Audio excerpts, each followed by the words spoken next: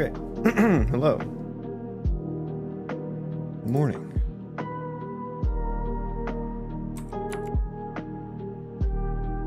All right, let me see here.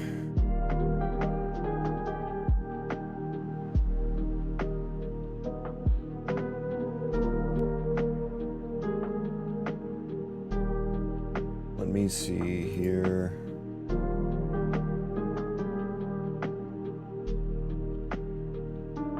Okay, are we good? A7 edits. Welcome in. Welcome in. Okay, am I good to go here? Hang on, I need some coffee.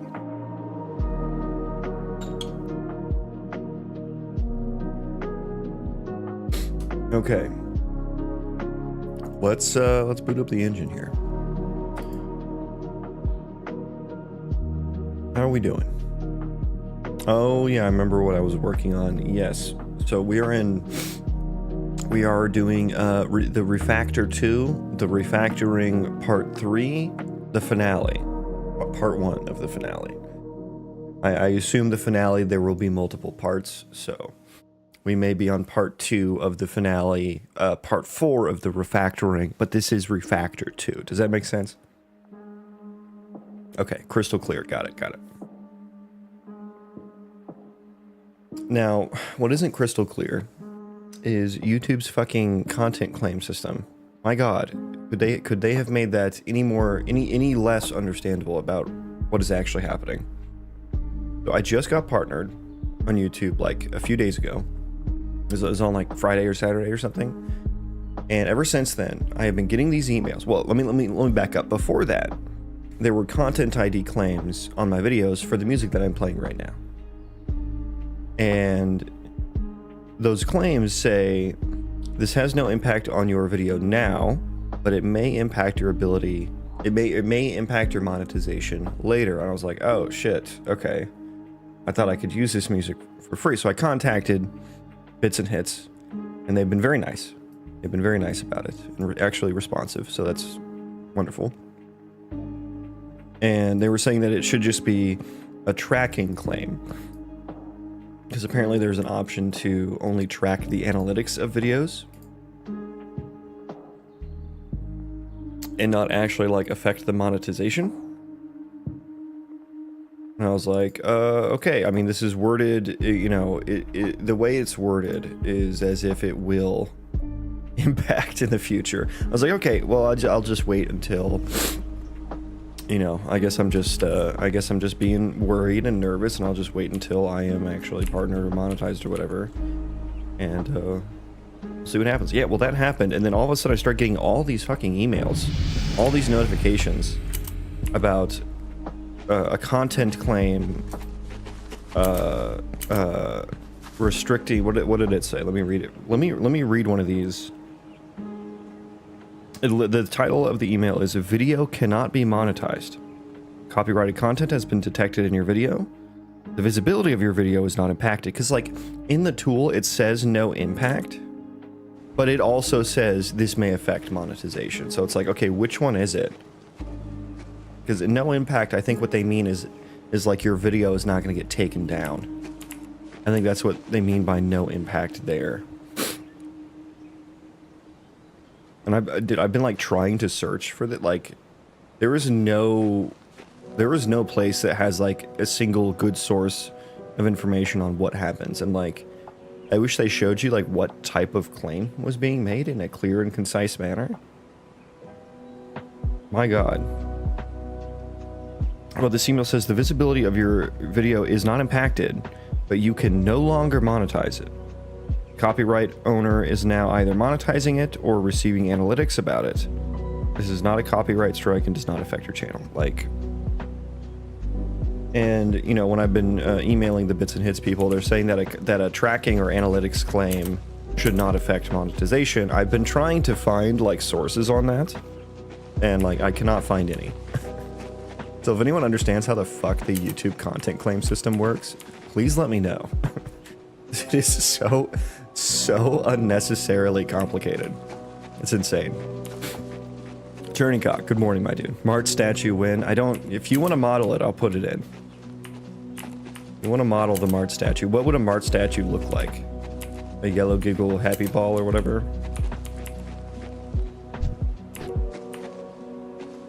Yeah, I've just been complaining about the YouTube copyright system. You don't want me doing that? Yeah, see, you don't want me doing that either.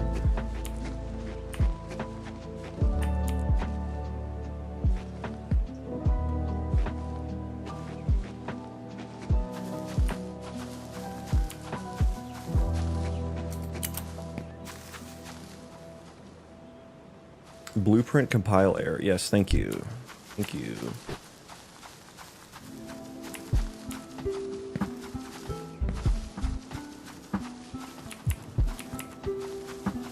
Yeah, I did a little bit of more work yesterday, just a little bit. I got some of the things working with the refactor, but now I need to work on how the interactions like actually get happened now. And I may need to change some things. So right now the interaction, like when I interact with the object, it calls it like on the background thread every frame, right? It'll kick off a game thread task to interact with it. It's like a latent interaction. So we check every time, hey, are we finished with the interaction, right? And the interact function should return whether it's finished or not. False if it's not finished, true if it's finished. Now there's also the is interactable function. Now this returns true or false for whether or not the interact function should be called. I don't know how this was working before, such that it wasn't returning failed. Because it returns failed when is interactable is false. But so now anytime like the execution or the interaction finishes, the is interact gets called and it returns false because the thing is constructed. Well, for the construction scenario, the thing is constructed.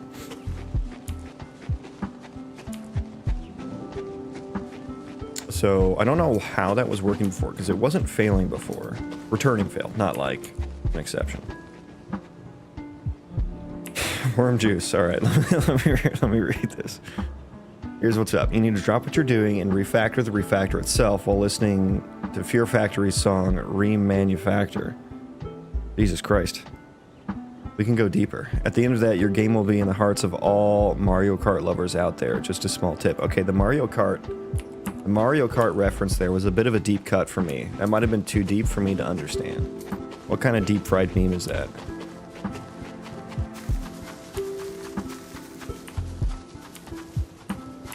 Also, welcome in everyone. Good morning. I was complaining about YouTube's content claim thing, and if anyone knows about that, please let me know.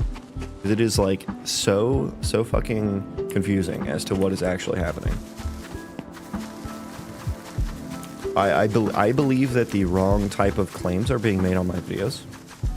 I've been trying to talk about it. It's for the music, which I love the music, and I know other people have come in here and said they love it too. So I would like to keep playing it.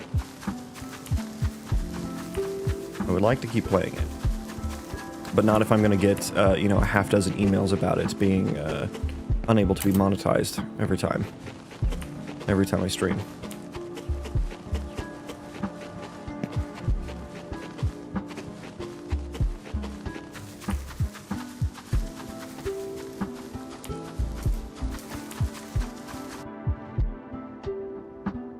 What is this? This is a, what are we doing here? Oh, this is, yeah. What, oh, it's get component by class. Yeah, calling get component by class on the background thread is so annoying. Like, it so doesn't need to be. It so doesn't need to be a ranged for. And this is one of the things I will change when I build from source. Like this ranged for right here is what's triggering this assertion every time. Because it's like, yeah, the components change sometimes, but like, when I'm calling that on the background thread. I guess I could do my own loop, but it's like so stupidly annoying that like that has to be the case. Well, after you've refactored so many times, you have fixed every complaint. Any complaint, any something could have had, anyone could have had in the future. So even Mario Kart lovers will adore it. Ah, so you're saying that the Mario Kart lovers are a particularly finicky bunch. Is that what I'm hearing?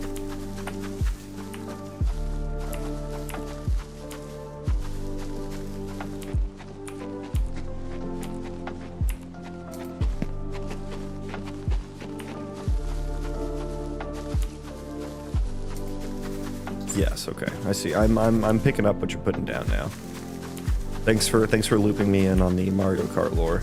I will say though, the Switch Mario Karts are so not worth the value that they cost. It's like there's like 6 tracks, $60. DLC, 2 more tracks, $30. And it's like, Jesus Christ, guys. Like, it's the same. It's like FIFA almost at this point. It's the same game. What is this?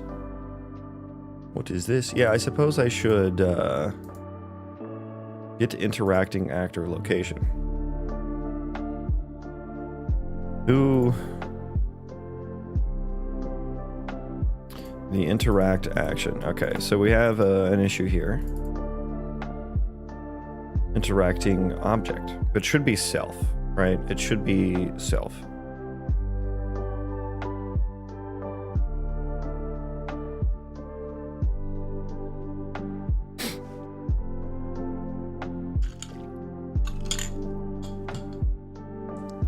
Right, yeah, the Nintendo games are... Everything that's not Legend of Zelda seems to not be worth the money that it costs. Interacting... Okay, so where am I...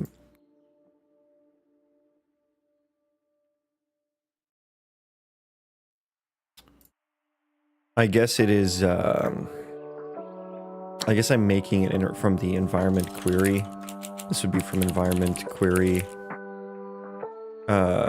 something, task, something or other. Where the fuck is it?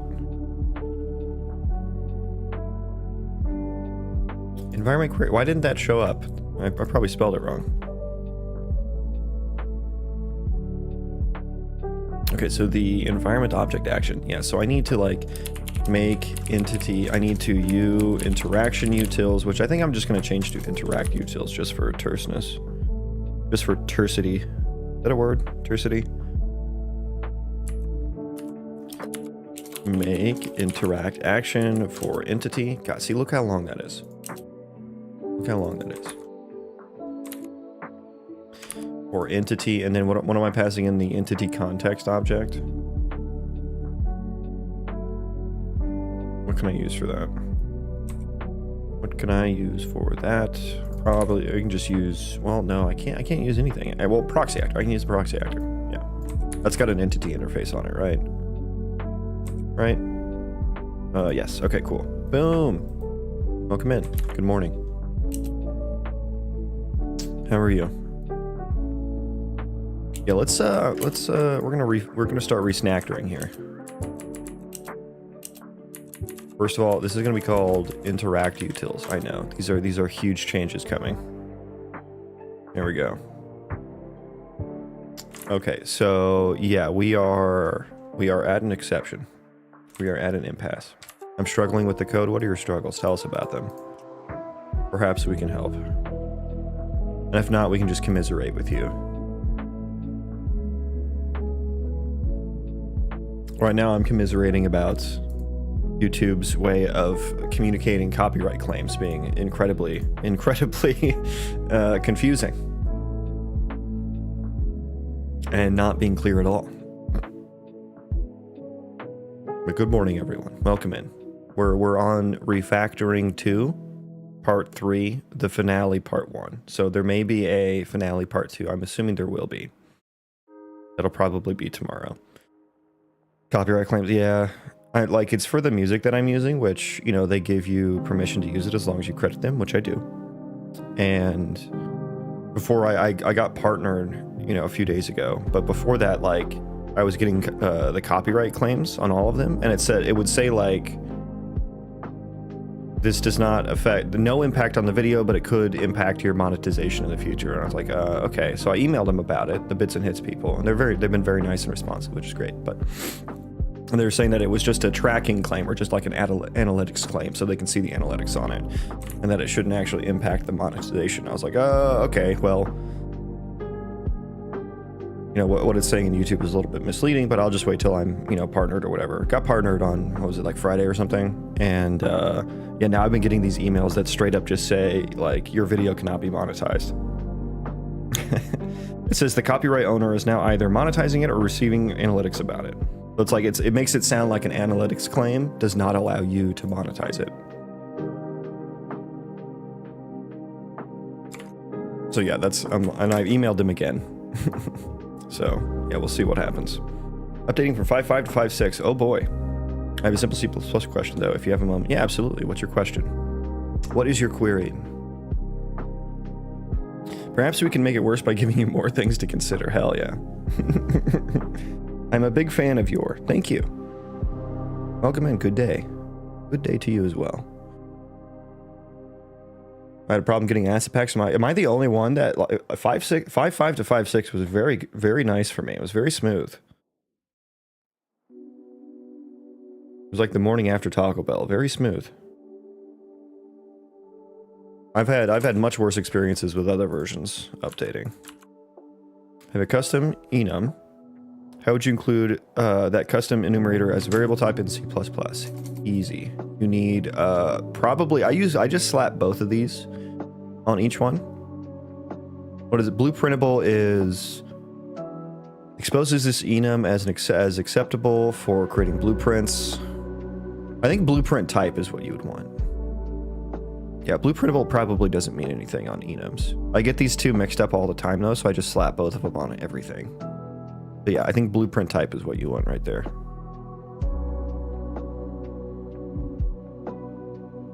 Exposes this enum as a type that can be used for variables in blueprints. And then you can give it like a different name if you want. And then you can also do hidden, like if you don't want things to show up as an option. Like sometimes I do none as hidden.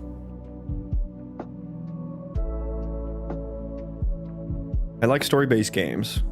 Could you please share configuration of your device? Those are two very different things. Because last day I started to learn Unreal Engine and it crashed in the mid-tutorial because of less memory. How much memory does your computer have? Yeah, you probably need at least like 8 gigs of memory, and that's pretty low. You should probably, like I have 64 gigs of memory, but you should probably at least have 8. Preferably, actually minimum might be 16. You might need 16 min. 8 might be too low.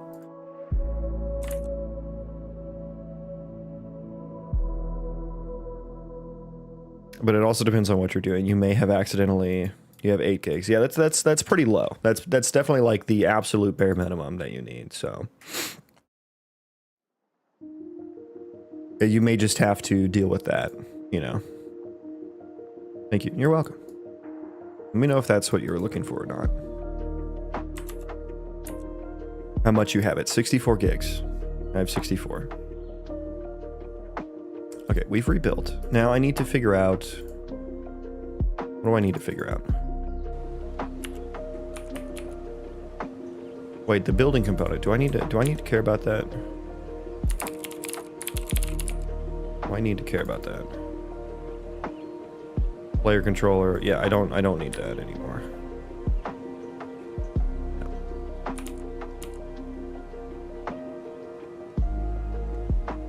Yeah, RAM's pretty cheap though, so if that's like a computer that you can upgrade pretty easily, you know, you can get you know, 32 gigs of RAM for pretty cheap now. 32, you know, two sticks of 16 will be pretty cheap.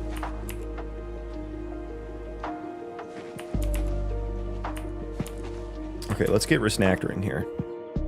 Let's continue with our Refactor. Yeah, so I need to figure out what I'm going to do about this interaction flow, the actual interact itself happening. I'm thinking about switching to just doing events. Now, the reason I'm hesitant to do that is because of error checking, basically, or error handling. It is nice that this gets called every frame and checks for is interactable, because something could have changed when the interaction started versus finished, right? So that's what I would like to maintain. But what's happening is this is interactable is getting called before the final interact gets called. And it returns false because for the instance of construction interaction, the construction will have completed.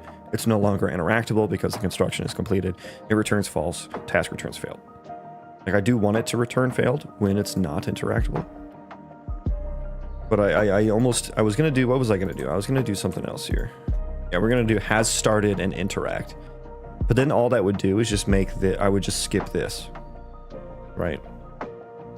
I would just skip my is interactable, which, like I said, it's nice to have this to make sure that, you know, like the building could have gotten deleted or something, right?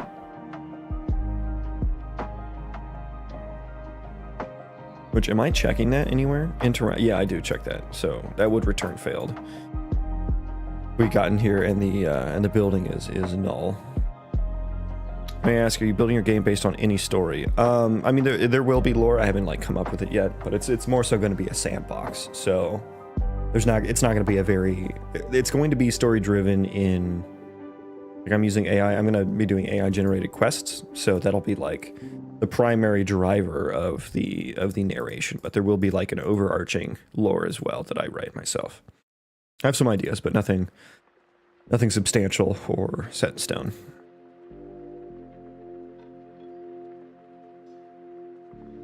Now, I could change this to events, because these interact... Oh, God.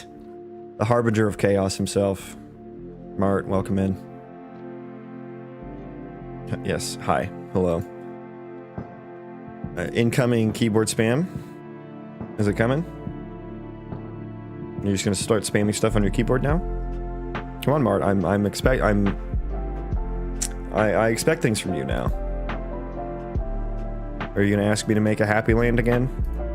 Or no, sorry, not ask, tell me. Are you going to tell me, demand me to make a happy land? Come on, Mart, we're all waiting. We're all waiting for your next words. Choose them carefully.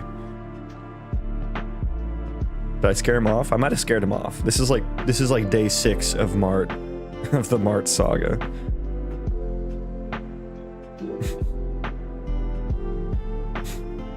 Xeno thing, welcome in. Good morning. Okay, Mart, are you okay? Are you doing all right, buddy? Mart? Mart? Mart? I said hello, say it back. This is the finale. Now, that's kind of a disappointing message. I was expecting more brain rot from you. So, you might be growing as a person, and it disappoints me for the content. Like, that's disappointing on the content side of me, but I'm proud of you as just a person who cares about other people. This is the finale. This is the finale part 1. Yeah. The finale part 1. Okay, yeah, what am I doing about interactions? So I think I want maybe some events would be the add a happy line. There it is. There it is. Yep, okay. And we're back. And we're back. Ah, there's the Mart I know. I was starting to think, you know, something was wrong, you know. Mart, is something wrong? You've barely brain rotted in my chat. You've barely touched your brain rot, Mart. Okay, events, interact events. So I could create events for construction complete, like, or like repair complete or something like that, and just make some sort of callback to the task or something. And the interact action is modifiable here. Like, it is a non-const interact action. So I'm wondering if we should change this to be checking the interact action statuses and settings and stuff. But then that would rely on things like the building component or rather the building object to be updating that. which would happen like on construction finished. I would need to like save the interact action, and there could be multiple. There could be multiple people or colonists constructing a building. And so I would need to save the interact actions. I would need to save pointers to the interact actions for every single one of those. I do have an array of constructing actors already. So I could just change that to an array of interact actions, which should have the actors on them. So that would be no different than what I'm doing now, really. What are you doing? Please. I am continuing the refactor of my interaction system, which is involving this state tree. Now I'm working on this particular state right here, the interact with object state. The interact with object state, and this is how my entities interact with things in the world. It could be a building that they're constructing, it could be, you know, picking a mushroom, it could be chopping trees, it could be putting something into storage. Trying to handle it in a generic yet scalable way. I'm trying to think how I want to change this interact with object task such that it returns the correct statusi. Because I never hit this breakpoint. I never hit this one right here.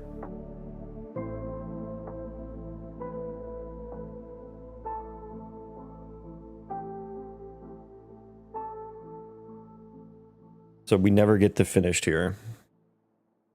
Which effectively means that like this interact, like I call it every frame, but it doesn't actually do anything every frame. This is just like checking if the interaction is finished. And in the future, I'm going to have some latent foraging as well, where it actually, you know, there's some time that you spend picking the thing.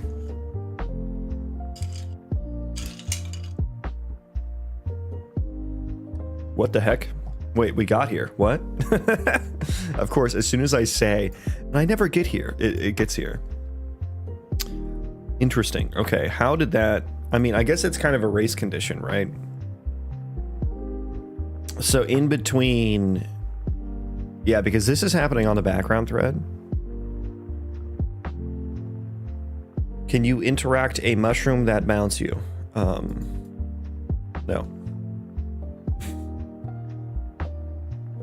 May I ask, you mentioned AI in your previous answer. Do you think it's possible to create a whole mission using AI in the open world game? Yeah, it's possible.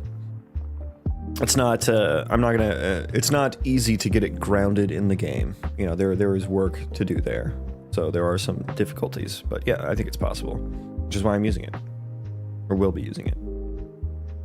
Speaking of content, when are we getting more beer and RimWorld streams? You're interested in the RimWorld streams. I'm definitely down. Just time. Please add it. I'll think about it, Mart. I'll think about it. Yeah, it's just time. Don't have time.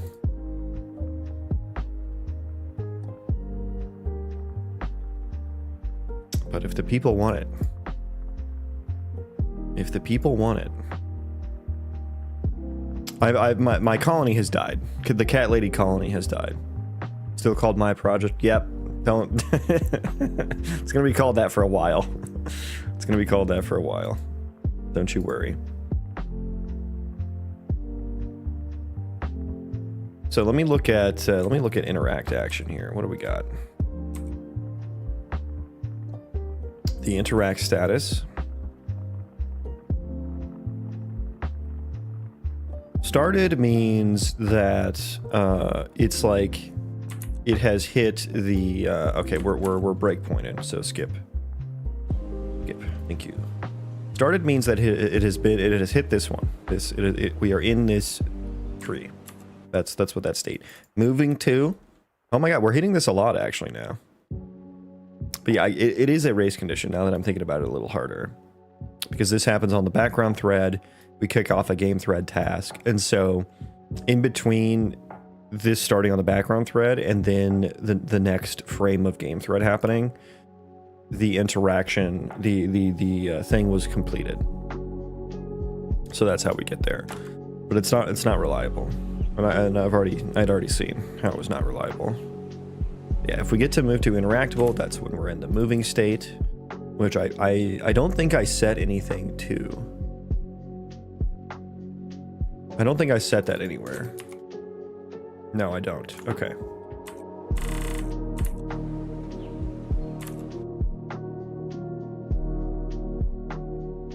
And then I have in progress. In progress gets set right here. So in progress. Yeah, so I can use that perhaps.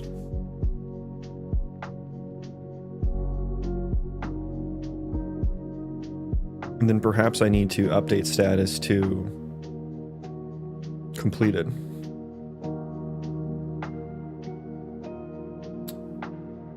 As an event, and then I can skip doing this like all the time. Is there anything I would ever need to like call interact for every frame? I don't think so. Dr. Elliott, good morning. Welcome.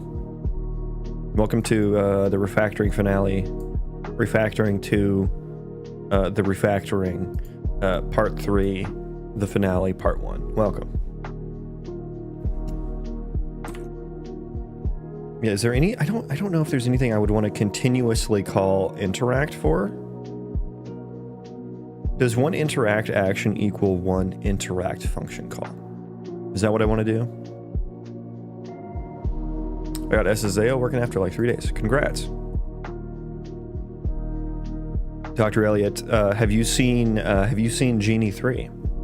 Have you seen the Genie 3 demos? I think Google is coming for your engine with their simulation, their AI simulation tech. No, what's that? It's like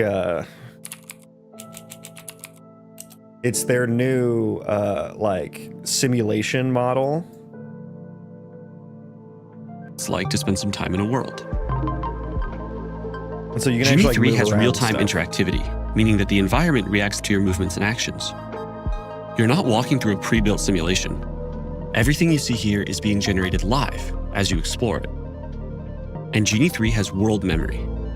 That's why environments like this one stay consistent. World memory even carries over into your actions. For example, when I'm painting on this wall, my actions persist. I can look away and generate other parts of the world. But when I look back, the actions I took are still there. Do you need a quantum computer to run this basically? And Genie 3 Yeah. enables promptable events. Basically. So you can add new events into your world on the fly. Something like another person or transportation. Or even something. Yeah, like I don't think this replaces game development at all, but it's just kind of fucking crazy. It is fucking crazy. And like the stylized stuff is actually where is it? The stylized stuff actually looks better. Hello, please. Can I? Here we go. And it actually has some understanding of physics and collision. Like it's not perfect, but it's kind of crazy. And like I don't think this will ever replace game dev, but I do think it has some impact on it for sure. And like if you look at this one's interesting because it understands. It has consistent jumping, it has consistent water physics. You can see him when he walks up on these little lips. He actually has collision on him. Like he'll walk up on this lip now. You see he moved up. So the model actually has some understanding of collision and physics.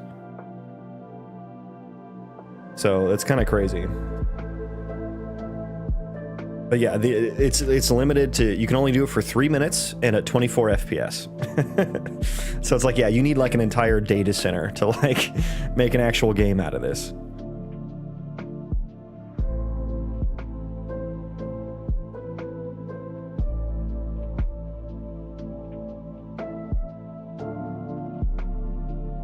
Could coexist with tailored stories, regular games, no reason to replace one or another.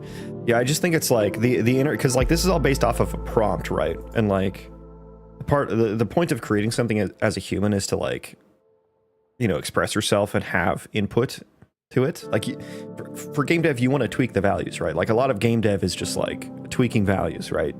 That's like the polish and the balancing and stuff like that. Like, and there's no values to tweak here, right? It's all textual. It's all a prompt. So it's like I don't see that as being a replacement for game dev. Like, sure, you can be like, hey, do low gravity physics or something. But it's not like you can say, hey, set gravity to this number, right? Yes, hello, Mart. Hello. AI stuff just looks like one giant Mandela effect. The Mandela effect is when you misremember something, thinking about it being a different universe or something, right? Am I wrong? 24 FPS, plenty to upscale to 300 with NVIDIA frame gen technologies. Yeah, there you go. Like just not quite right. Yeah, I get that. I get that. But I think what this would be really cool for, like this one's really fucking cool. Like I'm inspired seeing that. I'm like, dude, I want some fucking treehouse things in my game, you know? But I think what would be really cool is if you could prompt something like this and have it like actually export the models and shit, or like to just give you some like something to just start with, some prototype of all this stuff, and then you give it to like an actual artist or an actual designer or something who can take it and make it into real assets or whatever, right? Like I think that's what it would be really cool for. But I don't see this as replacing game engines wholesale, but I do see it as potentially being able to be integrated into game engines, right? Probably really high potential for like movies, self-made interactable experience. Yeah, I mean, right now it's just a walking simulator, right? And they have a section on limitations that they talk about, and they're saying that like interactions, multi-agent interactions are an ongoing research challenge apparently. But they already have the VO3 for movies, right? Like for video. Why you want a treehouse? Are you fucking elf? I will have elves. That's why I want the treehouses, yes. So this is Genie, I want this, yeah? Yeah. So yeah, interesting that came out the other day.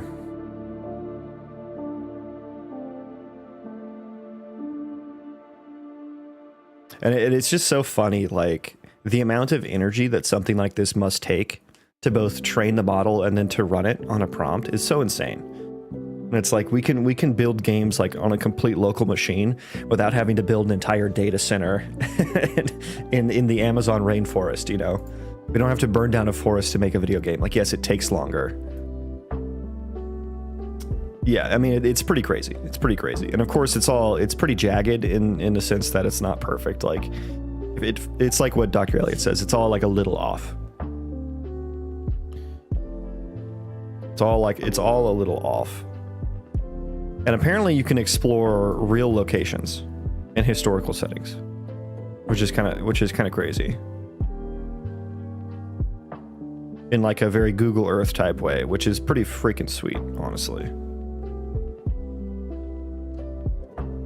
This literally looks like Google Street View.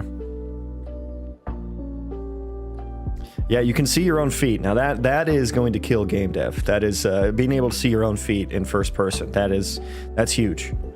That is huge. Unreal Engine is cooked.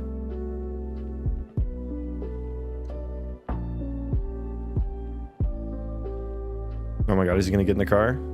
Can he actually do that? That would be, oh my god, wow. Now the door just kind of levitated towards his hand there, but now if he actually got in the car and sat down, I would have been impressed.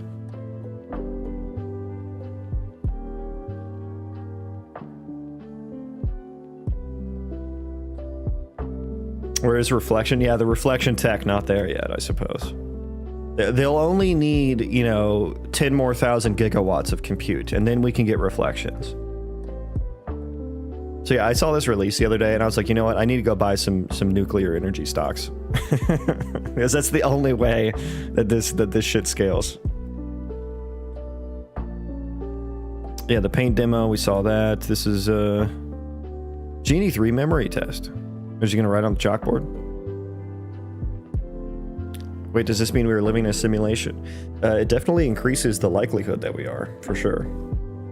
We could be little AI agents running around just training some robot to be able to interact with the real world in another simulation above us. My reality just powered by a Dyson Sphere and an NVIDIA 500,900. That's bold of you to assume we're not on 5.9 million. And also that they haven't changed their their versioning scheme.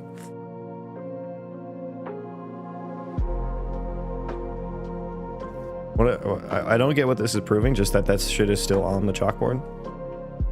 Like, this looks cool. This looks cool. The real world stuff doesn't really excite me that much, but like doing this right here, like the stylized stuff, that looks cool. Oh, well, you can open doors and stuff. So there is like some interactivity, not just movement. I mean, I guess we've seen that with the painting and stuff as well.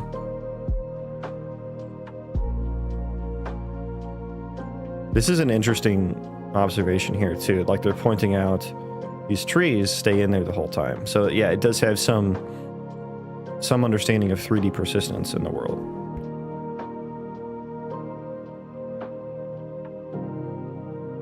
Anyways, back to game dev.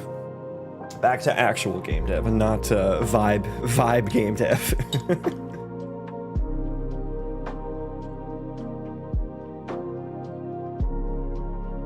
Okay, so yeah, am I gonna do events here?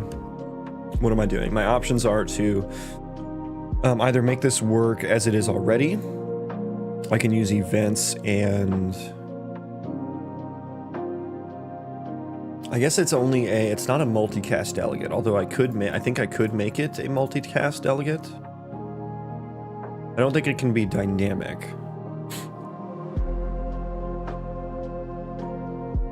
Yeah, I don't think it could be dynamic. I could make it a multicast delegate for the status change.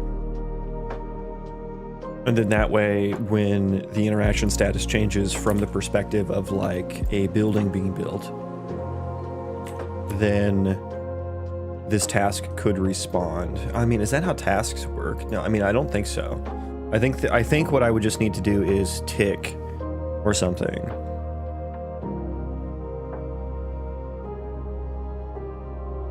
Is this the game with a bunch of different biomes separated by terrain, walls, mountains, cliffs? Yes. Yes, it is.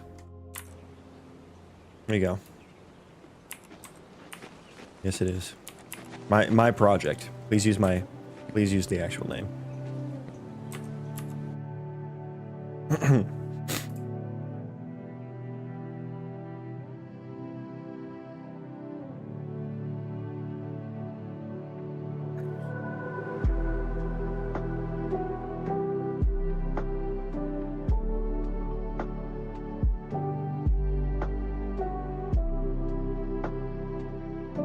Yeah, I guess what I just do is if it's in progress, I don't do this again.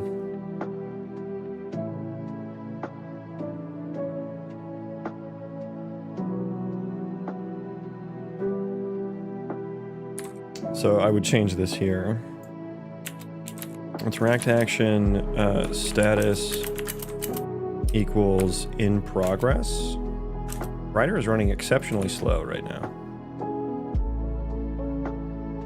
Interact status in progress, which gets set here after we succeed the is interactable check.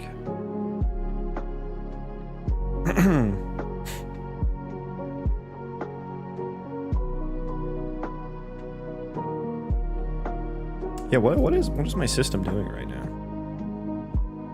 I'm only using 80% of my memory. Come on. Oh, piss buckets. Welcome in. Good old little Tommy piss buckets. Hello, I'm new to this channel. I was wondering if you could help me with Quaternions. I can. First of all, you need the head of a goat. You need a live female chicken. And 3 mushrooms. And the blood of a virgin. Once you have those things come back to me, then I can help you. Sorry, I don't know the name. Oh, I was just joking. But I saw you on your stream a little while ago and loved the concept of what you had so far. Glad to see you keeping up the work. Can't wait to see where this goes. Thank you. Yeah, thanks for coming back in. I can't wait either. It's a lot of work, though. Check. Oh, you got all those things already. All right, well, okay, so now you want to start the ritual. Now I need you to find an old priest and a young priest. Tell them the rooster crows at dawn. They'll know what that means.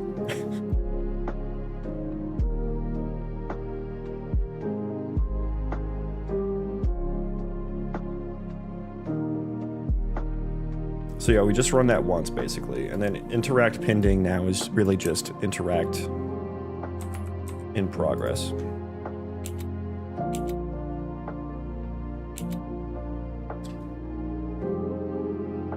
Opens Craigslist. Yeah, that's funny. Opens Craigslist. So now I guess it's up to the...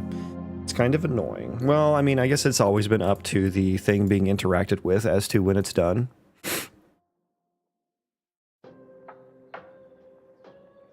I'm only going to call this once, so this will just be for kind of like instant interactions, I suppose, but maybe I just get rid of this altogether.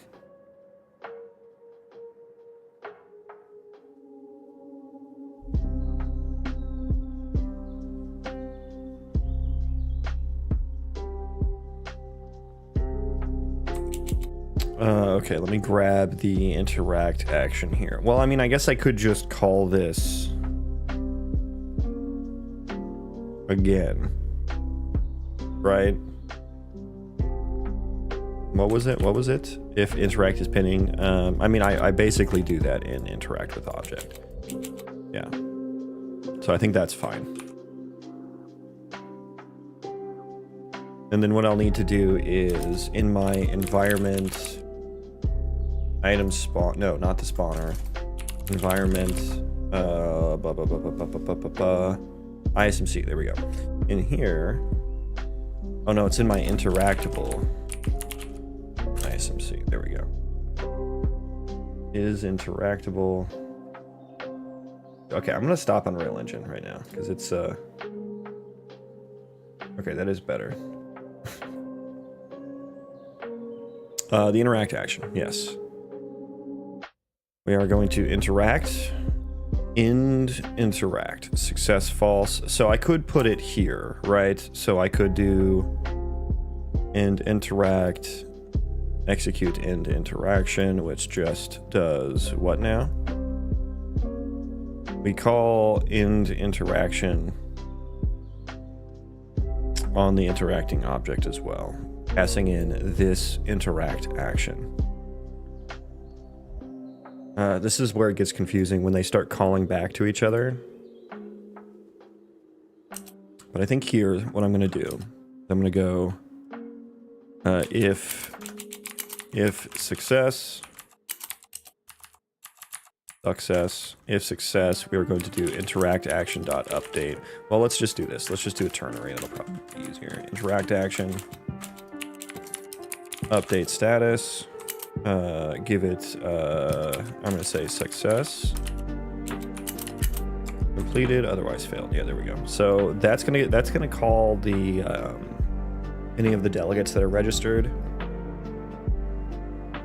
And we'll end interaction. That'll call it from the perspective of the thing interacting. I hope that works.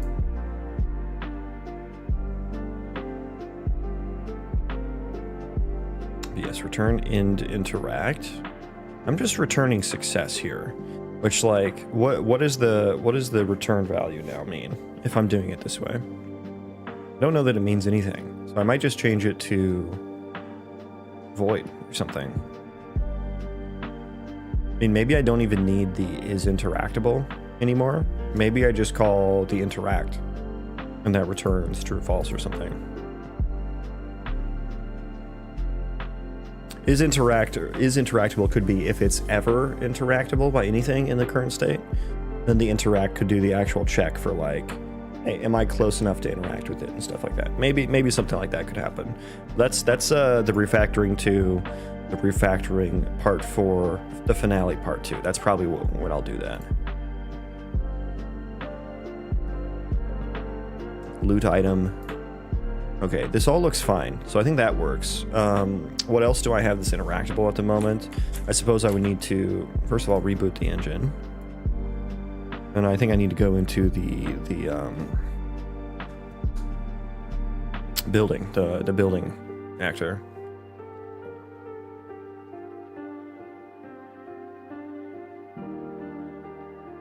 Okay.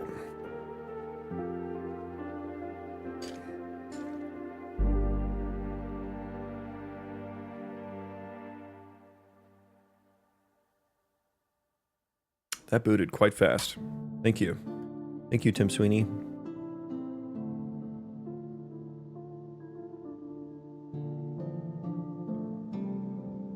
Okay. Building base object. So this is now... I suppose that could all stay the same. That's probably fine. That's probably fine, because now it's just going to be a latent thing. On current work not change, on construction finished. So actually now I need to go into interact, and aren't we maintaining the start construct building on the interacting actor? Yes, so we need to pass in the interact action in here instead. Let me check where this is being called from.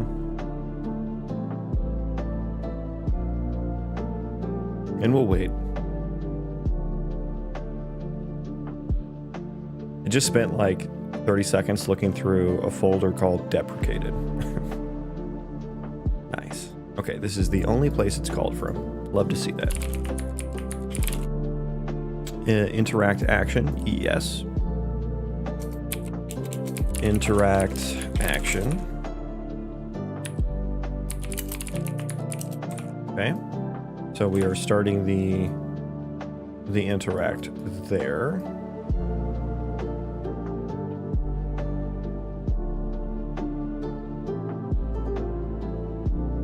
The interact action. Okay, so get interacting actor.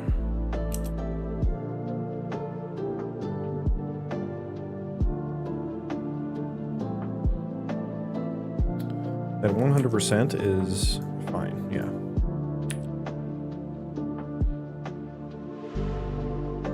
The interacting actor, constructing actors. So now we need to change this to construct actions or something.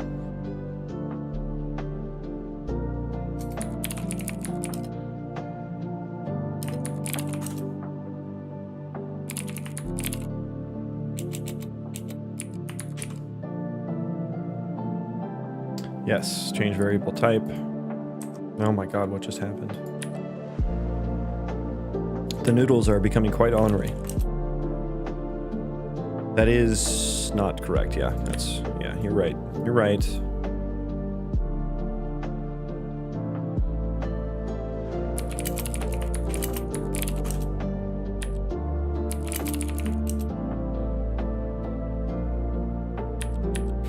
Okay. What else is happening here? Okay.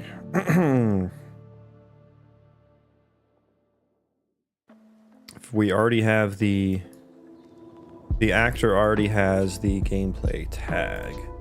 Does my proxy actor have the gameplay tag interface?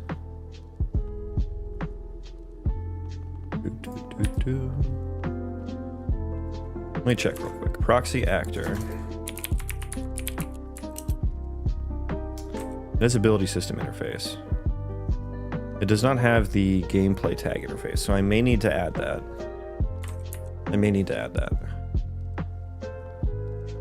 Okay, remove construct effect.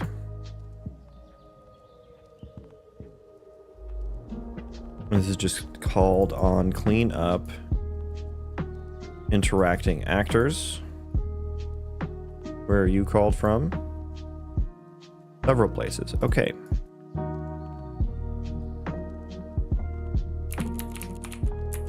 We're going to reverse for so that we can remove from this without having any issues, I think, is why I'm doing that. And constructing actor then turns into interact action. Should be clean up, interact, clean up, construct actions. Change this to construct action.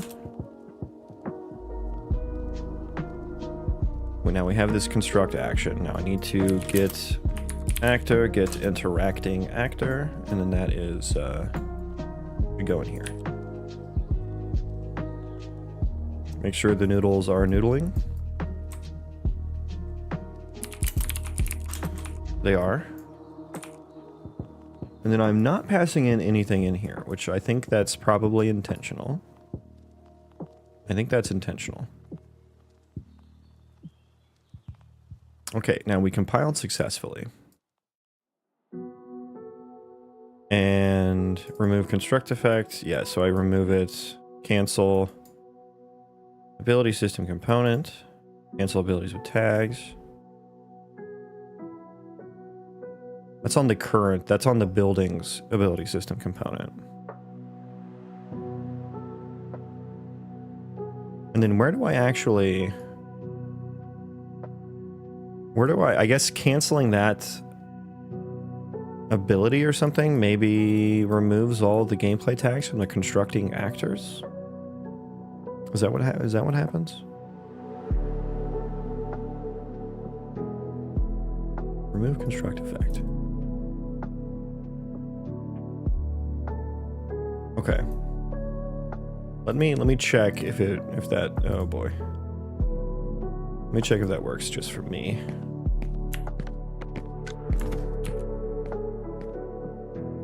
Uh-oh. Oh, that was just him. That was the... Okay. Now, does it work when I, like, walk away? Yeah. Okay, now can you still construct a building?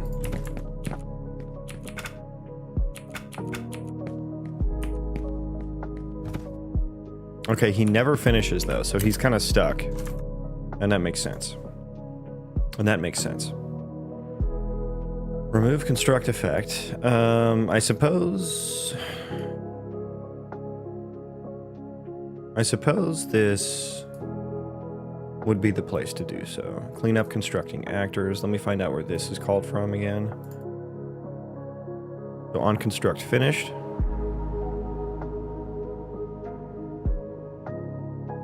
Finish place build, finish building. Okay, that's fine. Clean up construct actions. This is complete destruction. So I kind of feel like I need a boolean in here for whether it was canceled or not. Set is construction allowed. Yeah, so this is like when it gets disabled. Okay, yeah, I kind of want a boolean in here, so we're gonna do like success.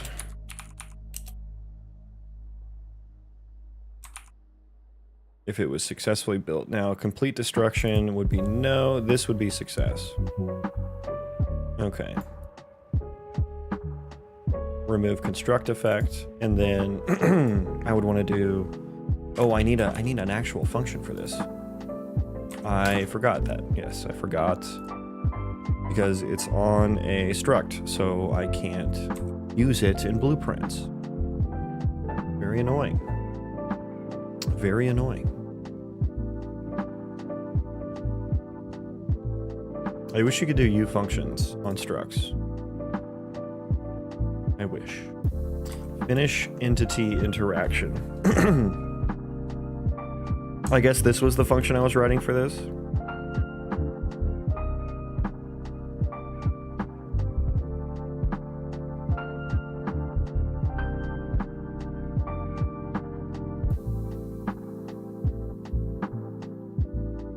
And I suppose I might want a status as well.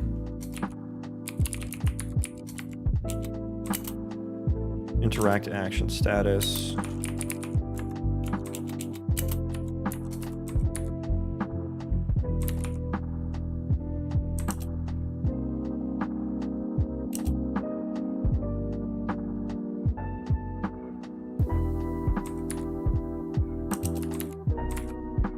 So let's just do if interact action update status.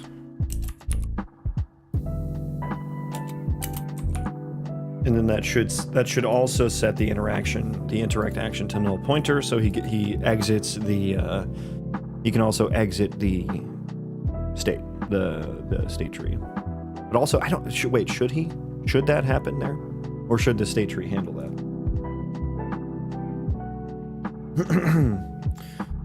Should the state tree handle that?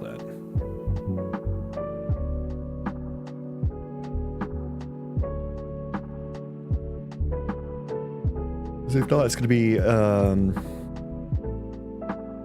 if it's in progress, return running.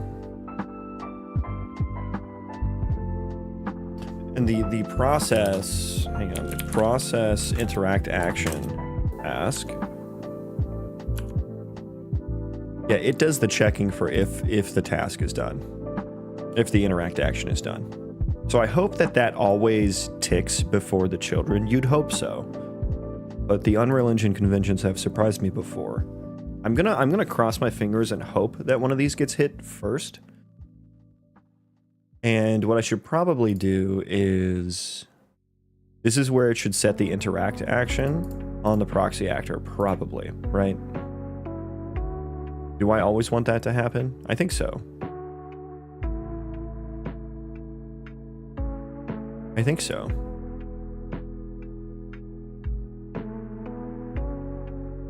I think what I would do here, I need to grab this and go just equals null pointer, I think. I think this is what kind of cleans it up.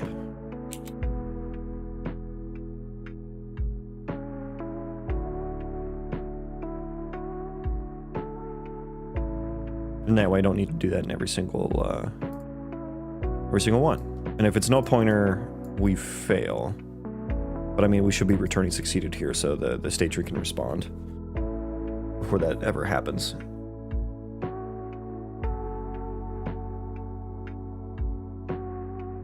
So if it's in progress, we just return running. And so we should never get here. Theoretically, we will never get to this task if the interact action has failed or completed.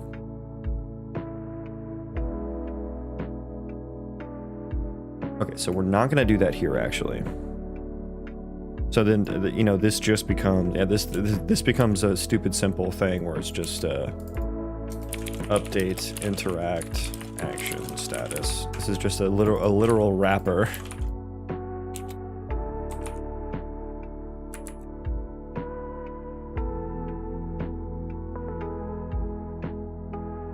Just so blueprints can access a struct function.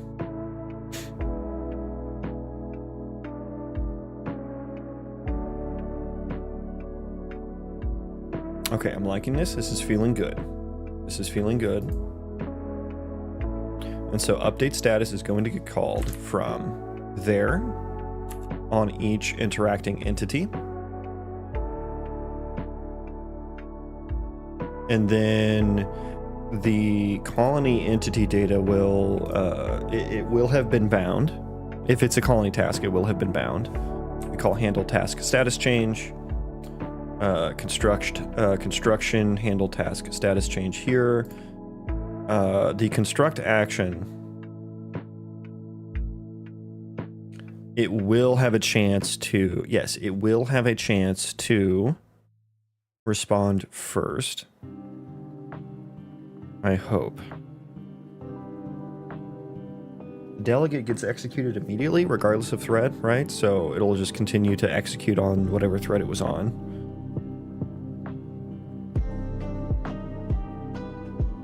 Now I think I need to kind of intercept the status here, the interact status, and update it. So this is what this to do is about. If it's completed or in progress, yeah, we need to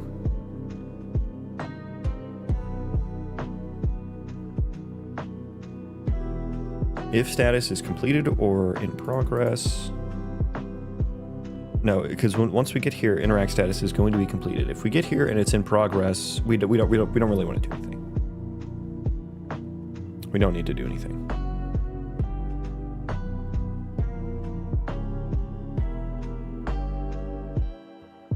Delete this.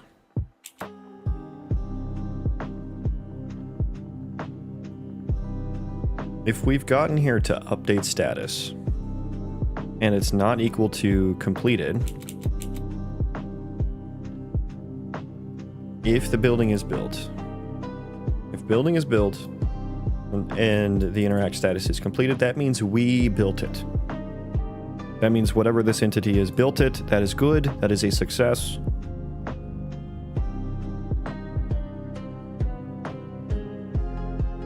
That is good. That is a good. Set interact with object to null pointer. Increment the duration. Current. And we rebuild the construction task. Now I should set, in here I should set the status to something, right? To like not started. Yeah, I should set this to not started. Status, no, we need to dot update status.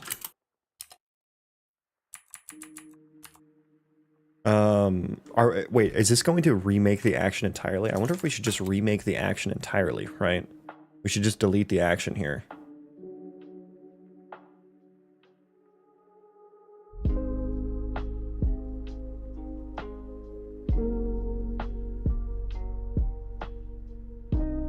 Direct action, so we would have it here, right? Yeah, so we call complete action from here after, you know, something happened. It's either going to be failed or completed, depending on if, you know, the player maybe got canceled or something. Doesn't matter. Either failed or completed. And we get here. This is listening to status changes. This function is. So we have the interact action here. Now, this should happen, I think, before the process interact action task happens. But even if this happens first, all this is doing is setting the proxy actor interact action to null pointer. There is still a pointer to it being hung on to by the colonist task. So that even if it doesn't happen first, this should still have a chance to, this should still respond and have the same interact action. But I think what we do is I think we have to null out the set it to null on the task to handle here. I think. And then we rebuild. We do build construct task again if it's one of these tasks that need to be rebuilt. The task still has the same information on it as to what the colonist task is, so that should be able to handle it. Now, my completion conditions. So I think I rebuild construct task here, and then I think I need to check the action afterwards. Do I always rebuild? No, if it changes to in progress. If it changes to in progress, I don't want to rebuild. Basically, only if it's completed or failed, I think I want to rebuild.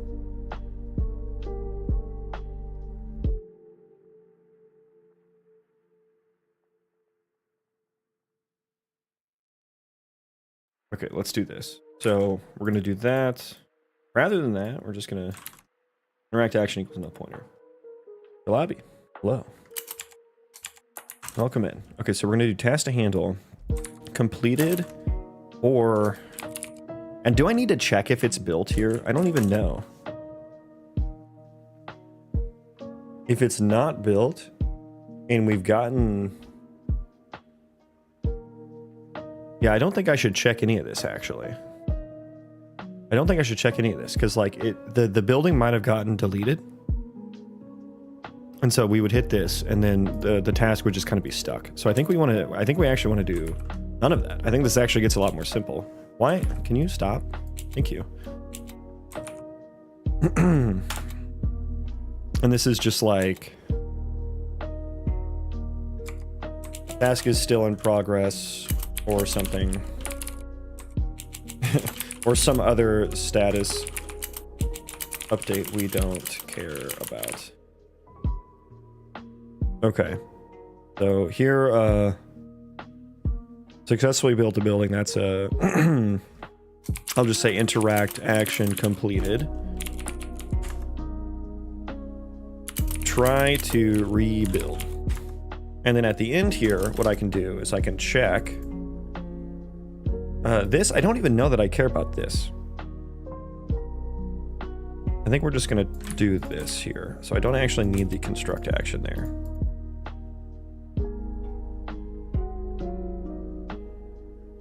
Yeah, I should never get this. So I'm gonna put a breakpoint here. If I get there, I want to know. I don't think I should ever get here.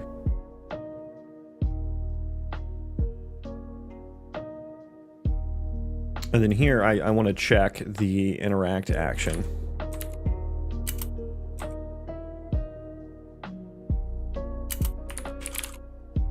Try to rebuild action, and then if I get here, I mean, I wonder if we will have built an action so that will be populated. Interact with object. So basically, the interact with object should be null if we have nothing else to build here.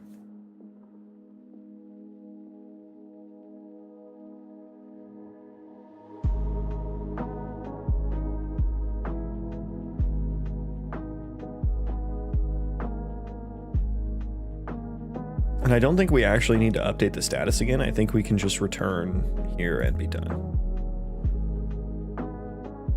If interact action, interact with object. If there is none, say no more buildings to construct. What do I want to do here? Yeah, we can log it. Task status, we can say finished, sure. That does nothing at the moment. The task status is different from the interact status. I'm not using those for anything at the moment.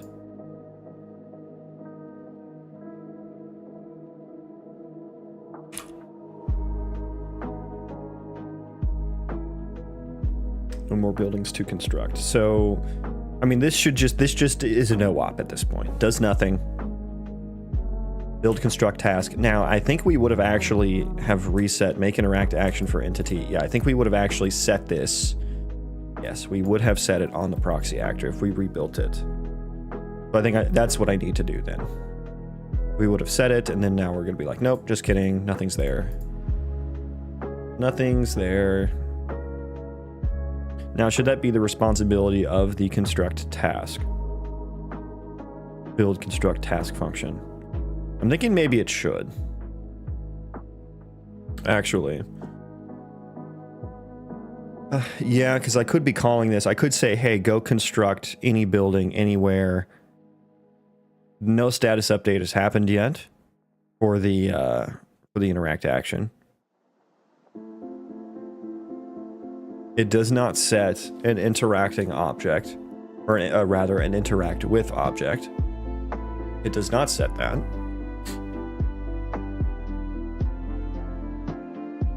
And so, what would happen after this? Oh, I would get here. And it would just return. So we wouldn't bind to status change, but it still would have been set on the proxy actor. And I guess what would happen is the colonist would probably just run to 0, 0. Oh, I wonder if the process interact action, maybe I should check if there is an interact with object. Maybe I should check if there's an interact with object here just for safety reasons. And then like, yeah, null out the interact action if not. Because like, is there ever a case where I'd want to do an interact action and there is no interactable object? I mean, I guess if I just wanted them to like move to a particular location, say, hey, move to here. That just seems like a different, it almost seems like a different state tree though. A different, it just seems like something that's a different flow. Like you could imagine, yeah, I can imagine a scenario where a player would want to do that. I think especially for defense, right? Defensive positions. Like imagine you have walls around your colony and you can like get up on the walls, you know, and you want them to like shoot down. You could say, hey, go here or something, you know. God, that logic is going to be the whole logic for like getting your colonists into defensive positions is going to be interesting. There's going to be a lot there. Glad to see you're improving the code. Was it that bad before? Was it that bad before?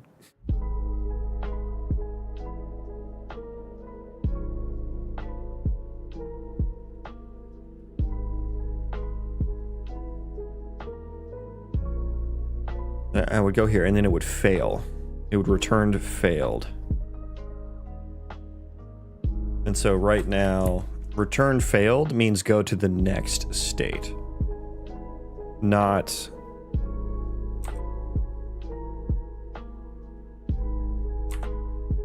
I almost want like more states or more return statuses.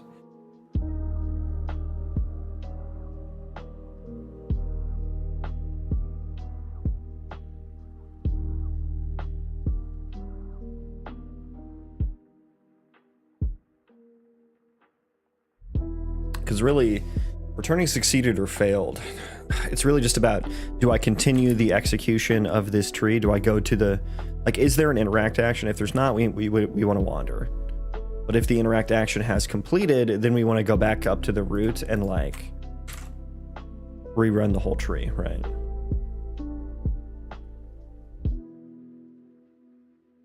I do have a reset to root event that I can use.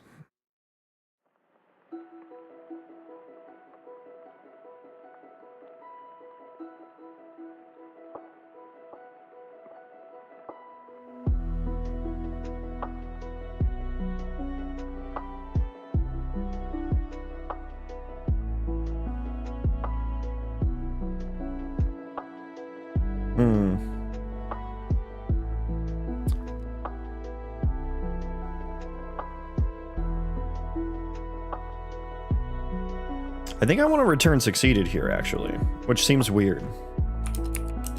I think I want to return succeeded there. Because it's like there was an interact action and it's completed now. So succeeded is really just like completed.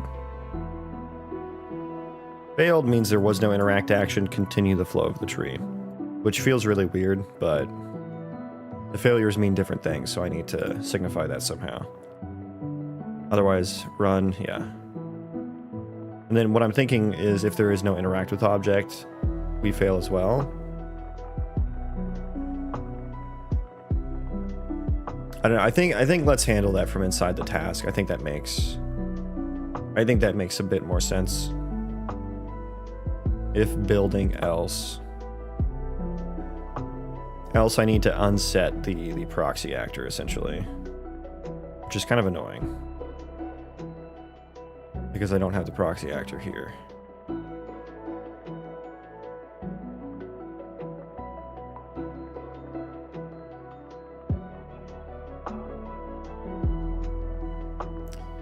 And would I need to, I don't think I would ever need to, would I ever need to update the status of the interact action?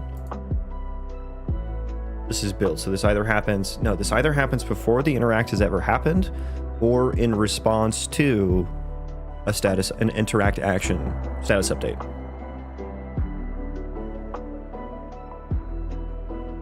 So no, I don't think I would want to update the status again. So I think I do just want to null out the proxy actor interact action. I think I just want to null that out.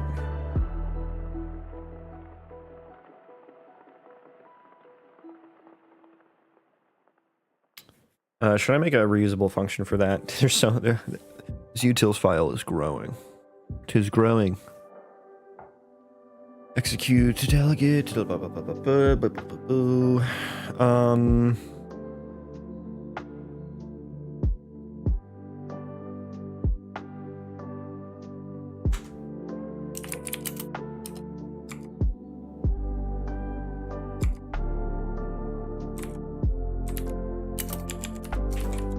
Yeah, we'll just fucking put it here. We will just put it there.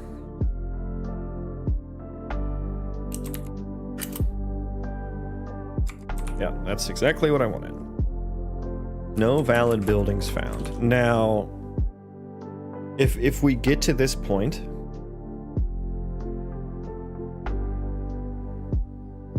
I think we can mark the, but we don't want to do this.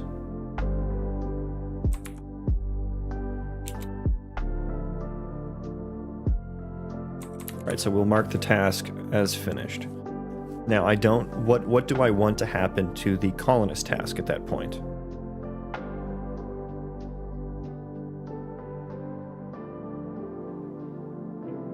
I think I do need some sort of, I wonder if I need a, I think I need a delegate for the colonist task status update as well. Which is kind of confusing because there's the colonist task, which contains an interact action. Both of them have statuses. Because an interact action is just like a single thing, single interaction. Whereas a task can be a series of multiple of those. And it controls like updating that interact action. That's how the whole new flow works now. So yeah, I think maybe the colony task system should be listening. There should be a delegate bound to the task.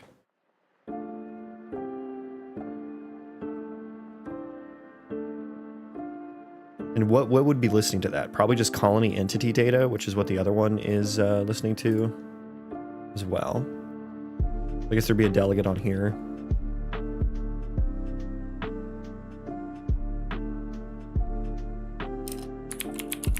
Colony entity data. And all I really need that to do is listen for completion so that I can just start the next one in the queue.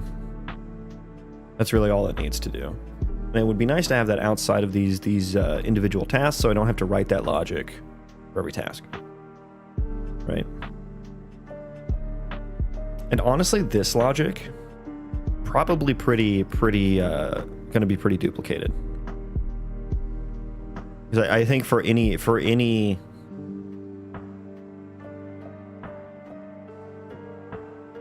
I think this is probably true for any task.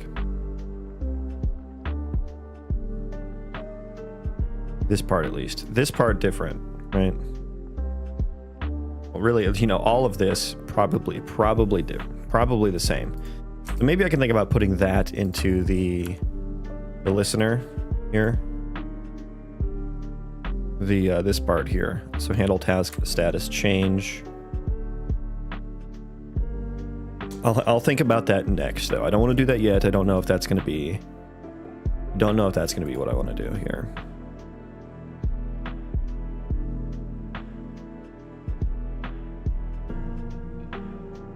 On interact status change, minus status change. Yeah, so some of these are going to need to move when I do my entity system refactor. These should probably all go into colony utils. But the listeners do need to be on an object. So they need to, you know, the object needs to be around to listen. Okay, and so when am I guess the question is, first of all, where's the delegate going to live? Where's the delegate going to live? I mean, I wonder if it should just be a function rather than a delegate. Because I'm already like kind of, yeah, I'm already kind of outside here. So I wonder if,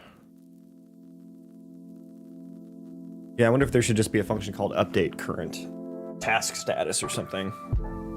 Isabella, good morning, welcome in. Yeah, I'm thinking maybe just a function would be simpler.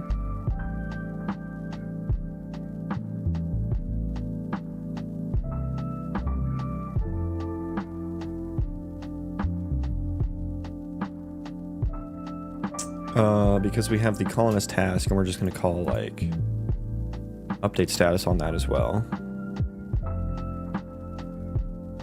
Okay, where's colony utils?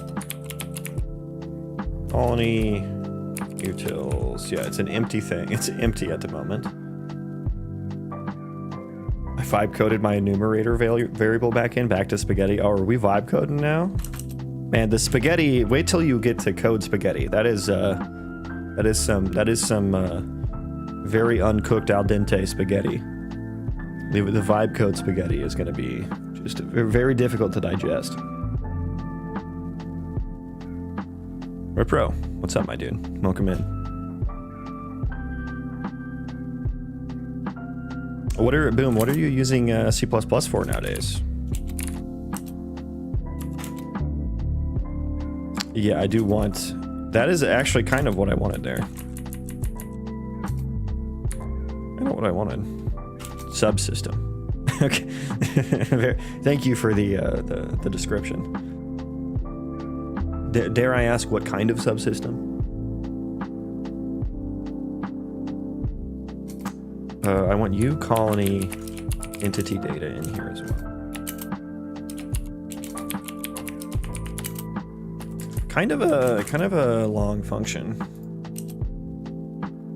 I need the task, I need the colony data, I need the status, yeah. So it would be something like, I would call the colony data something or other.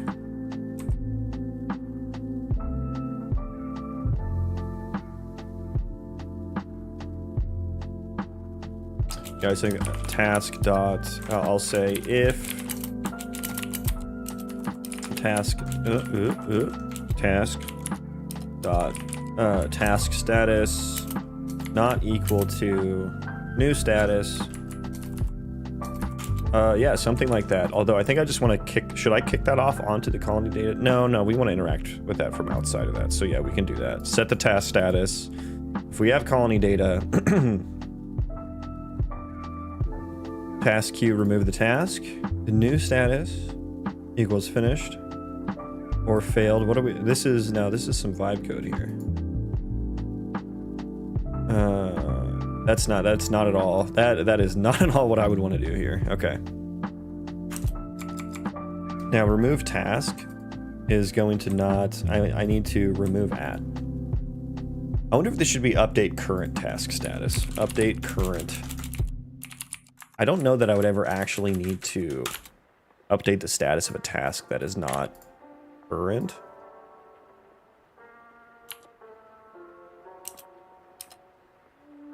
F colonist task, current task, colony data, task queue at 0, basically. Well, let's also check if it's empty. If it's empty, we can just return. Controlling time dilation and switch static meshes to simulating physics within spheres in the world. Explosions. And what made you choose to do that in C++? You're just trying to learn new stuff here? Or was there a specific technical reason? In which tech stack do you work in web dev? I've worked in many, but right now I am working in Angular Dart. So pray for me.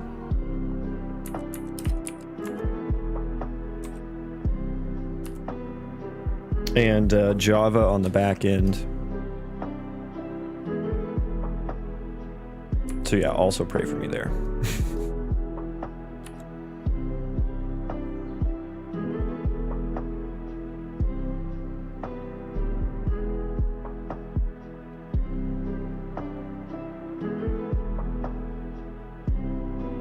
Okay, so I guess I need to, if colony data, okay, we'll do this. If there is no colony data, or it's empty, yeah, so we don't need to do that. So if the status is not equal to new, I need to be like if new status equals completed or failed, we want to remove at index 0.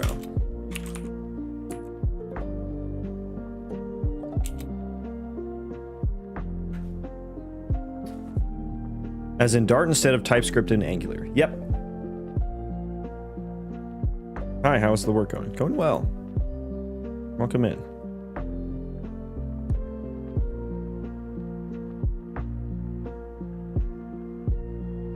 Dart itself is a fine language, but Angular is pain. Angular TypeScript I think is marginally better, but still pain. Yeah, so if it's completed, or wait, how am I able to check? How am I able to do this without a compilation error or a runtime error or something? finished.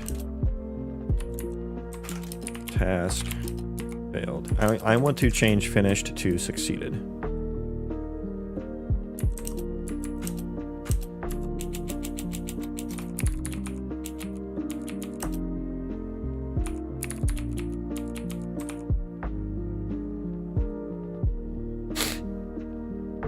How do you manage time? My timetable is fucked up, although I don't use social media. How do I manage time? I think it's a pretty difficult question to answer. It's very, very, very generic, and I don't know that, like, how do I manage time? I don't know. I just manage it. I don't know how to answer that question. I'm sorry. I don't know. I just kind of do what I need to do, I guess. Subsystem just makes it easier to manage all the meshes in the world. Wait, can you not make a subsystem entirely in blueprints? I didn't know that.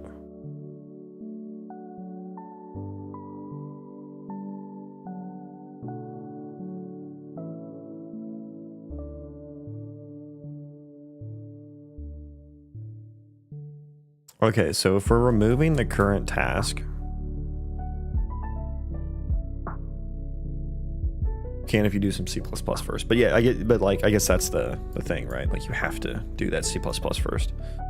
Yeah, I didn't know that. I've definitely made the blueprint subclasses before, but I didn't know you just couldn't make a subsystem at all unless you did C++. That seems kind of annoying. Okay, what actually...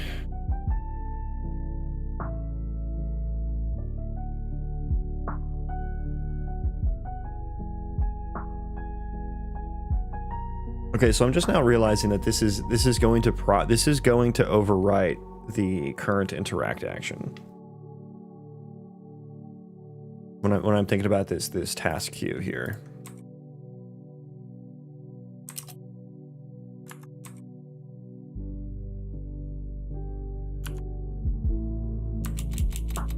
Which is not what I want.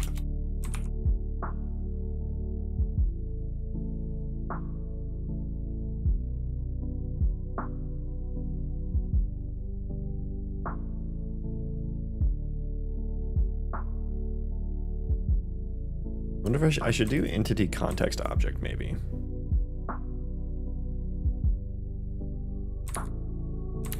Rather than colony data.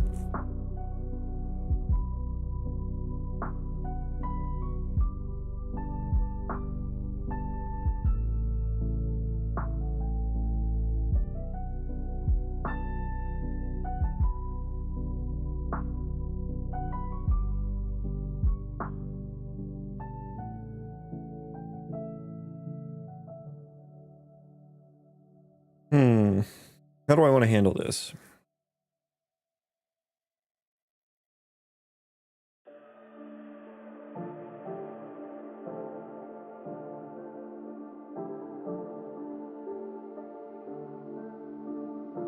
Also, I don't know. Yeah, I don't know that it's going to be the current status.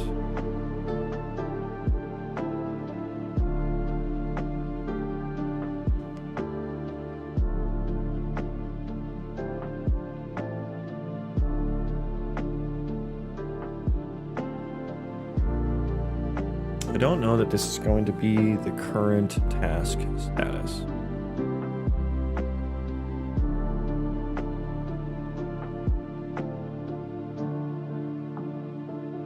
Which is the 0th task in the task queue.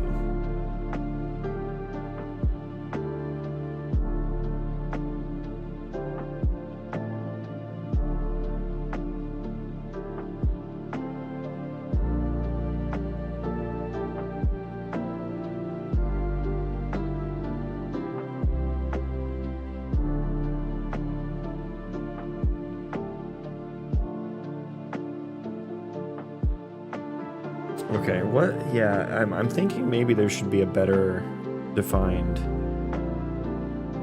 start and end of the colonist task. Right, because creating this construction task is pretty much just relying on it overwriting whatever the current interaction action is, which is what this make interact action for entity is doing.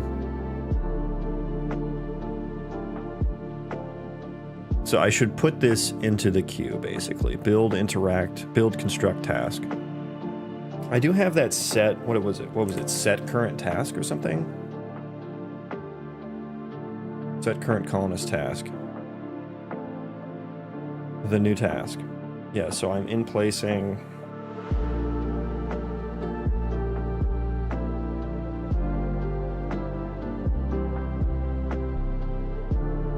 It's empty, just put it in there. If I'm overriding the current task, that just deletes it. Otherwise, insert it at the beginning. Yeah. But I guess doing this, set current colonist task, is what should set the interact action on the proxy actor as well. And so that should happen after we build. So we're building action for colonist task there.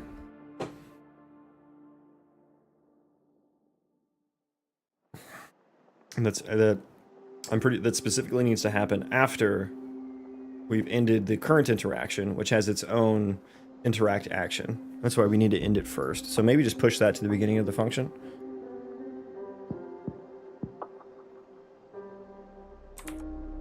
Push something like that to the beginning of the function.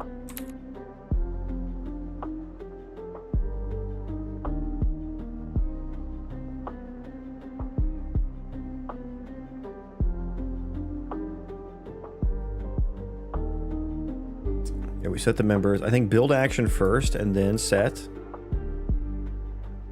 would be what would need to happen. Oh dear. Okay. Yeah, I think that's what would need to happen.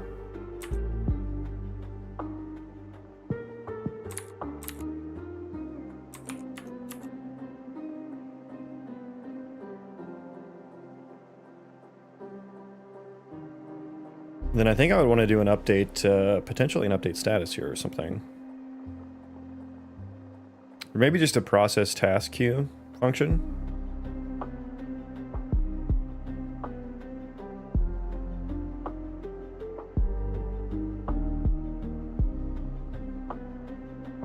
So colony entity data. Yeah, so let's make a function here for something like static void process task queue.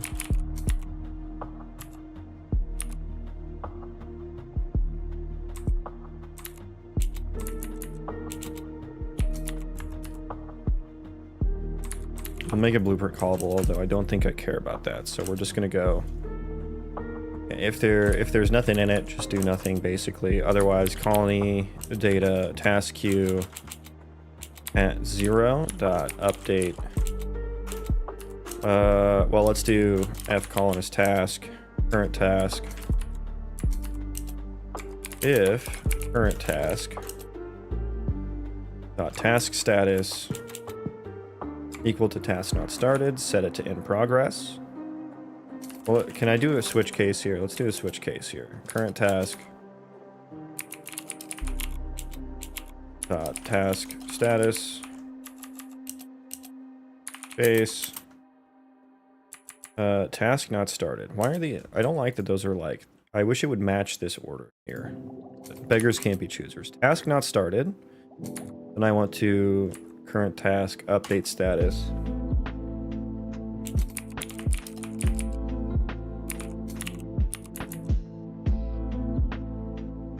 Update current task status.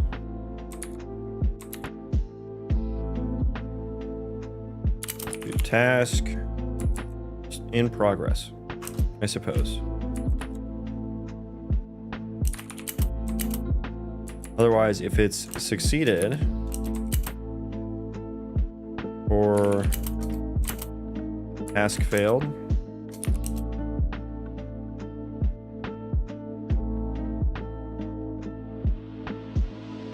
then I would want to, what would I want to do here? This is when I want to like put the next one in here, right? I kind of hate the switch case syntax, I'll be honest. Kind of hate it.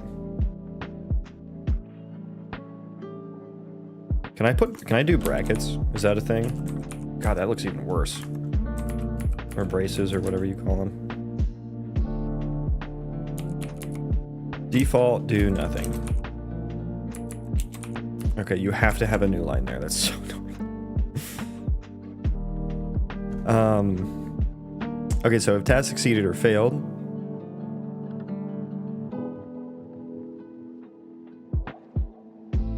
I think we process task queue here actually. So I'm going to do that same logic basically. Task queue, remove add. Process task queue. So somewhat recursive. That switch statement's going to fall through. That is exactly the intention. So remove ads. If it succeeded or failed, we want to move to the next one, essentially. We want to move to the next one.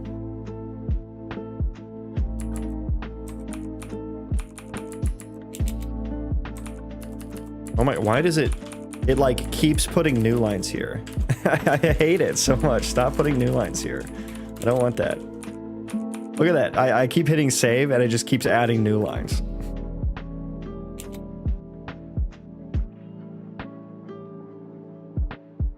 You mean you just hate that it indents case with switch or the actual syntax? All of the above, actually. All of the above. Like, I think it's nice for like one-liners, but when you actually need to do like logic, it kind of sucks. And then like this also, like Dr. Elliott said, this is a fall through, a case switch fall through, which can be intentional or it can be accidental.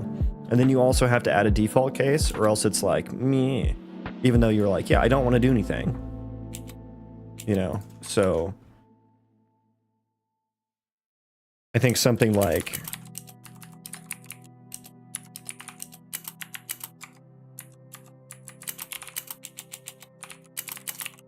it's just, I don't know, it's not super necessary to me. Like this is more clear, a little bit more code, but more clear.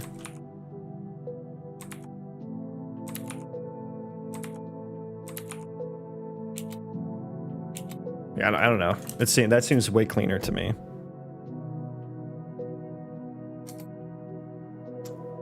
STD unreachable gang? Yeah, but you're gonna have to, you have to add that? Like, now you have to add that.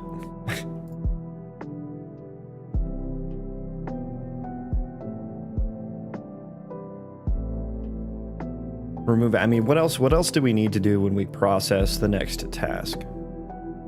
I guess I need to like update status on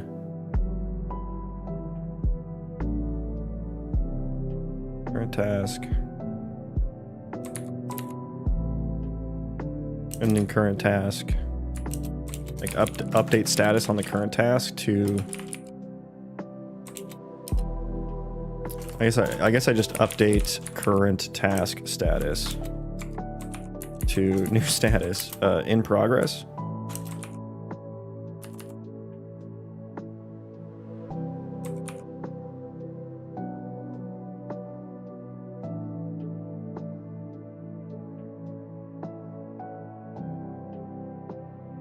That's an else if that won't execute the same as the switch statement you just had did. Oh, because I didn't put a return at the end of the, or a break at the, see, that's another thing.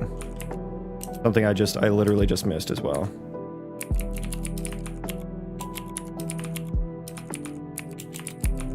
Like the switch case statement, it's just, I don't know, I very rarely use them. Because like, what was my first case? Yeah, I didn't have the break there. And I was just doing that. When you said fall through, I thought you were just talking about the two here. Where I was doing that, right.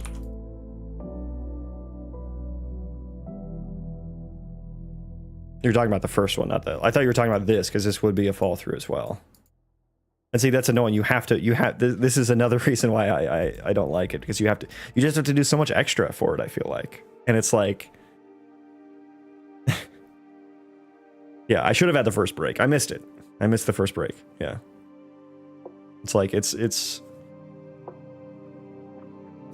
Because like usually when I use them, if ever, it's in like a function.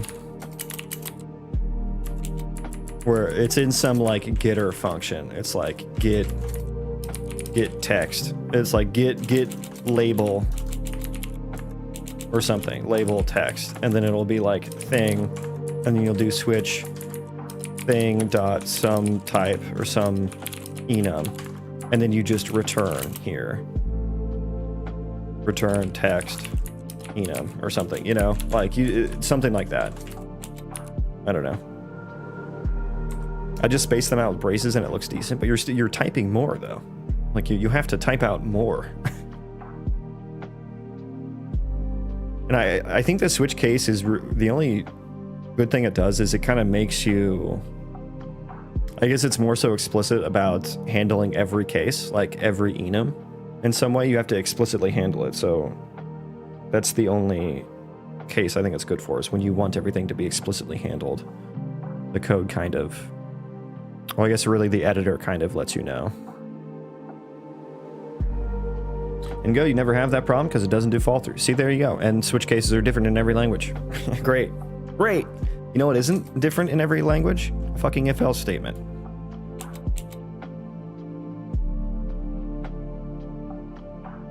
Theoretically, a switch statement is more efficient than an if-else, but it's really circumstantial. You mean from like a compiler optimization standpoint? Or from like a, you know, like the CPU architecture standpoint, it handles a switch case better?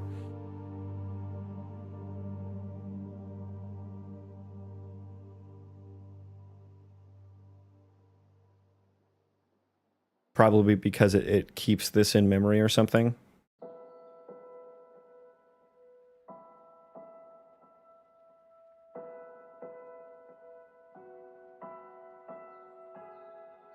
Well, an if-else is basically O of n, a switch is O of 1.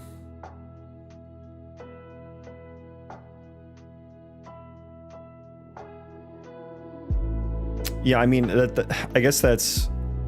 If you're handling every case, then I suppose, yeah, the switch statement would be. But like, I mean, you're talking about from a theoretical standpoint, yes. But like from a practical standpoint, if you're using an if and else if, you're going to like...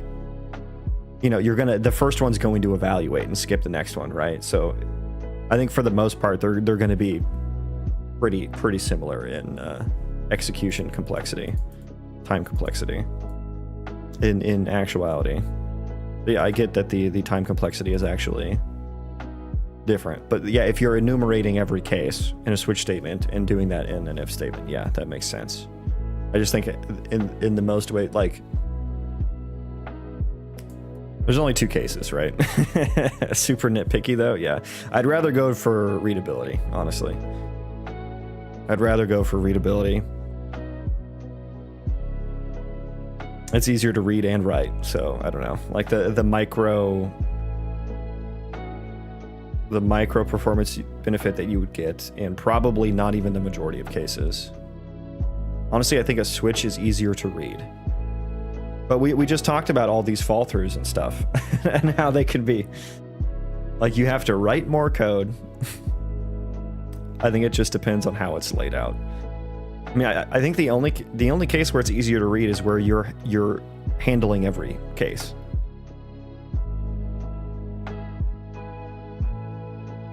Hi, Marks. What do you think about which case statements? I only like them when you're handling every single case.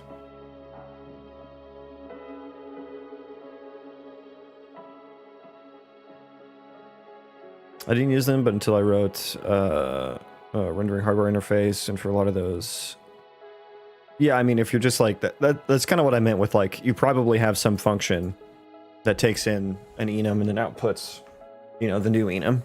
Yeah, for that, I mean, you're handling every case there, so for that, yeah, that's like an obvious use case. But when you need to actually do like some logic, you know, that's I don't think I like switch cases for that. Authors can be a pitfall for people who work in multiple languages, but IDEs also help there. Yeah, I mean, I also showed that they're kind of annoying as well, where it's like, hey, you need to handle the default case. And it's like, well, I don't care about the default case. I want nothing to happen there. Anyways, I've been talking about fucking switch case statements for like 30 minutes.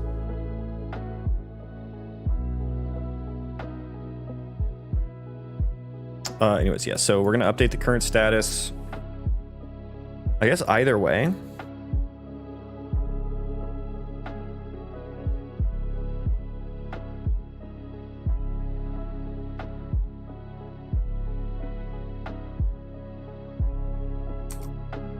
So I think we do this first.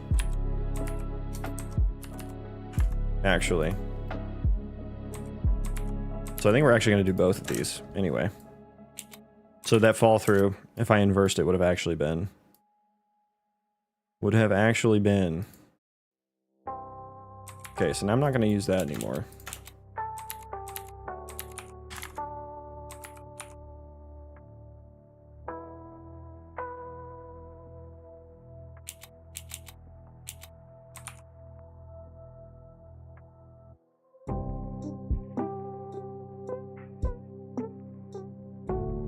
Okay, do I need to do anything else here? If I set the task status to in progress, should I also be setting the proxy actor interact action? Is this where that happens?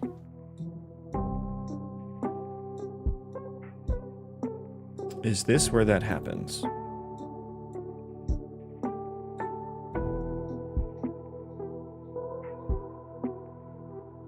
And then what happens with this little bit of recursion here? Why did I do that again? Y'all got me off track talking about switch cases. We're going to process the task queue. If there's one in there that's either failed or succeeded, we're going to remove it from the first one because it's done. And if the first task is not started, we will update the task status. Yeah, so this recursion is really just for when we update the task status to something that is failed or succeeded, basically. And then it will remove it and start the next one.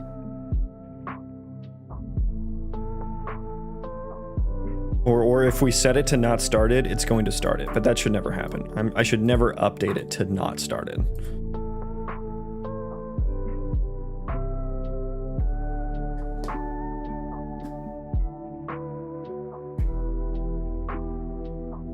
But yeah, setting the proxy actor interact action is, should this happen here? And then process task queue. I wanted that to happen in, where was it? It was this guy, the current colonist task. Yeah, we want to process the colonist task queue. This is an entity task utils. Goddamn, why did I make this? Is duration target met? I think all this should go into colony utils. Entity task utils sounds like state tree stuff.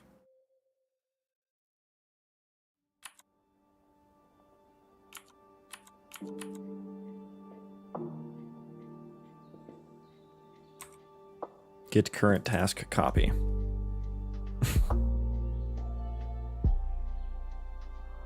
I don't know why I'm using that. Let's just delete that. The current colonist task. Yeah, we're throwing all these. We're throwing all these into colony utils now. Congratulations, welcome to your new home.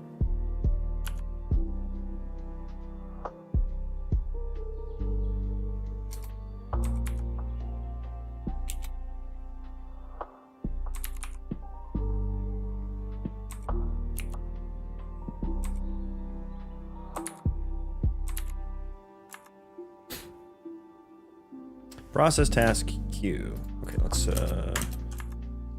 import their entity context object. What are we doing here? I need to pass in just colony data. Okay. Colony data. Good. Let's put set colonist task first.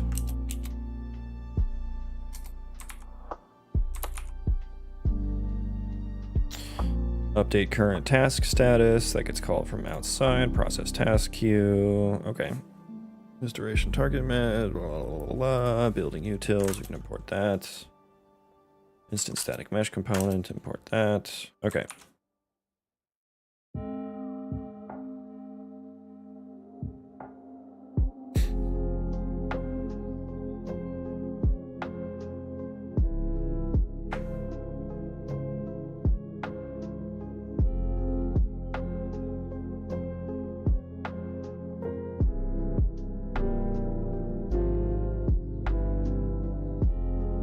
I should write a function for all this bullshit. Like, look how much like error checking just happens. I should write a function for that. I do that in like every function. Anyways.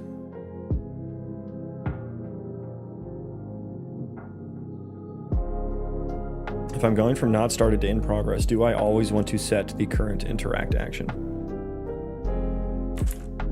So that's going to be on, that'll basically be on set current colonist task that potentially happens on. And so we will process the task queue, but there's a chance that this gets added to the end. No, there's not actually. Set current colonist task does go at the start. But there's probably going to be another code bath in the future that adds to the queue at the end. Okay, this is the next thing you should do. And so then I would probably also want to process task queue there. And at that point, the current task will probably be marked as in progress. And we don't need to check all this, basically. So I could just do an early return for that, too. I think that would help readability a little bit, so I can make sure that's not. I want to make sure it's like implicit. You know what I mean, or that it's not implicit. That makes it a bit easier to be like, okay, if it's in progress, yeah, we don't need to worry about the rest of this, or moving to. Honestly, I guess I am enumerating every task status here, but there's logic involved, or I'm changing the current task right here.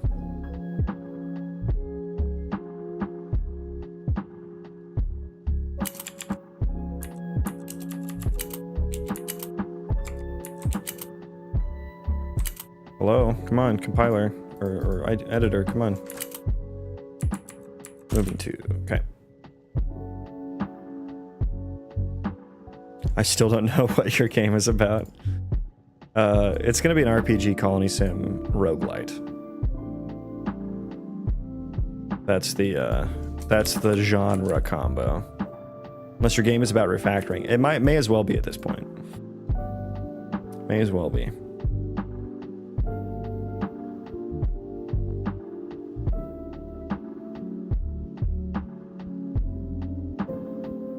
Okay, this feels good.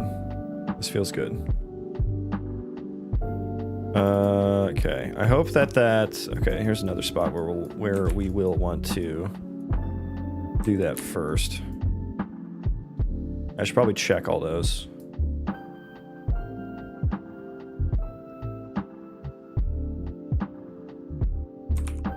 That current colony, yeah. Find me all the references to that everywhere.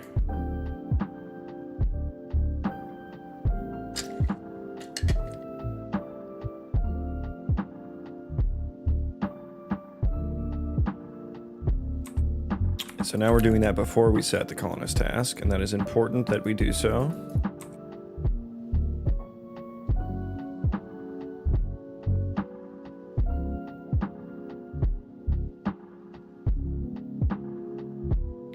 You expect to be done with the refactor this week? Yeah, I hope so. I'm thinking either this stream or next, probably next stream.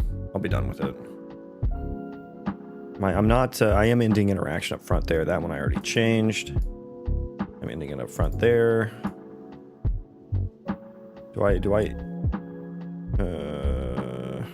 End interaction happens there. Okay, we're good there.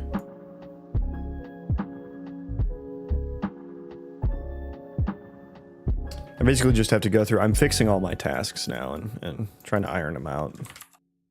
The refactor is largely done. I'm just trying to fix everything up. Okay, so I think I can rebuild now. Well, no, I still need to figure out if I need to set the proxy actor. That's what I didn't figure out.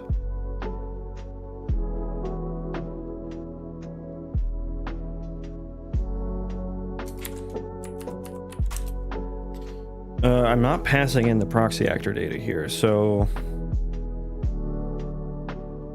Process task queue. Yeah, I'm thinking maybe this should be a entity context situation. Entity context object situation.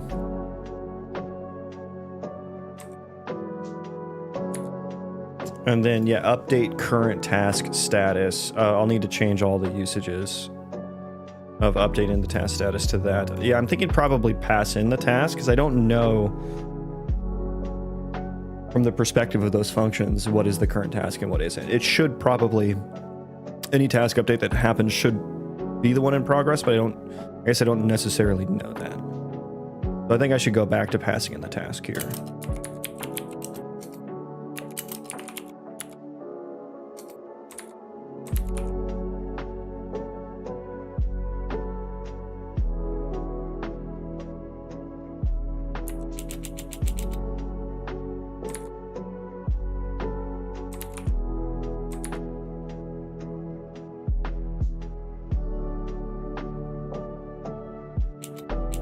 Yeah, and I guess I need an entity. Yeah, I'm gonna do the entity context object here. Yeah, it feels necessary at this point.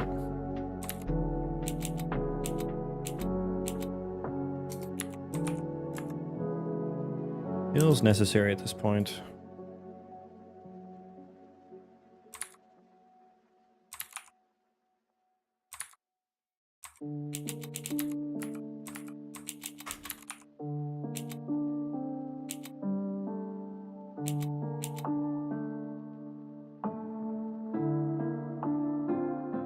Okay, so update task status. Yeah, it's no longer going to be that task.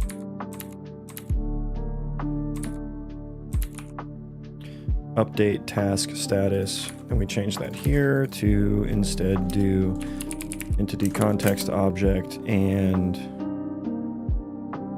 the current task, which we don't have colony data here. Okay, so let's make some. Do I have some just entity utils yet? I have entity task utils. I don't. I have an entity trace utils. Does anyone else just have like a ton of different classes for just static functions? Or is it just me? Entity utils.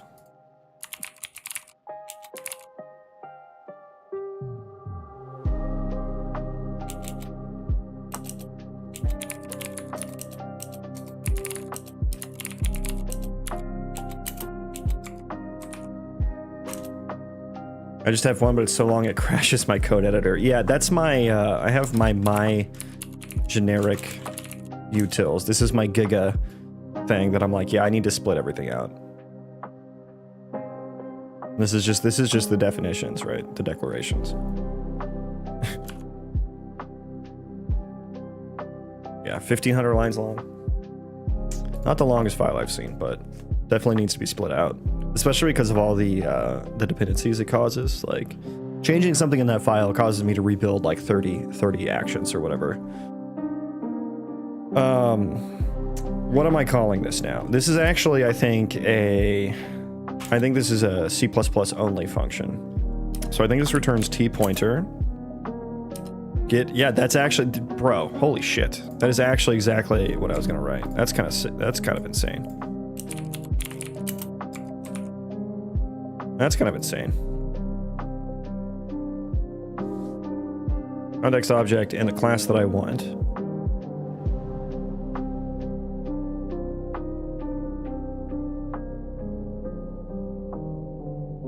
Context object return null pointer. If that return null pointer, get entity data context object. That's not that's not what I want. Okay, you were so close. You were so close.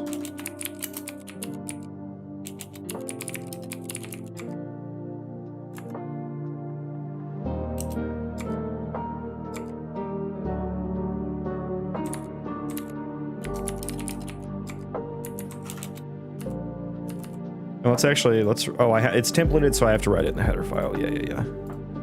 Yep. I kind of hate that that's a thing too. C++ is so, it's so picky.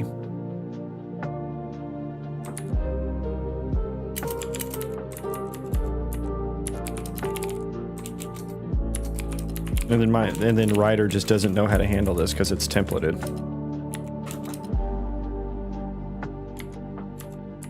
That is the right one, right? Oh, oops. That's why it was complaining. And I guess, yeah, we probably have to do a strong include there. There we go. Now it's fine.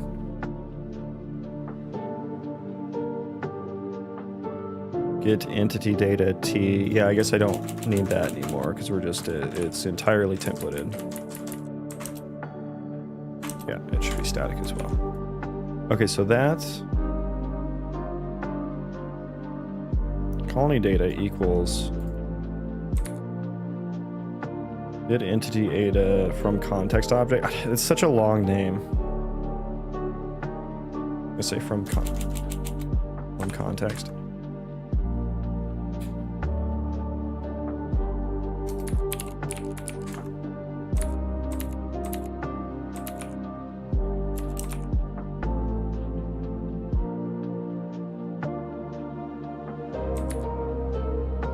Okay, get entity data from context.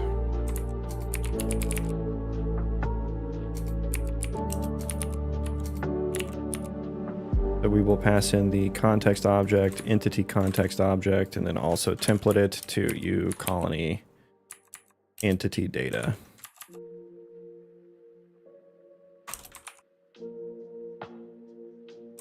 God, it's such an annoyingly long line.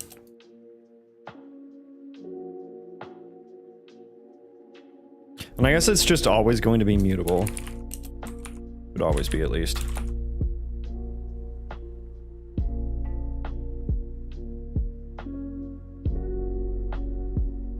There's no context. I should probably check if there's no world as well. Yeah.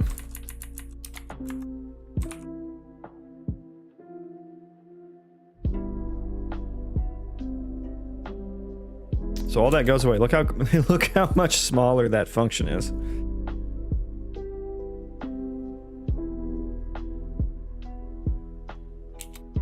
I think this is good enough to... Small enough that we just wrap it there.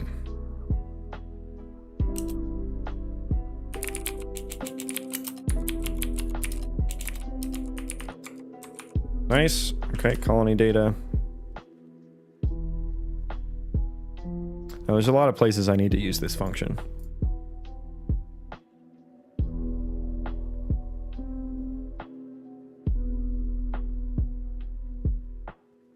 They're not in this file, though. This file, I think, is good. But here...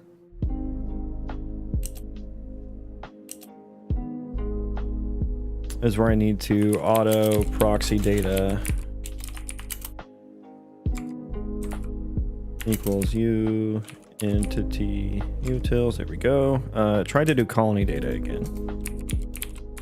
Proxy actor entity data with the entity context object, which is an annoyingly long name. If proxy data and proxy actor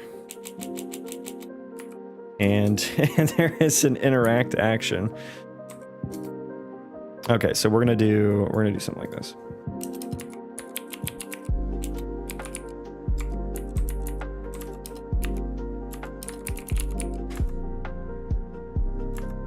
Well, I guess I need to check if it's empty now. I guess I could just call process task again here, right?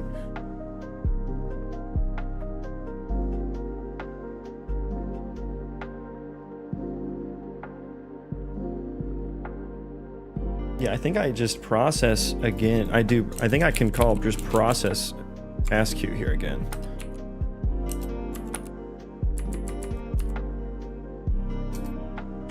And then I can rely on the current task.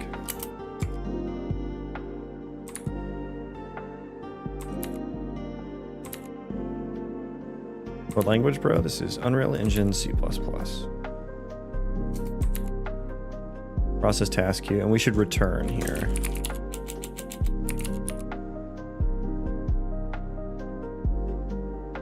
And then maybe I should put this.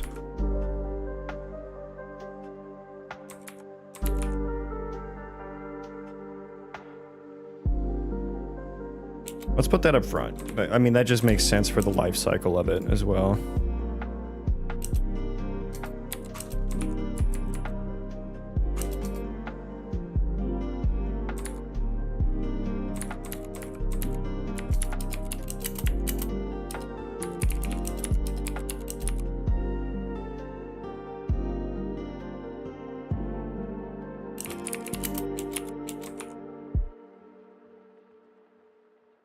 And I suppose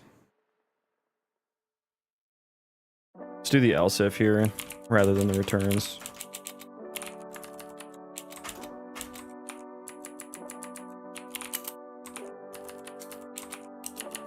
Just say do nothing.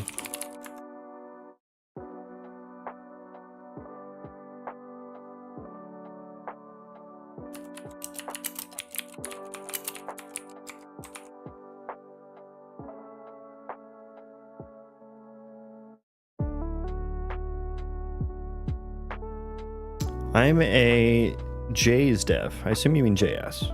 I also want to learn the C family. What content would you recommend for me? I don't really have it. I don't really have anything specific. I don't really learn from like tutorials or courses or anything like that. I always learn by a specific project, right? So I would recommend you just come up with this is what works for me. Coming up with a project that I'm interested in and motivated in, that requires that language, or that language is the best tool for the job for, right? Like I wouldn't pick a web dev project to learn C++, right? That doesn't make sense. But game dev, you can, if you want to learn C++, you can do some Unreal Engine. You're not going to learn like the base C++. You'll learn Unreal Engine C++, which is quite a bit different, but it's just an example.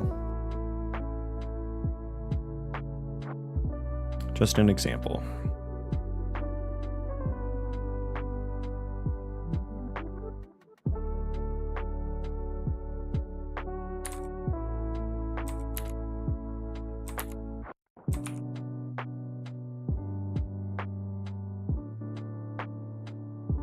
Yeah, C++ is scary. Once you realize that you've been working with pointers in every other language that you've used, it becomes a lot easier to understand. That's usually what most people are scared of, right? Pointers. It's like, no, you use pointers. Every language has pointers, actually. They just hide the difference between pointers and refs from you.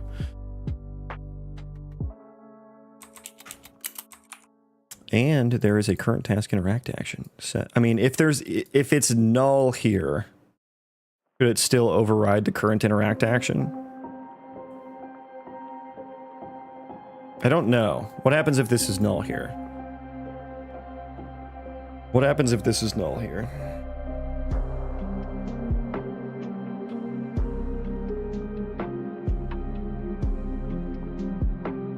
Would it ever be? Would it ever be? If I'm... Or we just set it to null. I mean, okay, that's fine, I guess.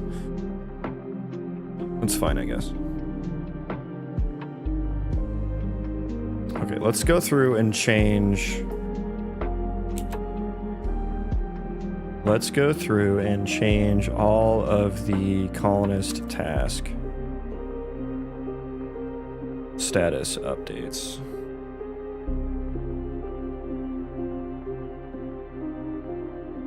Where is task stat? There you go. There we are.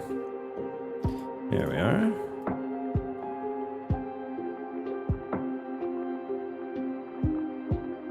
So now I need to go through and on tree. Ooh, yeah, this is old code that doesn't actually run anymore, so we'll just start. We're just gonna start changing.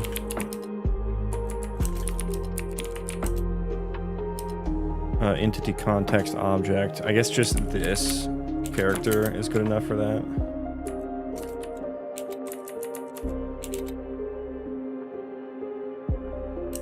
Okay. And I need to be right back. I need to be right back. So I'm gonna take a quick break. Take my doggies out and stuff. You know the drill.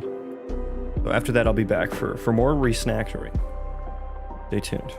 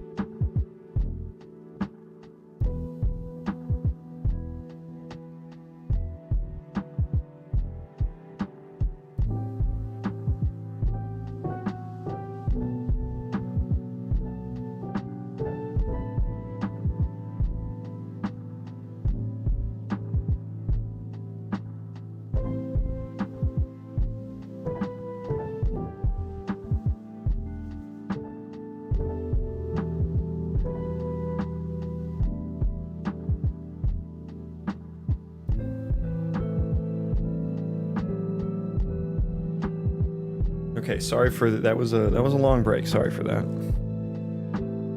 The 8 of you who are still here. Thank you for waiting. You didn't have to do that. You can switch to something more entertaining if you'd like. I'm back now,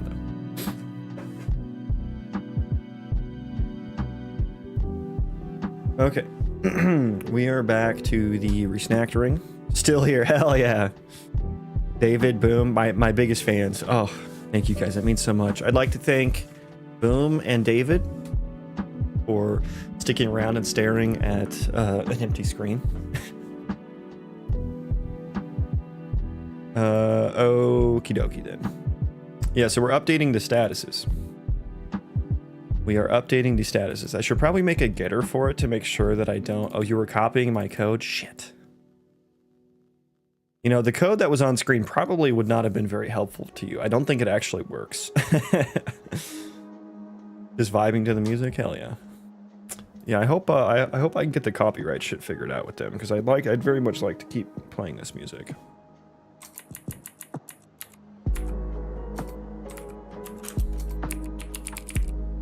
Entity task utils update. Wait, entity task utils. Yeah, that's confusing now. That is confusing now. Yeah, I don't. I should delete that. I should delete that. Wait, am I fucking? I've already forgotten what the function was called.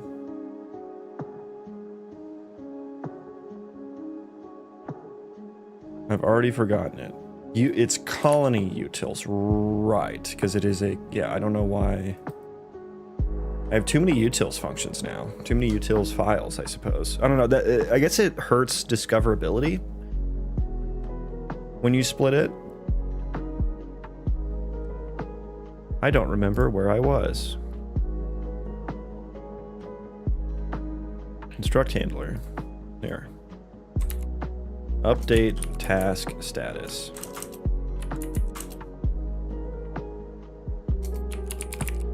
Entity context object task to handle, and succeeded is the new state. Mister, I don't need your sass right now. I'm being very sassy. He's over there going. He's a little tiny puppy dog, and that's what he does.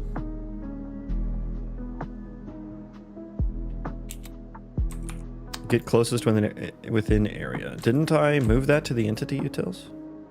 No, it's colony utils, which doesn't really make sense for this function. That doesn't really make sense for this function anymore. Get closest within area.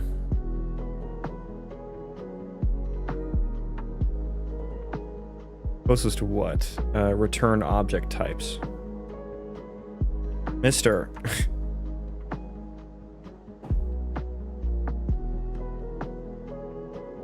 You already went outside. You're fine. I think I want to go outside again.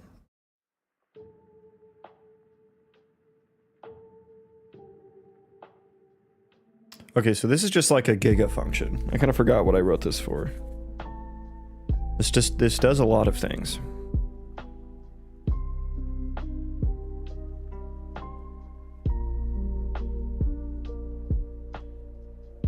On the payload object.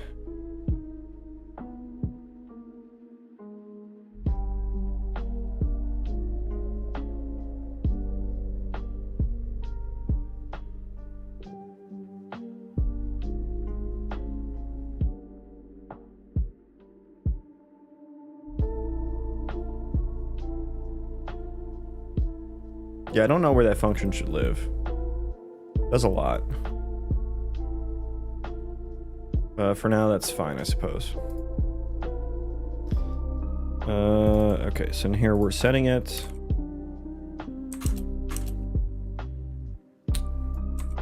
Yes, and then I should make a getter for it. I should make sure.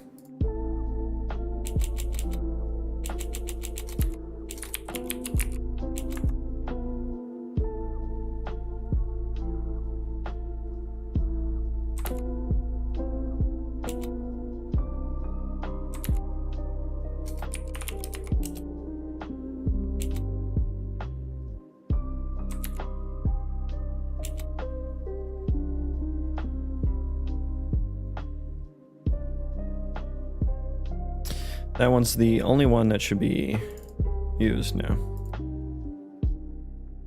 Complete. Do I use that anywhere? No. Okay, delete it. Okay, let's make a getter for it as well.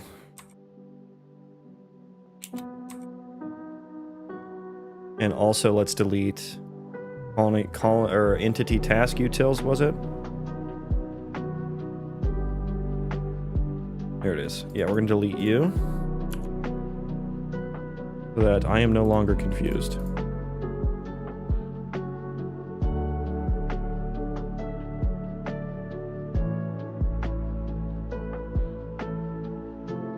Okay, colony structs.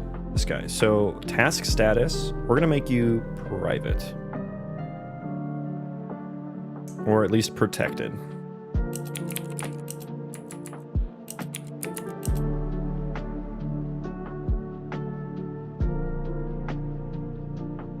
Edit anywhere, blueprint, read, write. No.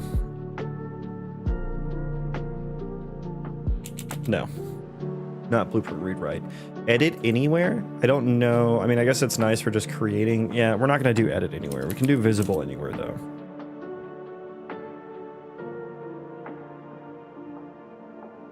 But wait, how am I supposed to get the fucking... I mean, I guess I have to make a... Oh my god. I have to make a function to get it, right? It can't be a U function, because it's a struct.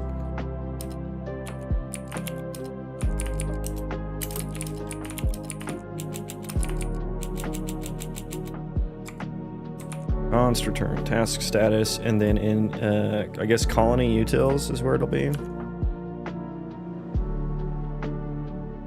Update task status, U function, blueprint callable, blueprint pure, colony utils, E colonist task status, get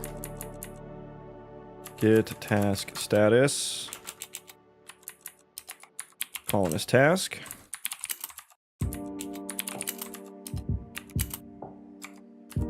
Return task.get task status. Okay. That is primarily going to be for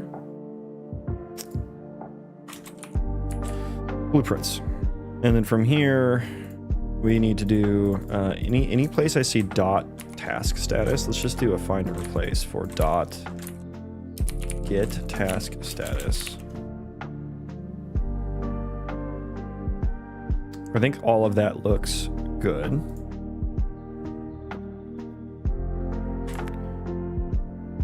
Right, the actual set. Okay, because it's yeah, I need a set task status as well.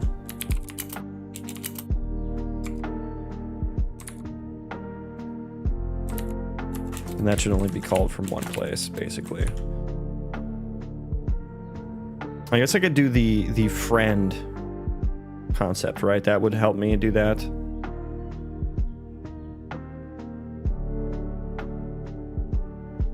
Or I would make this set protected. Right? I would do protected. Maybe back to public there. And then in colony utils, or maybe in here I do friend colony utils. Is that how that works? I've never actually used the friend. Is that how that works? And can you do it in static? I don't know. I'm not gonna worry about it right now, actually. Because like I basically only want the set task status to be used from this single function.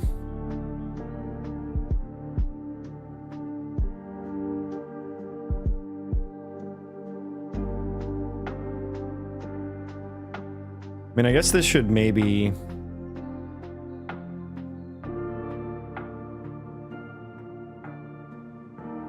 I mean, this is fine. This is fine. Those should be the only two usages, basically. That's fine. But let's also just use get task status there, just to make sure those are the only two places that we're doing that in. Cool. Okay, so rebuild, I guess, now.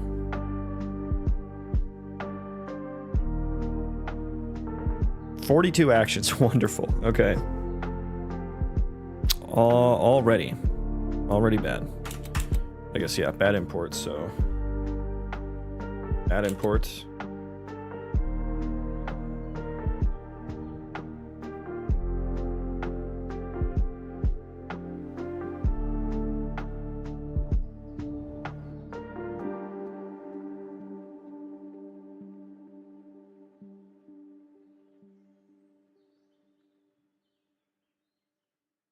Okay.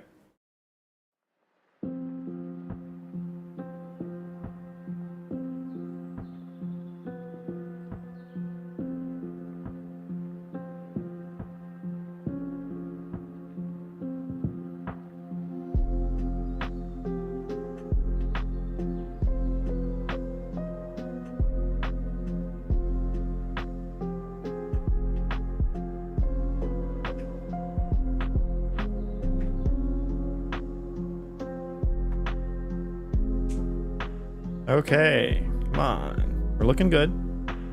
We're looking good.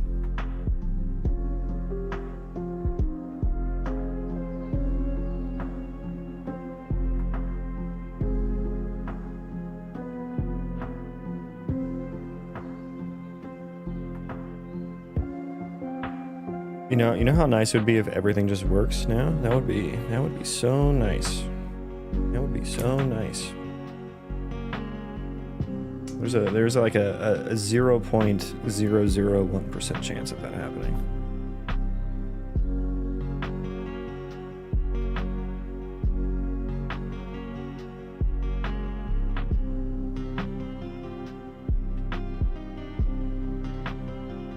Okay. So the set colonist task is now, that should be good, right? Or the set current colonist task, that should be good.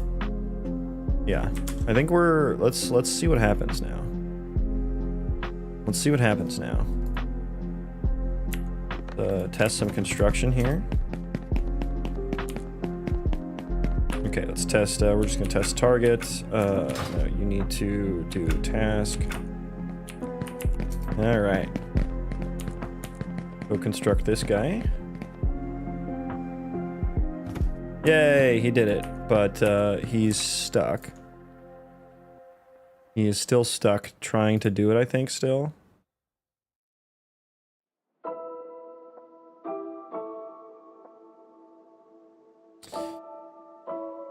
He does have a construct action on him. It is still in progress, so that never got called. Did I ever update that? Maybe I didn't do that. Yeah, no, I didn't end up doing that. Right, okay, so update task status.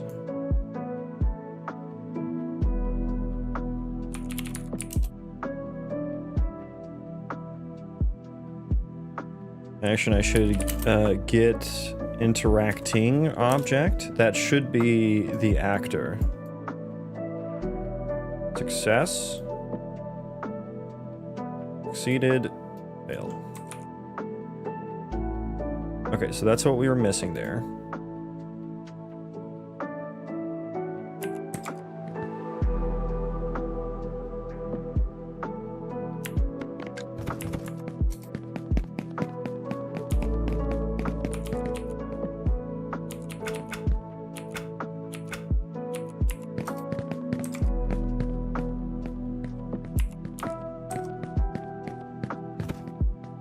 Okay, still stuck. He still has the construct action. Okay, so let's make sure that actually gets hit. Oh, shoot. Oh, no, I forgot. Yep. I always forget the U params. Ooh, that's annoying.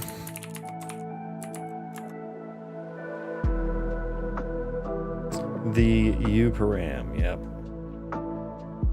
I didn't update anything because I didn't pass in the task. Okay, rebuild.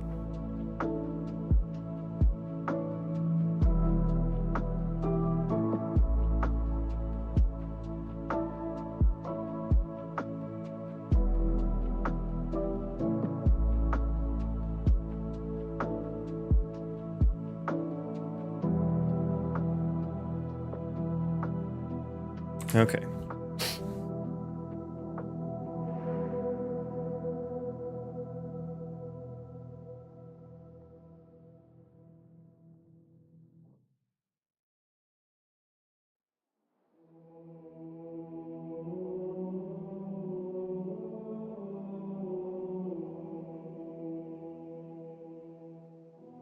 Okay. So here, yeah, we need to pass in the task. Now, okay, wait, I don't have the task. Shit.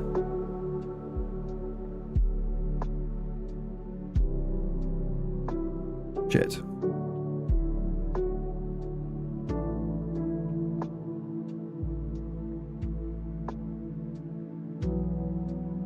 Shit. Okay, so this should probably be... Why didn't I think about that? God.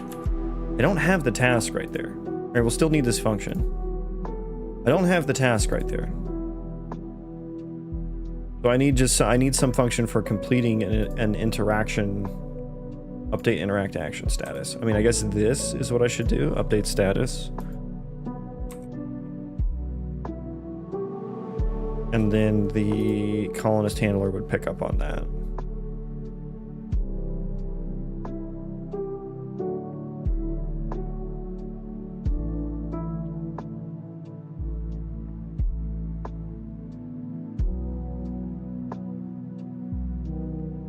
And then it would update the stuff. Okay, so I just need to use this one. I just need to use that one.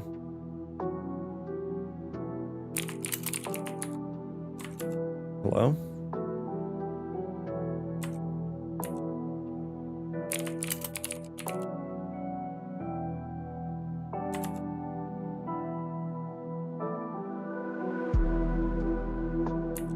Because this is a const function.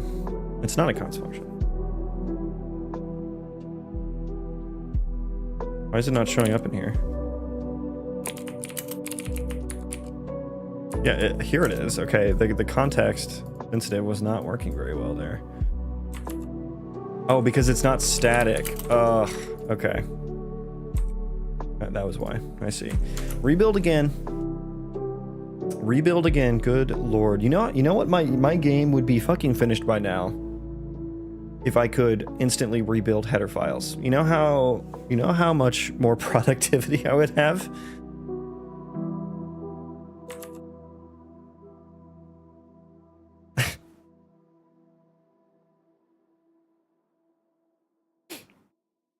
I feel like the way that I write code, which is very, very iterative and feedback oriented, very trial and error, is not very conducive to the Unreal Engine development experience, right? And I wonder if other people who put a lot of upfront thought into the way they write code and plan everything out and everything, like, I wonder if they have a better time than me because of that. I've just never been that kind of developer, right? Like I need feedback. I need quick iterative feedback in order to be, because I don't know, I kind of just accept that I'm never going to get it right, you know? Or like I'm never always going to get it right. So I always rely on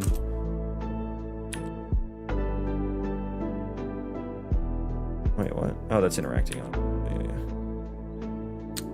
Yeah. I always rely on, you know, like running the code and seeing what happens, you know, like, or running tests or whatever. Maybe I should just run some more tests. Maybe I should actually start building tests. But these refactors are going to be, these refactors would be so painful. If I had to rewrite tests every time.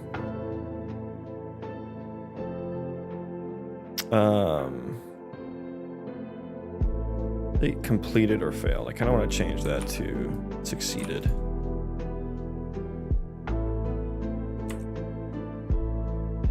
Okay, but now let's see what happens. I know that struggle. Yeah. I can't be the only one, but I assume there are others who are better because they really think through and plan everything out.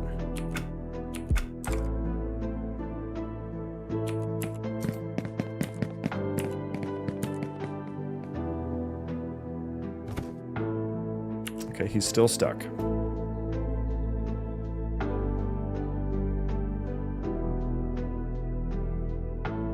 Construction action is still in progress. So I guess we need to make sure that that actually ends up getting called.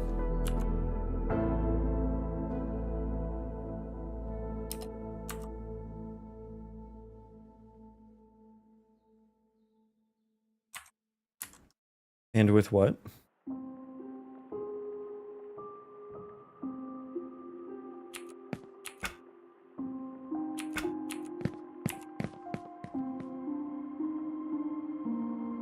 Okay, so that does get called. There are 0 construct actions. Oh, I removed the, I should do that first. Yeah, that I think that makes sense.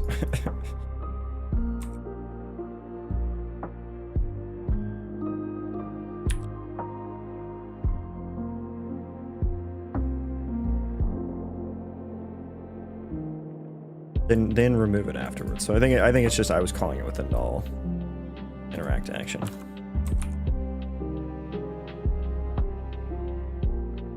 At least try to think through everything beforehand. Also really helps that half my code isn't actually buildable before it's done.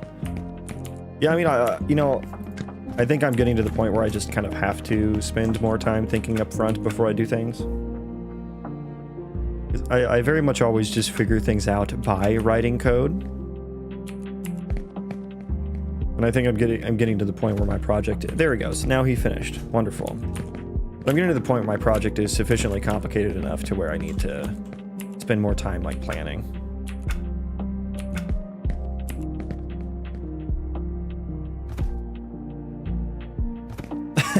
He built that without moving to it. He built that without moving to it. Okay, so I'm wondering, okay, so what happened there? I guess the interact action got, I guess it got updated, but then the state tree never got a chance to respond.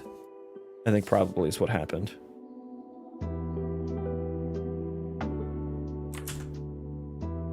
Yeah, the state tree probably never got a chance to respond.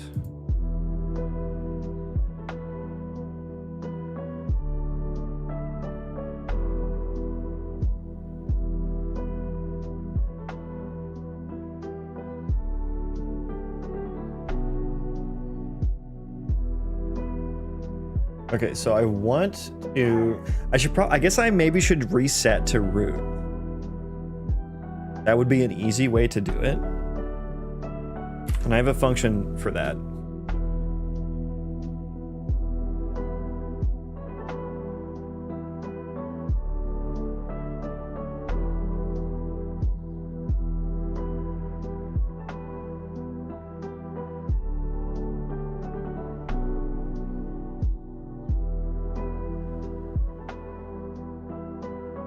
So, yeah, I have a function for just resetting the state tree to root, which will cause the state tree to rerun the interact action, which will make him go back to like the move to task, which is what he skipped. He just stayed in the interact action because the state tree just stayed in the interact with task because we just changed the interact action out from underneath it, right?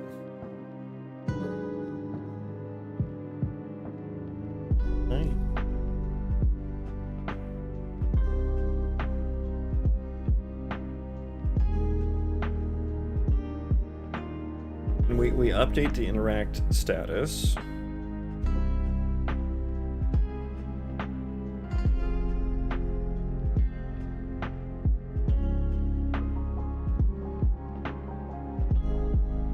I always see you. Meanwhile, I wait for my next ticket onward. Happy to be your background noise or in between task noise.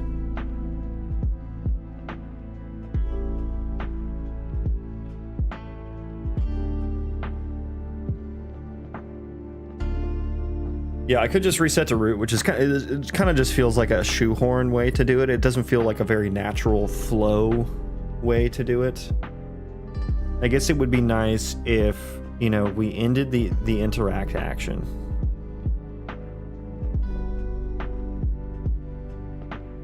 And then that triggered the end of the interact state. And yeah, I guess right now, yeah, I think we need to do that because The interact is never going to end currently. Even if we update the status, nothing happens. Outside of the colony system, nothing happens. The colony system is the only reason that it works right now. So yeah, I need a natural, within just the interact system, way for that to actually end. Although,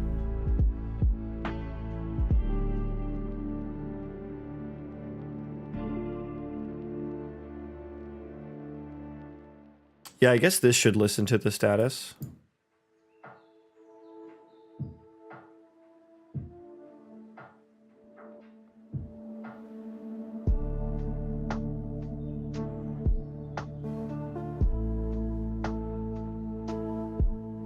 I'm wondering if this...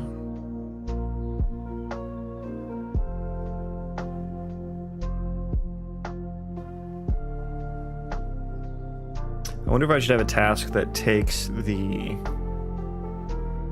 Yeah, I wonder if this function that I wrote for processing the task queue, if that should be a state tree task. Come back in here. If in progress, let's do else if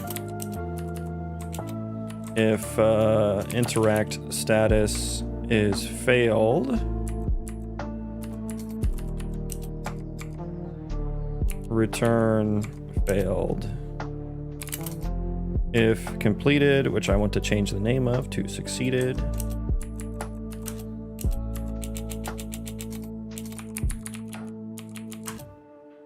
succeeded. Okay.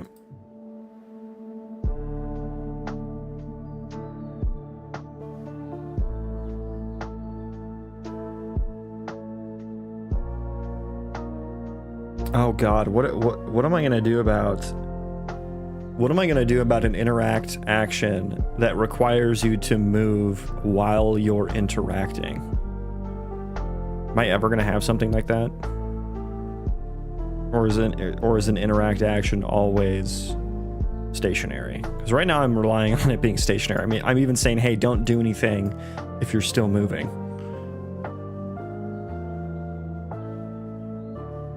In progress. Now, okay, so that is what starts the in progress. Status.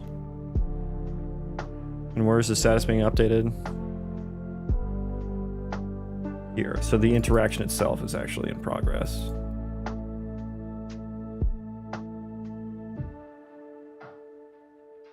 Okay, yeah. I think this will work, right?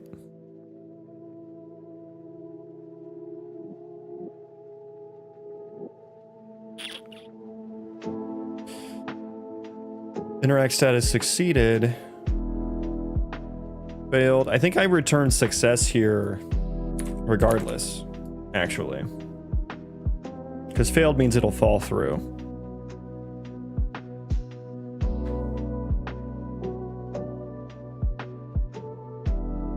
But I'm also doing, if it's not interactable, it fails. I mean, that is a failure case, I think.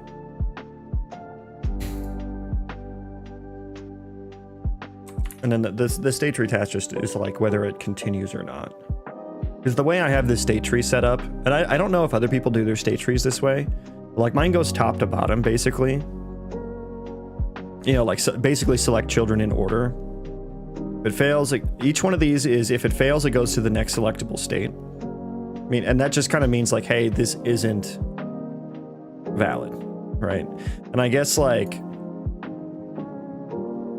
this return succeeded or failed. So like that would make this, so I basically have to return success from everything. If it's like, yeah, I think I may even want to do something like this to return success here. Because if I've gotten to the interact with object part of it after I've moved, like we've determined there is a valid action, and I would want to go back to root on success, which is what all these do basically.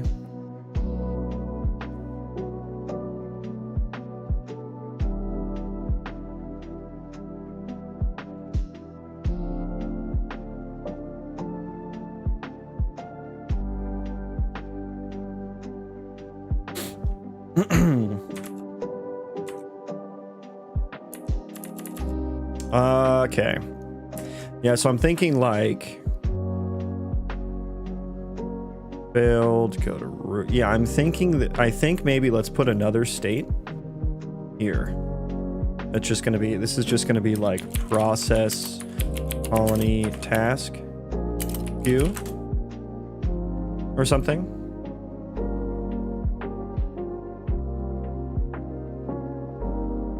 And we'll just get there and then yeah, so that'll be if there's no interact action, essentially. If there's no interact action, we will get here.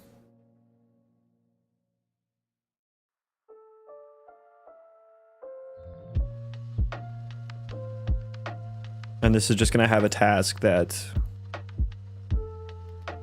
I suppose just puts the next interact action on. So this is what's going to take the proxy actor, or take the interact action from the next colony task and put it on the proxy actor.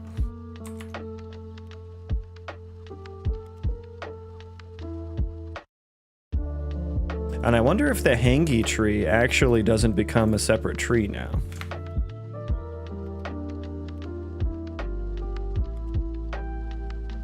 Well, it does kind of need to do this.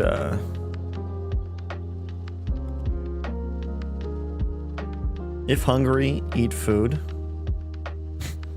If no food, find nearest food. If no near food, search for nearby food. I mean, I guess this is kind of like a whole thing. I guess just this middle section is what would need to go in the interact action part.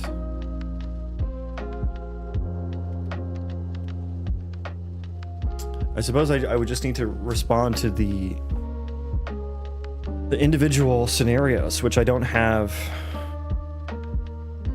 the power to do if I'm just doing it within here.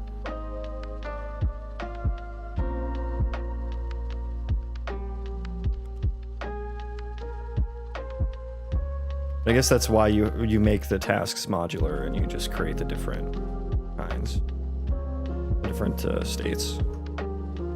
Okay, so I guess let's write this colonist task queue, I think. And so now instead of, where did I do that at? In the colony utils where I process the task queue, instead of doing this here,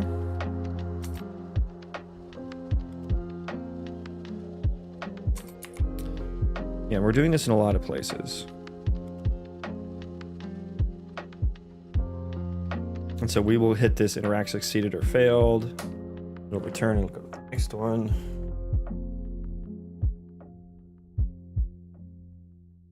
Yeah, and so I think, yeah, I don't think we actually set it on the, when we do this here, we'll need to change this, make interact action for entity. Do I use that in blueprints anywhere?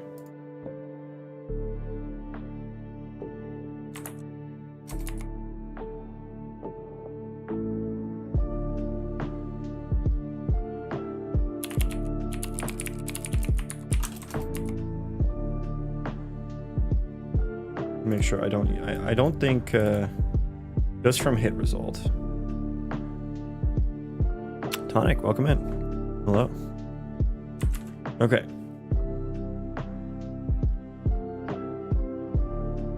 So basically just right here.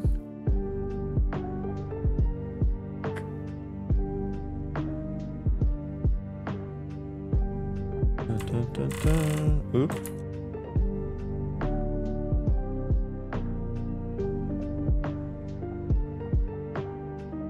And so I think I would just need a task that just like set current interact action, because then that's what I would want to do from here as well. So this make interact for action for entity. These automatically put it on the proxy actor, and we don't want to do that anymore.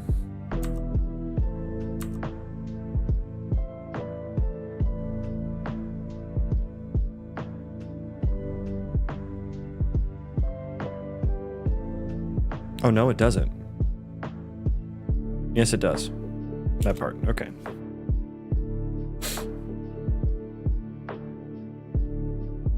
On this environment query task, like, yeah, I don't necessarily know that I want to like explicitly add it on the proxy actor yet.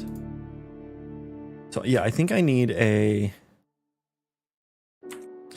task that is just like set proxy actor interact action. I think I need a task for that. I'm back. Is the refactor finished? Oh no. Oh no.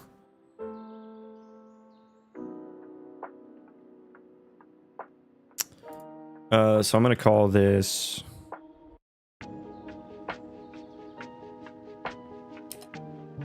set entity interact action.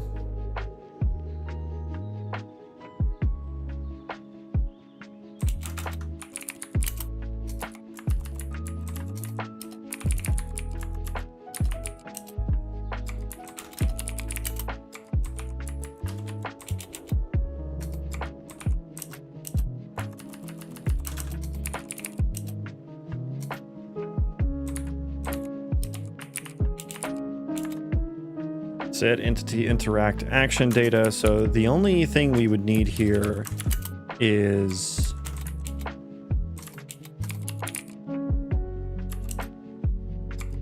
one of these guys.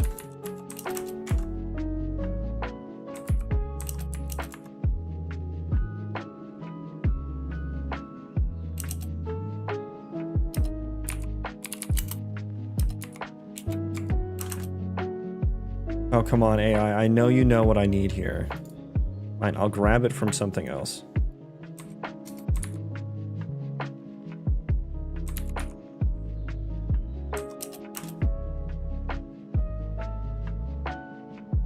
Okay, so once I get here,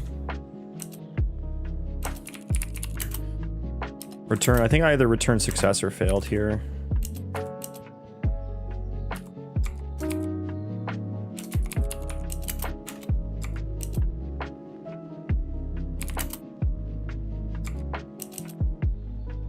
And then let's do there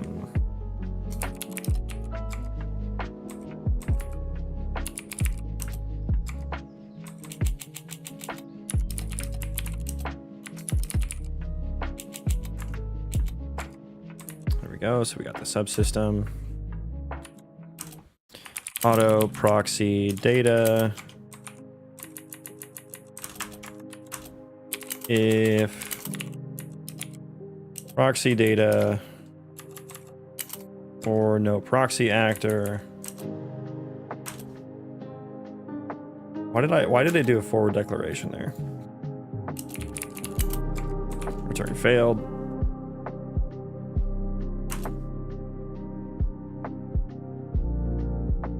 Hey, so I peeked into a bit into the Angular Dart thing and found it's discontinued. So I work at Google Ads. Google Ads is the largest Angular code base in the world, and they use Angular Dart. It's pretty much built for Google Ads. I don't know if anyone actually uses it outside of that. I don't know if I can say that. Is it discontinued?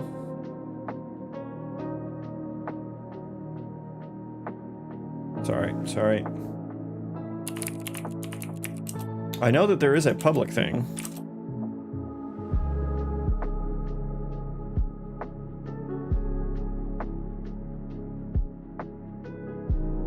It looks completely dead.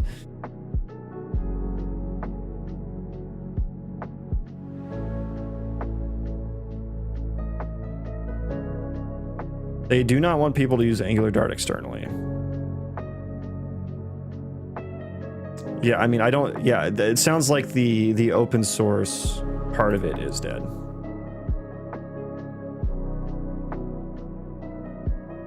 And that you should probably use Angular TypeScript. So yeah.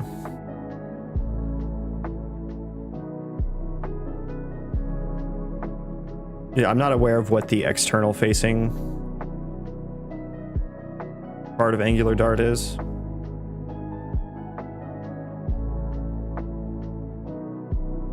Sounds like you should use Flutter if you're using Dart externally. Internally, it's alive and well. Internally, I think it might even be the largest I think Google Ads might be just the largest Angular ecosystem, whether it's TypeScript or Dart. Like the number of applications we have in Google Ads is kind of, it's a pretty big ecosystem. It's not interesting because I like Dart more than TypeScript. Yeah, Dart as a language is a nice language. I just don't like Angular at all. I prefer React. And Angular at the scale that we're working with is, it doesn't scale very well. And I've said this, and people have disagreed with me very, very hard about this. They say React is worse at scaling. I don't think so. I think React is actually better at scaling. I think they just haven't worked in large enough code bases in Angular. The dependency injection, it's a nightmare. Like, if you work in a sufficiently large company, like you will be making apps within sub-apps, right? That's what Google Ads is. You know, if there's like a main app, and then all the different tools within Google Ads are like different teams, and they build their own apps that get kind of injected into the. There's multiple ways to do it, but it either gets injected to the main app, or the main app is a library that every sub-app uses. Yeah, what that leads to is about 774 transient dependencies that your app brings in from all these other tools that your app doesn't actually use. And it is an absolute fucking nightmare to manage the dependency hierarchy in Angular. In that kind of an ecosystem. Yeah, if you're just building a standalone app and you don't have to worry about different teams or anything, sure, great. Still think React is better. It just, having, like, you just don't have to worry about dependency injection in React. And there's nothing, I haven't seen any criticism of React that is specific to React in terms of scale. The criticism I have of Angular as to how it scales is specific to Angular because it's how the dependency injection hierarchy works in Angular. Like, you have to define these modules for every component, basically. You have to decide what kind of provider you're using, a class provider, existing provider, value provider, factory provider. Is that all of them? There might be more. Those are the ones we use. So you have to decide that. You have to put it at the right level in the hierarchy. You have to decide if it's going to be a singleton or not. Right? Like there's so many decisions that can go wrong there. Whereas in React, you just fucking import a component. You just fucking import it. And yeah, and it makes code splitting so easy because you can just lazy load imports. What are the arguments that people defending it are saying? Like, from what I've heard, that it's safer or something. Well, they just say that like every React code base they've worked in becomes a mess when it gets large. And I don't disagree that that can happen, but there's nothing specific to React that causes that. From what I haven't heard any. And, you know, these are textual arguments, so I think probably both sides don't do a good job of representing what they're trying to say. But everyone says that Angular scales better. And they don't like React because there's a million different packages, and every React ecosystem is different, whereas Angular, it's very out of the box. But it's all that also means Angular is much harder to learn because it's like, might be the difference between Unreal Engine and Unity is a similar way to put it. Like Unreal Engine, like very opinionated, a lot of things out of the box, but there is like one way to do things, right? Well, that's not true with Unreal Engine, but you know, Angular comes with its own like routing and everything. Like you don't need to install a bunch of packages for Angular to make a web app, but you do with React. But that's the part I kind of like about React, is that it has a really large ecosystem, and something you're trying to do has probably been done before. But yeah, the arguments are just saying that React is messy, and there's a bunch of different, like every code base is different, which I guess that part is specific to React. But I kind of see that as there is a positive to that. Not the fact that every code base is different. Like I don't know, in all the React code bases I've worked in, there are a set of like React Router always used, React Redux usually used, you know, Redux Toolkit, React Query. Like there are some really common ones, you know, like the React TypeScript as well. Like there's just a set of really common React libraries. I mean, I guess the different component libraries is annoying I could see that. I always used Material UI for React. But there are some other ones. What is it, like Ant Design or whatever is another one. I forget. It's been I haven't worked in React in like 3 or 4 years.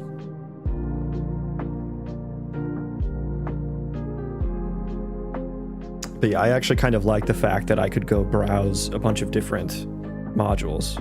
Or like the date functions, date FNS, or like Lodash. Never liked Lodash, but it's there if you want it, right?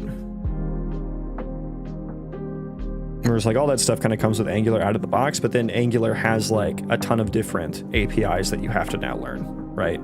React, everything is a function, which is, for me, I really like a functional style of programming over object-oriented programming, which is, you can still write object-oriented code in React, and you can still write functional code in Angular.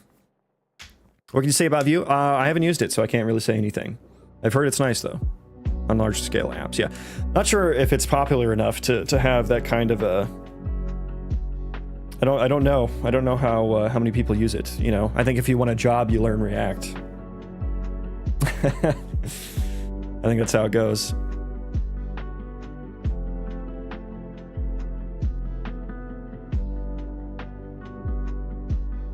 But yeah, we actually, because of Angular Dart's issues, we actually re-implemented Redux into Angular Dart. We made a Dart version of it, which is slightly different from the JS version, but it has made Angular much nicer to work with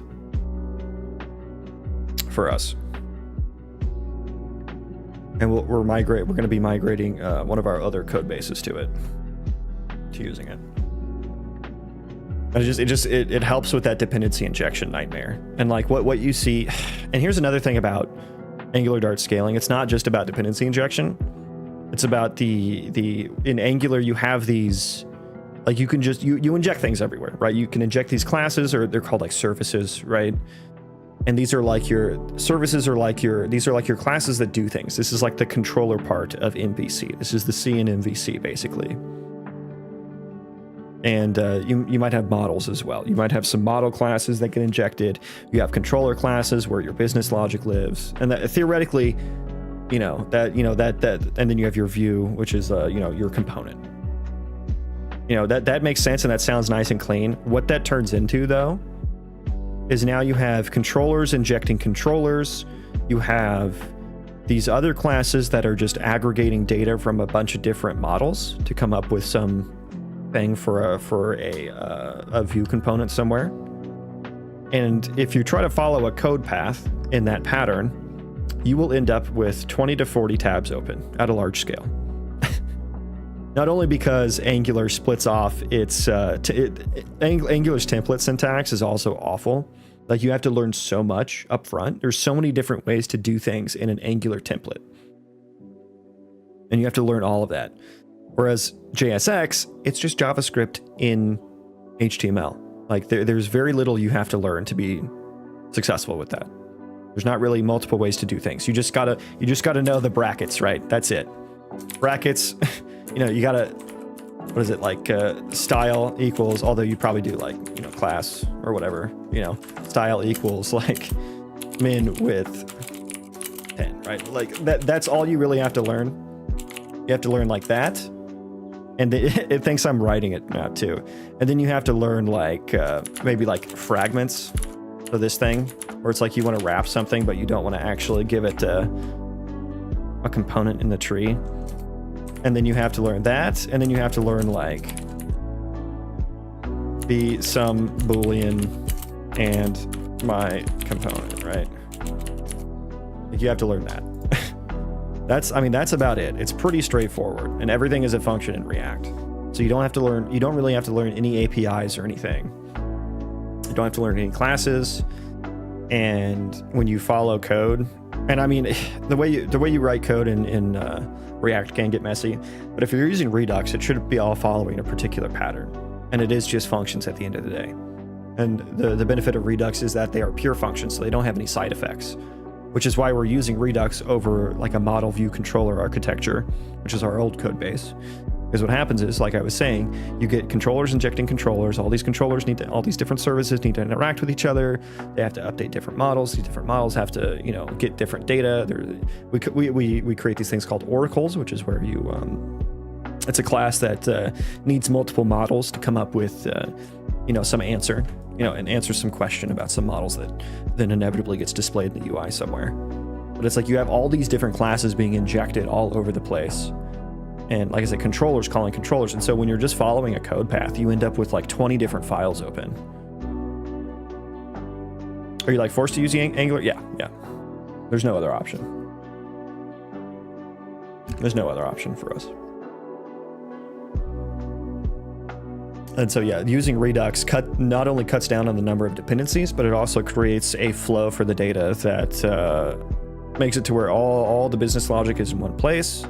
It doesn't go off all into these other different classes and stuff like that.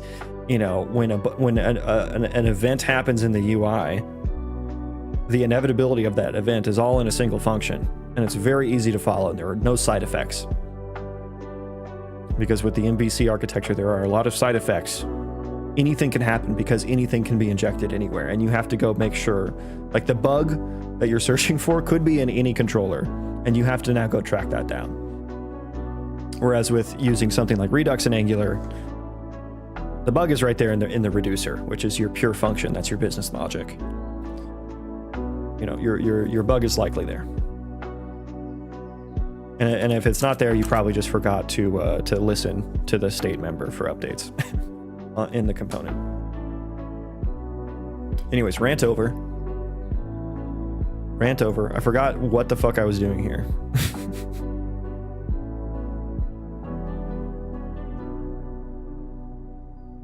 Set entity interact action. Yeah.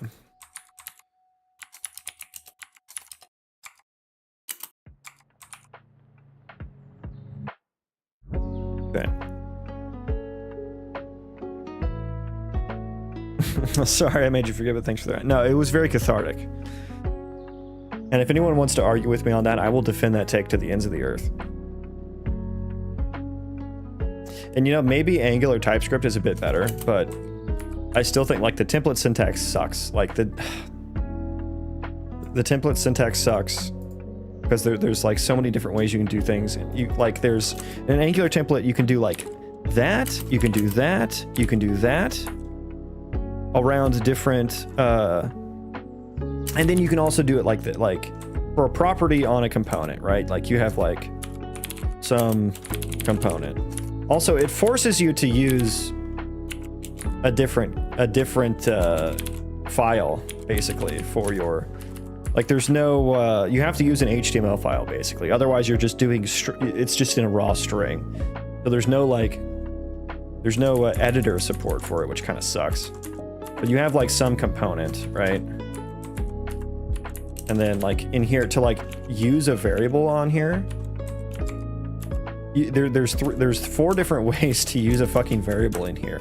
And then there's like these, what is it? It's like some event, and you can bind that to like, I use it all the time and I forget what the fucking syntax is. I have to go look it up. But it's something where you can do like a $ event or something, and it'll like, because there's 2-way data binding in Angular, which is like so confusing. Whereas in React, it's all one directional. So it's easier to follow. Anyways, I could go on and on. I already forget what the syntax is here. But I even forget what it does. But like there's some event and it'll like automatically forward it to like a function or something. This is an automated parameter. But anyways, you can also have a property that you can set here. You do like prop equals some boolean or something, and I think you can even just do that, and these all mean different things, right? Like you can this all means different things, and the right side of it means something different too. I don't think you can do that one, but you can on the right side. I think, yeah, you can use that. Now that would be React syntax. But yeah, each one of these things is something different, and it works differently.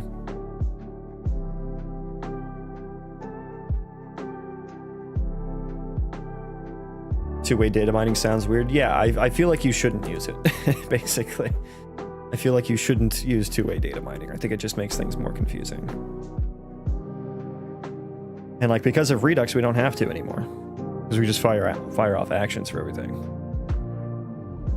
I only used AngularJS, the first one, a long time ago. Oh, I heard that was even more awful. Which is horrible to think about. You're using Svelte, huh? Svelte. What are your thoughts on blueprint implementables? Oh, I'll fucking talk about it, Adder. Don't you doubt me. Welcome in, no, Adder. How you doing, buddy? Okay, so I think this is good. Then I need to make sure, where am I doing this at?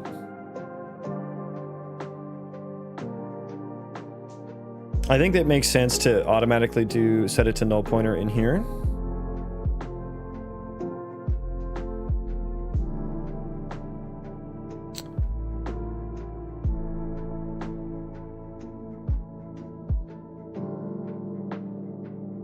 Oh, and don't even get me started on this. I think this is just an Angular Dart issue, but the template bindings, like using a getter on the template, will cause it, if it's a non-primitive type getter, it will cause it to never settle. The DOM will never settle. And again, I think this is just a Dart specific issue. I don't know how TypeScript handles this.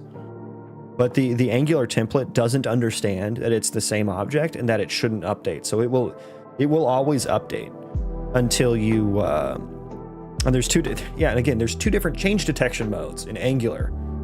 Like, everything about it is so heavy-handed, and there's so many different options that it makes it so fucking hard.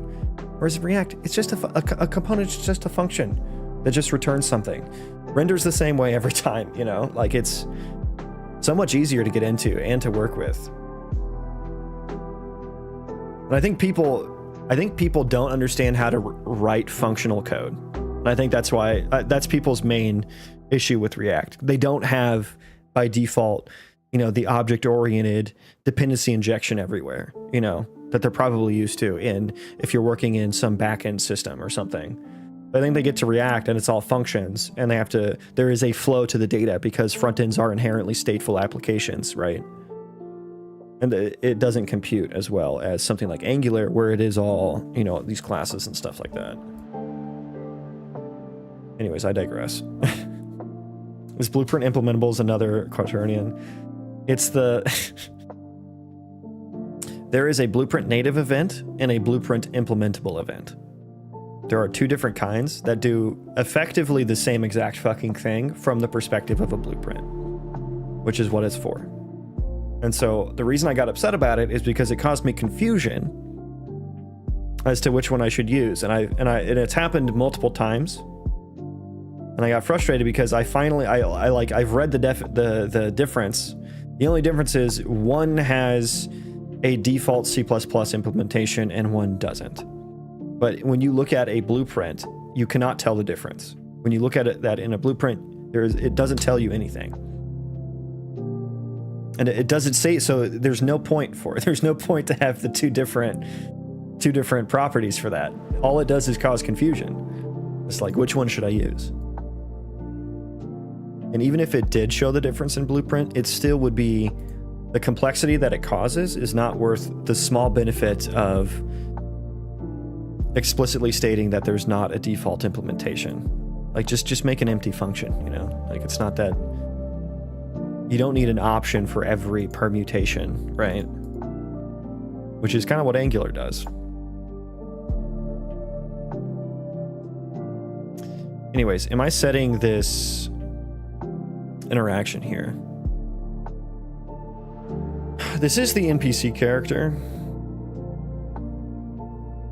Yeah, so this is kind of like an ad hoc action, so I do think that is something that should happen there. Now the environment query task.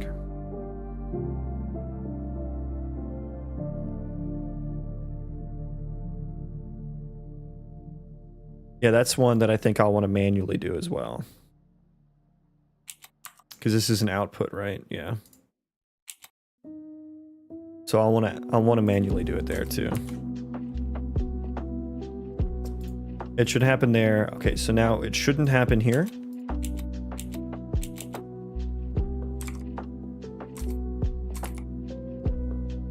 Then what is this? Interact utils, make entity interact action from hit result. No, because that is going to be handled.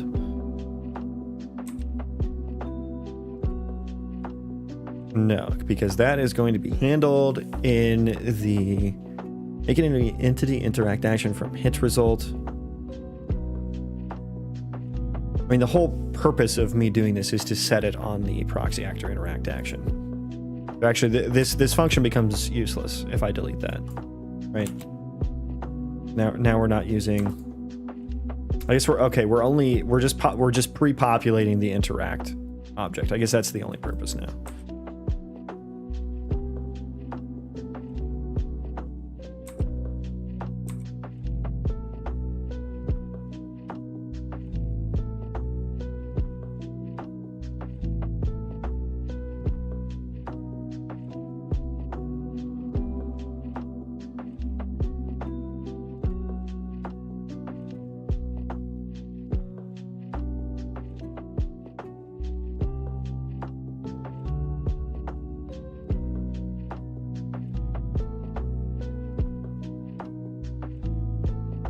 So I think we just keep this then, and then just, because this is what happens when the player selects a target from a hit trace. Yeah, so I think that one's still good.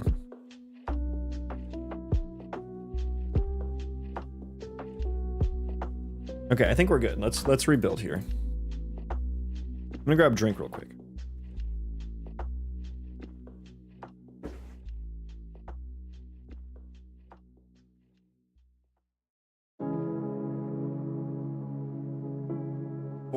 $45. Oh boy.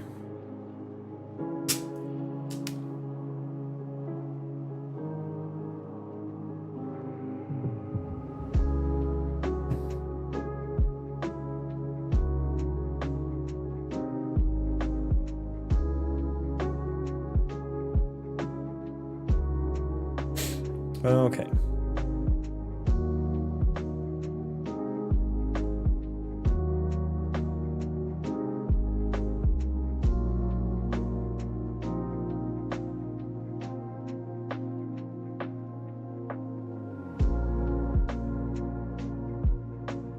So I'll need to add, I'll need to populate those tasks. And then did I do everything I needed to here? Yeah, I mean, literally all it does is just set the interact action.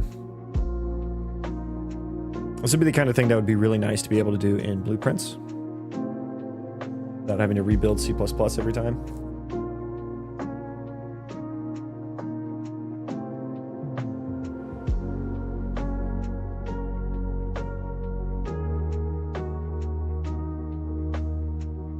Okay.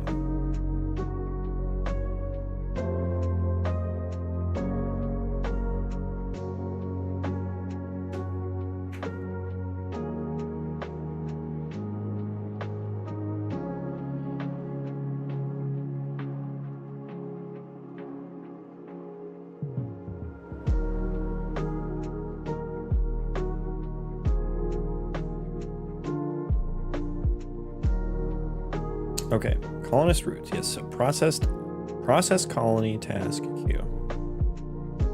Asks set entity interact action. Wait, wait, I forgot. I need a whole way to get the wait, can I get hang on, let me see here. Get entity data. Okay, don't know why that wouldn't filter for me, but get entity data. Colony entity data.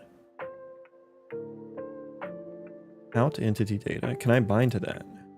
Out data, proxy actor data, proxy actor.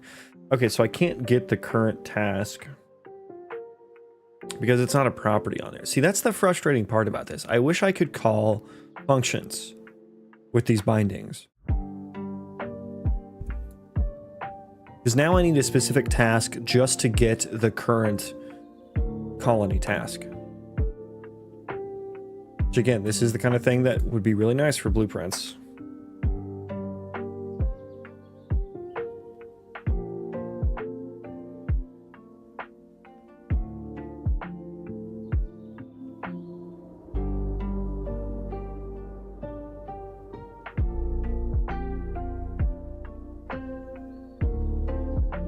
So, I mean, it just makes writing modular things kind of annoying.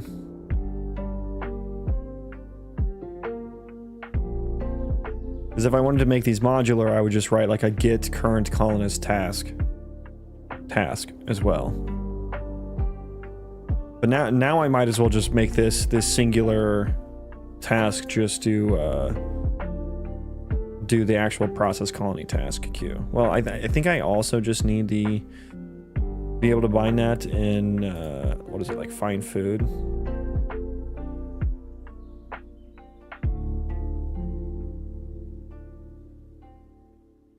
Well, this one, yeah, I don't actually grab it. I don't actually do the processing from it, I guess.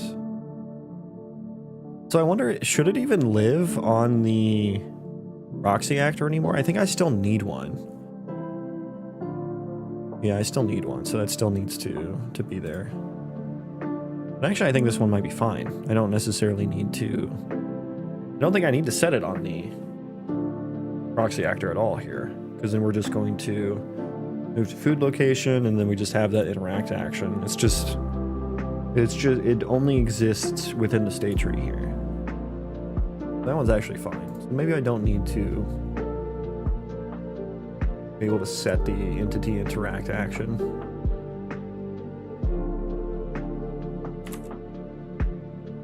See, now I need to write a task just to call a single function for getting the current task.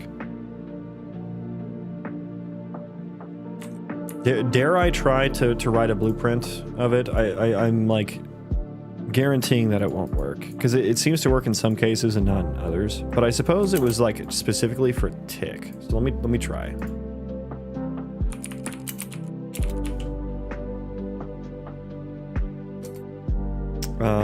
Get current colonist task.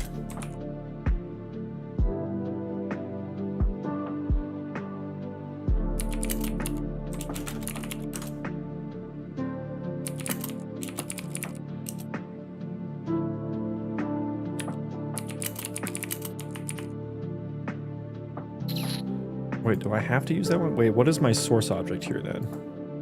Oh, I have to use entity subsystem maybe?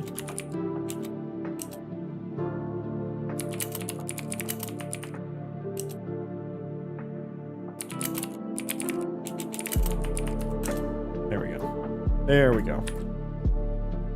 Data type, colony data.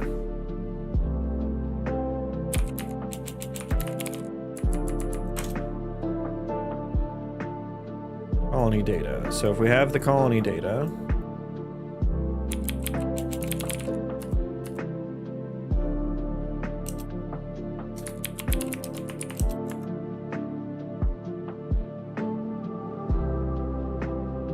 and I want colonist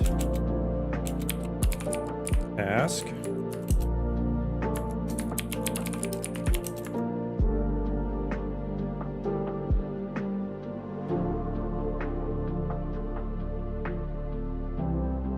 Colony, whoops. Colony data. Get task queue. Is empty. Branch.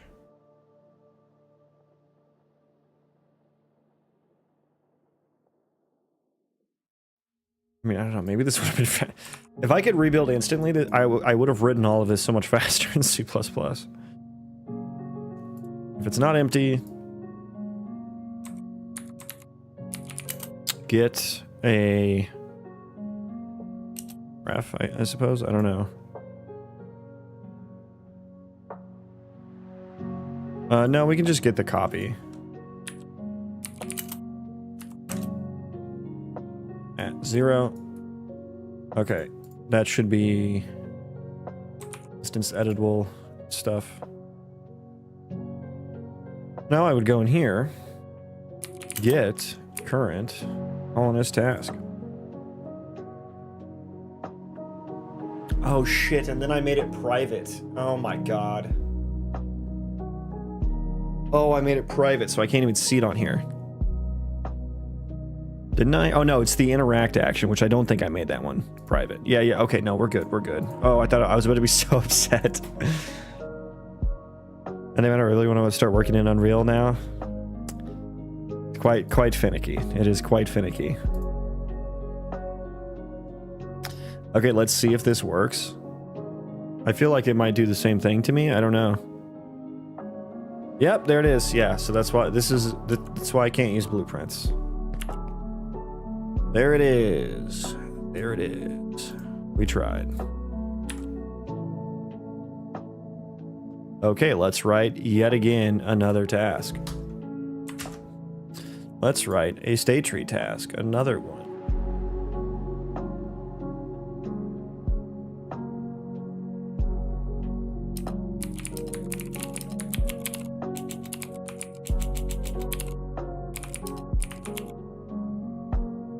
Get current colonist task. Oh boy.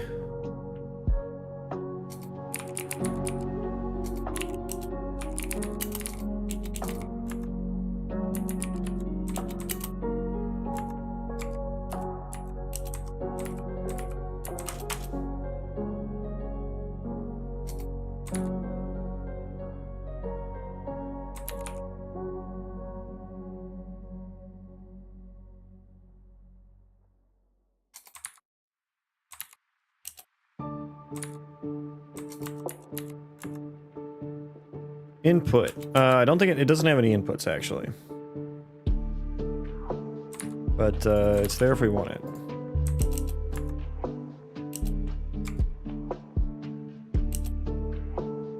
Can you see total line of code in current project? I'm not sure if Writer has a way to do that or not. More free code, yep. More garbage code, free for everyone.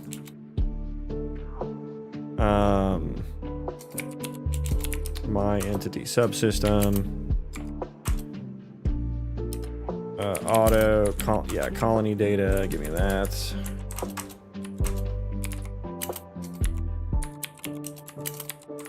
If colony data and task queue is not empty. Oh, I guess I need the output. Property edit. I'll just say visible anywhere. Category. Output. And that needs to be, yeah, a copy of the colonist task.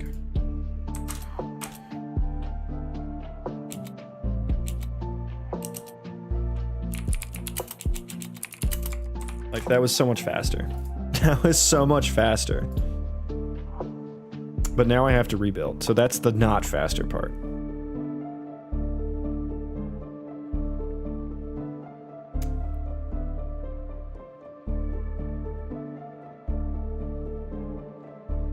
That's the not faster part.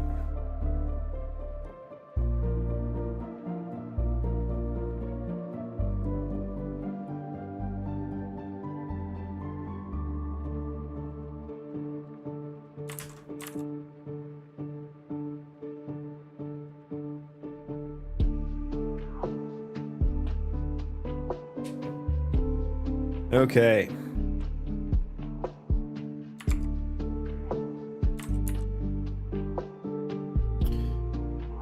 It closed all of my editor windows. Wonderful.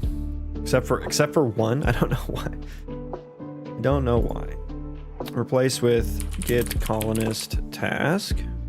And I forgot to put the category on it.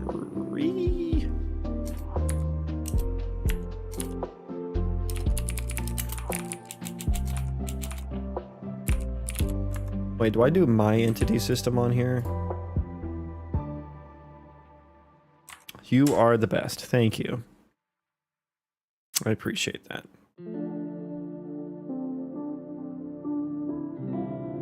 Okay, let's see if it works.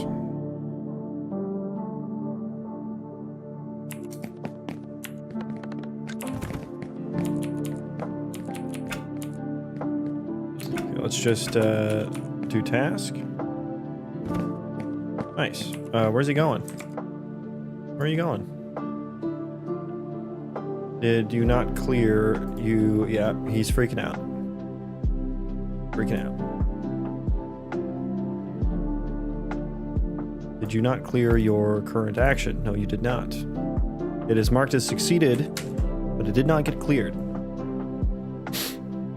Is the process thing not running?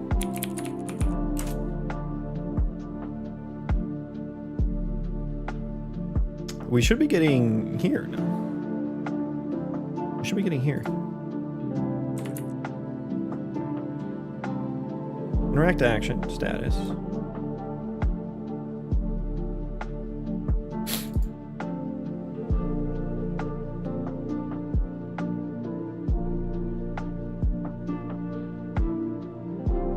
So update status.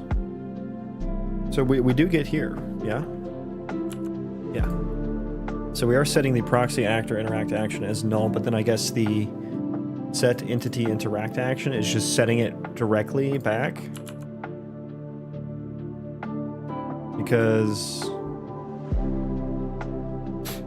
it just immediately set it. So, God, there's like a sequence of events that needs to happen here.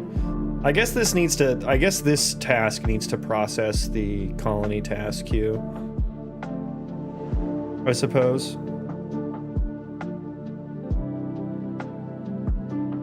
What happened there? Your character gave the other character the task and the other one built it. Yep, that's what happened. But he didn't clear it, so now he's running to 0-0 because he didn't clear the task.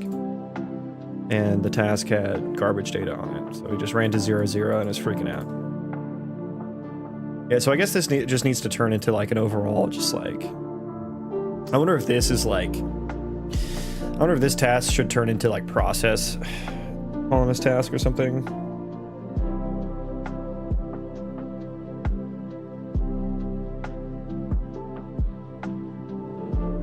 Because it seems like, I think what happened, what state was the colonist task in? Oh, I'm breakpointed, aren't I? Stop that. So colony entity data. Yeah, your current task is still, it's still marked as it's marked as in progress.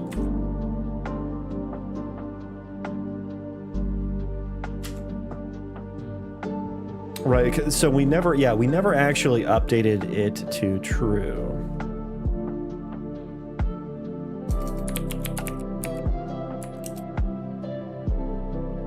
Update task status.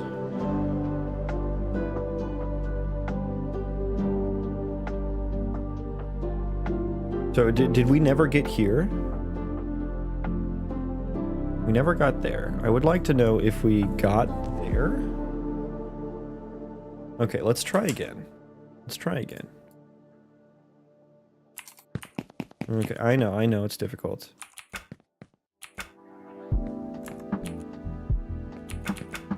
So do that. Okay, so we did get here.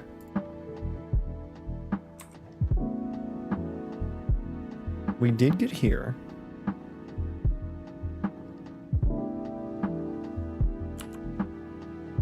Construct action is null. Task to handle interact action has been set to null at this point. And I suppose... I guess let me look at the logs. Oh god, of course it's just garbage. Finish building. I guess I don't know if the process interact action got there or not. I'll put a breakpoint there. That one...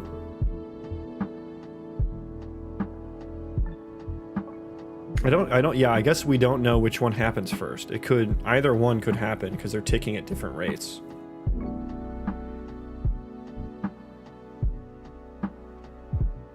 Yeah.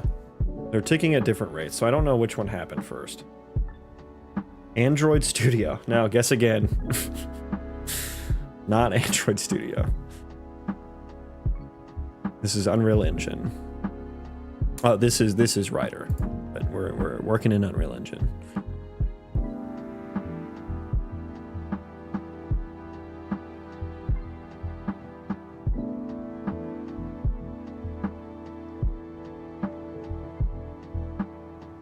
So I think... Oh, I'm still breakpointed, yeah. I think... So we won't have that there, because I assume because we've set the interaction, the interact action from the... I guess let's see. No, I mean, we got here. Although...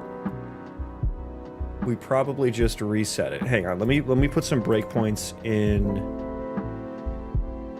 Process task queue... Yeah, I think I should just call process task queue.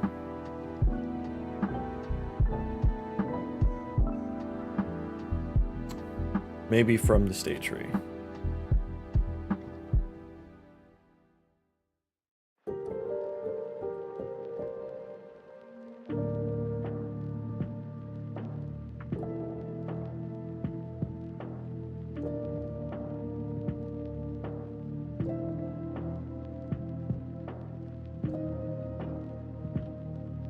Right now, I'm only calling this when a task updates.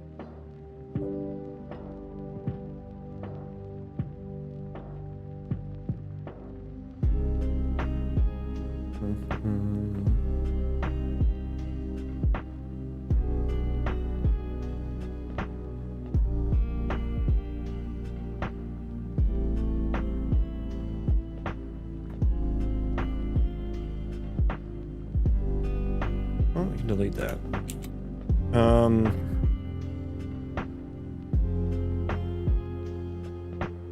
So yeah, when do we get here?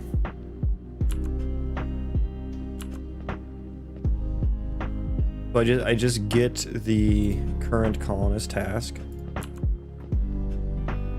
Yeah, which never left the queue. Well, yeah, I guess I have the old one in the queue too.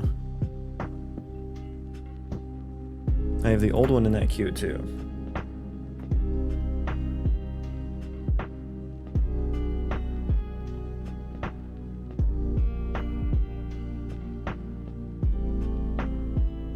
Yeah, I feel like this should call process current task.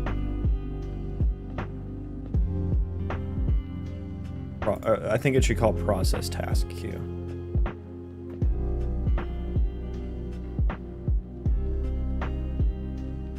Like we call process task queue, and then we get the current, and then return current task after this is called.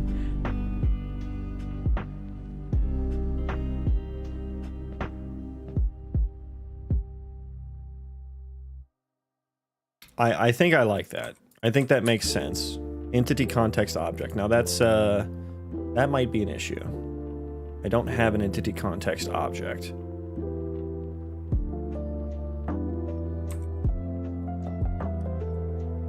I just have the colony data.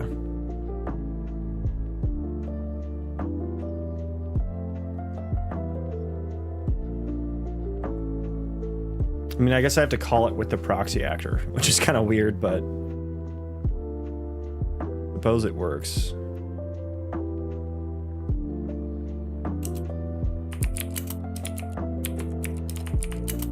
Or I could just change the signature. I don't know. Because I do need to call, I do need that to call update task status. I guess the only reason I'm calling it is because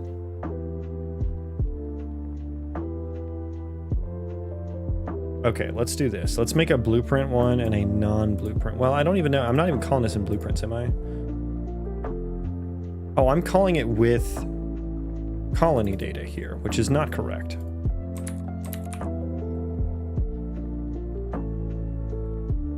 That was not correct.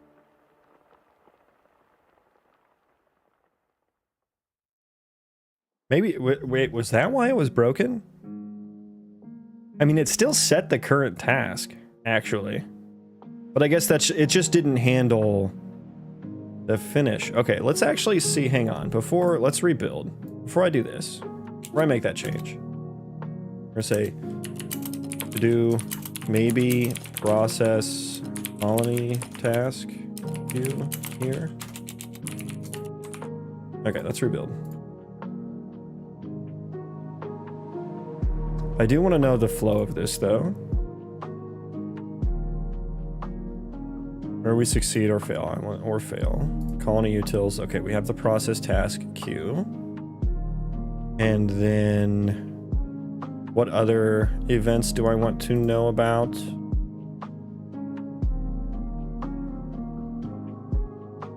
Set entity interact. I mean, I just know that that'll happen just afterwards.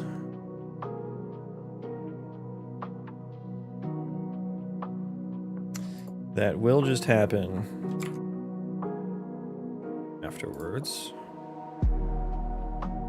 The build, yeah, the construct. Okay, I do have that there. And then I do have that there. Okay, so we are breakpointed everywhere that I care about at the moment. Let's test that real quick.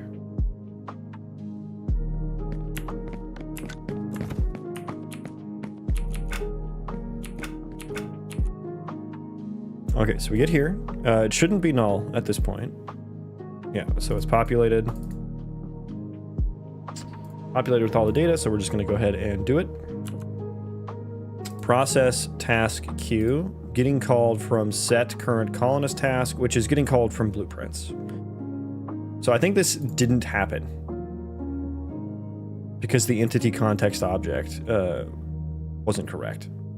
But I think this part didn't happen. Let me look at my current task here. It is construction. We do have the interact action on it that has like the payload. Move to location, interacting with. Yeah, that all looks good. And what is his what's the task status? It is task not started. So we are going to update status. Which maybe I want some breakpoints there. And maybe I'll just have a breakpoint here. But we are going to update the status. Did I not? Or maybe this is a different thread. The instantiated current task is set to. Okay, it did mark task status as in progress.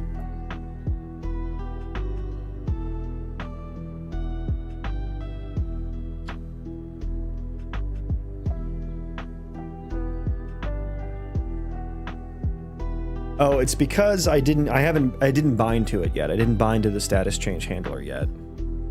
At that point. Right?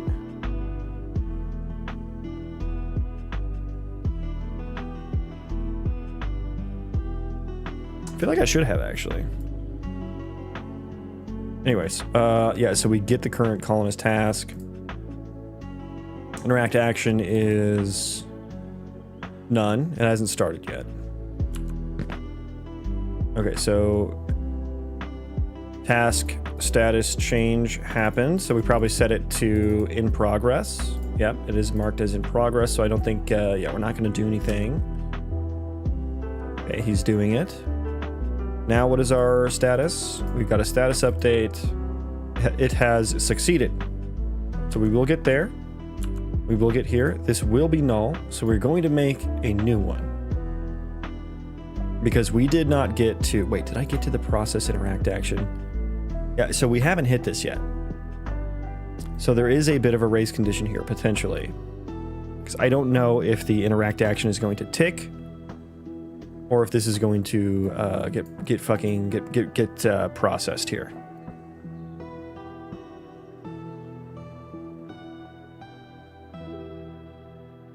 Because it's on another thread. So we're going to set it equal to a new thing.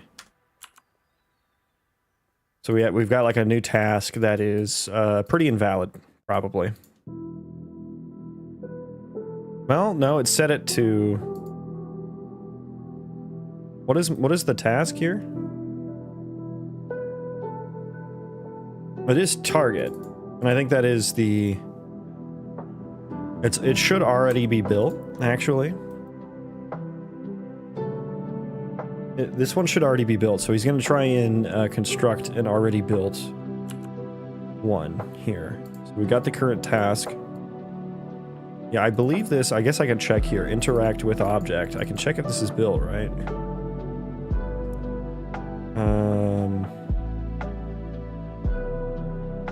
Is built is true. Yeah, so this is already built. We're returning the task. Now we are succeeded. Wait, so how did we get here?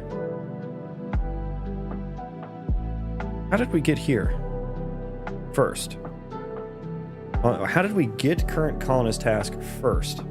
Because I don't feel like the process interact action never got a chance to respond to this event.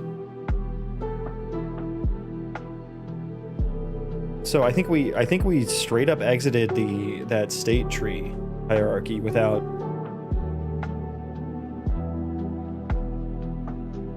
like hitting the exit condition or something. Because now we're here, but I think we're coming back in the second time now. We go to that state. Now we're just bouncing around between these two.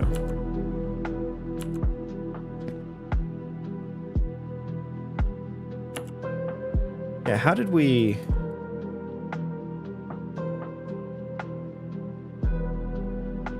Oh, this just goes straight to root if it fails. Yeah. Okay, that's, I think that's maybe what happened. Although, why would that have failed? I don't think this would have failed.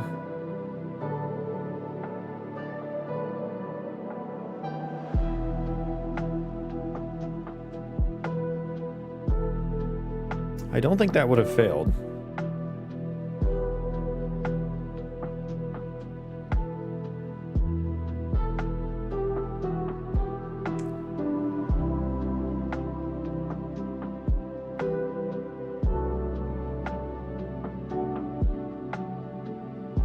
Weird, yeah. Why didn't we... This should have completed. Or I guess maybe it never completed. That never completed. I need some breakpoints in here now too.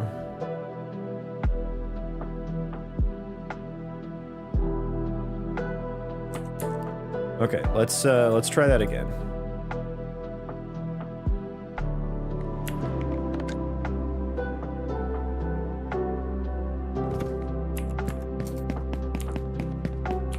Okay, join my colony. Okay, yeah, we build the construct task. We process task queue because we have set the current task from the blueprint after building it. We get here twice. Yeah, because I recursively call it, but it does nothing the second time. May I ask why you don't use AI to generate code? Because it doesn't work. It doesn't. That can't solve. AI can't solve every problem, my dude. It's not how it works. I've been watching your stream for too long, never seen you try AI. I use it for some things, but AI doesn't understand my code base. Like, it's a very large project at this point. Like, AI is not good for doing very specific tasks. Because you'll have to hold its hand to get it to do everything. And at that point, you may as well just do it yourself. Because you'll, like... you can't... It's not how vibe coding works, basically. Like, vibe coding is great for getting things off the ground, for starting projects quickly, for proof of concepts. It's great for very generic use cases. Like, I have prompted some functions in here, right? I've done some things that are very, like, geometry-related equations, right? Like, I need an oriented box-to-box intersection overlap query. Like, AI can one-shot that, right? It's great at that. And that would be, like, a very annoying and slow function to write. And I've done that, you know, trilinear interpolation. There's another example of what I used it for. Very nice for those things. But when you need, like... You can't be, once you get to a certain point in your code, you can't prompt by behavior anymore. You have to start prompting by implementation, or else it's going to generate garbage and not understand what you're wanting done and where. But then you have to start prompting by implementation. And prompting by behavior is when you say like, hey, I need these things to happen, right? I need this kind of functionality. And it will go through your code base, and if it's a smaller code base, a young code base, you know, it'll start implementing that totally fine. But when you get a large code base and you've written a lot of your own systems and you need it, whatever the new thing is, the new functionality is, you need that to work with your particular systems in a particular way. If you just prompt by behavior there, it's not going to get it right. It's not going to implement it correctly. There's either going to be bugs, it's not going to do what you wanted to, or it's just going to fail completely to get it done, right? And so then you have to start prompting by implementation, which means that you literally have to hold its hand and you have to say, do this specific thing in this location, in this file, use this function to do this. And, you know, yeah, sure. Can that still be more productive? It can, but you have to come up with really good context. You have to come up with really good prompts. And even if you're using the like, you know, agent mode or whatever, where it actually does the edits for you and stuff, it's wrong a lot. Basically, is what it's at that point. It's wrong a lot, and that's the point that actually, once you get to that point of a complex system, complex code base with a bunch of different systems, very specific behavior needing to be implemented in very specific ways, that's the job of a software engineer. That's the job of a computer programmer, right? That's where most of the job is. It's not in the former, where you're just getting things off the ground, proof of concepting something, you know, starting a code base like that. That is not the majority of the job. The majority of the job is the latter, where you have to do very specific things in a very specific ways. And once it gets to that point, it's not as useful. And once you get to that point as a software developer or a software engineer, you already know what needs to happen, right? Like writing the code isn't the slowest part there anymore. The slowest part is figuring out what code needs to be written. So you're bottlenecked by your ability to think through the systems that you've written already. And you would have to do that same thing when you get to that point with AI, because you'd have to start prompting by implementation.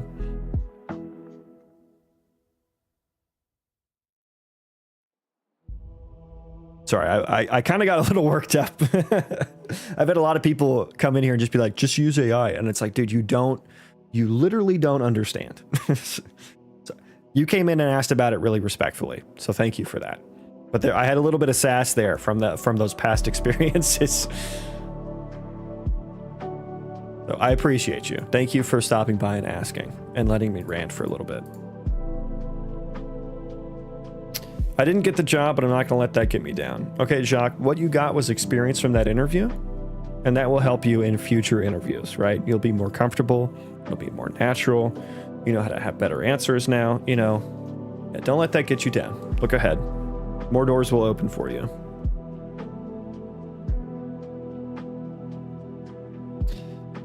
And also, just like, you know, using AI to write code it's super helpful if you don't know syntax, right? If you don't know the syntax, it's super helpful. But once you've been writing code for long enough, it's not. It starts to become less and less helpful because, like I said, the bottleneck is no longer figuring out the actual code to write. It's figuring out how to write it and where. You know, it's the architecture part of it, not the typing speed / syntax part of it. Train yourself, not AI. Yeah, you can train yourself by using AI, but it does need to be a intentional. Like, you have to very intentionally do that. Let's continue our breakpointing here. Like, AI would 100% not understand the flow of what's happening here either. Okay, we updated the status to what? In progress, probably? In progress, cool. Okay, we should be done now. This should have gotten updated to success. Yes, succeeded. Okay, so here is, it got updated to succeeded from blueprints. Yeah, and it called all the way down here. So now this interact with object, I need to see this get called again and return succeeded. Oh. But I mean, that should still work. That should still work. Instance data. Oh no, it doesn't. Oh, that's why this doesn't work. If instance data return status. Wait, what am I doing with the return status again?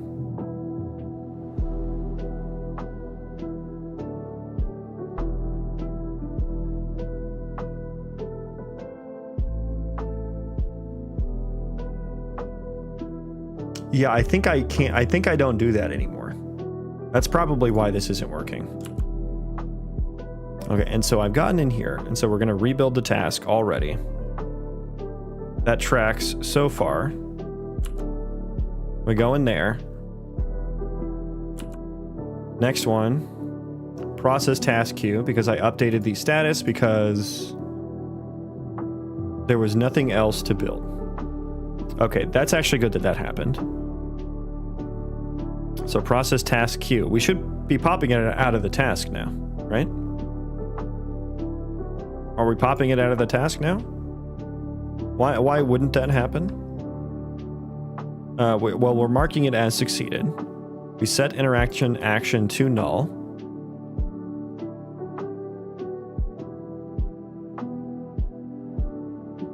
The new status is task succeeded. We're going to process the next task. What is the current task now? It should be succeeded. Wait, why is it not succeeded? What is in this queue?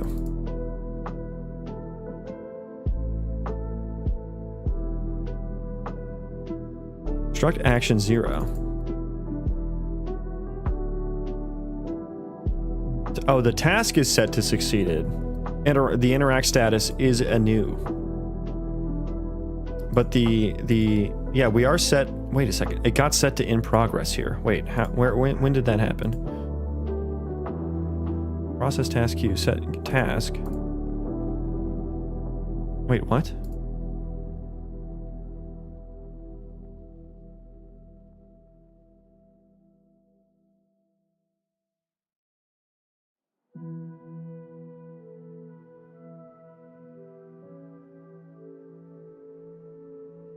How did this get changed to in progress?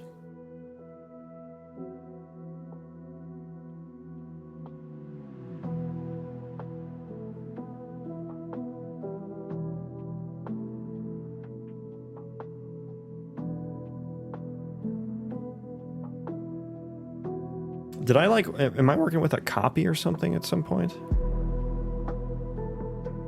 They're all being passed by ref.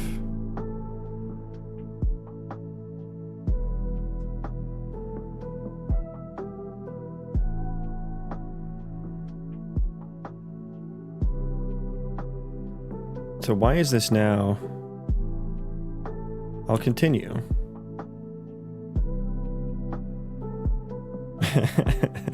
Okay. Weird. Okay, yeah. So one thing I definitely need to change is this now. We're just gonna always call interact with object, I think.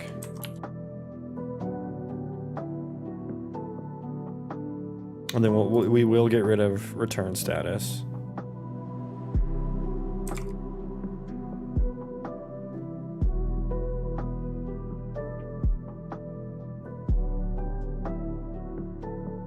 Spinny boy, I know, he's freaking out. He doesn't know what to do. I should probably fix the rotation such that he doesn't do that. There's a lot of things I need to fix.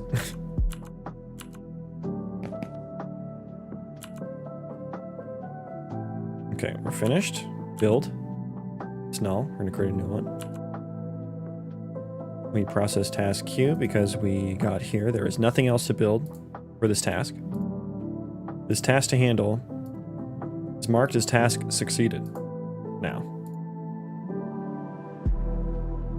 But for some reason, looking at it here, it's set to in progress. When did that happen? That does not make sense to me.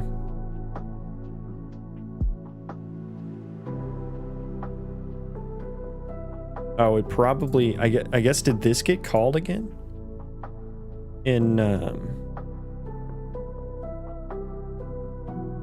So I guess nothing happens here. we would be getting here and doing nothing. But I feel like it should be getting here. It should be getting marked as succeeded. It's not. So where is it getting? Where is it? Where am I updating the task status? Wait, I thought I was doing it here too. Oh, we just call it directly there. Oh, because that's the interact status got updated, but not the colonist task status. God, I need to be able to keep those straight. Back to the stack trace. There. So current task. Yeah, okay, so yeah, where does this one? Yeah, that's the issue. Interact action got updated from there. Yeah, where did this? So this is still a piece of confusion for me. That is only called from one place. Which is here.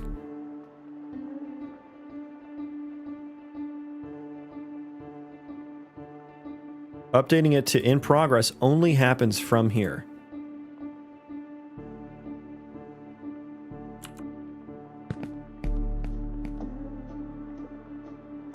Why on earth does that happen?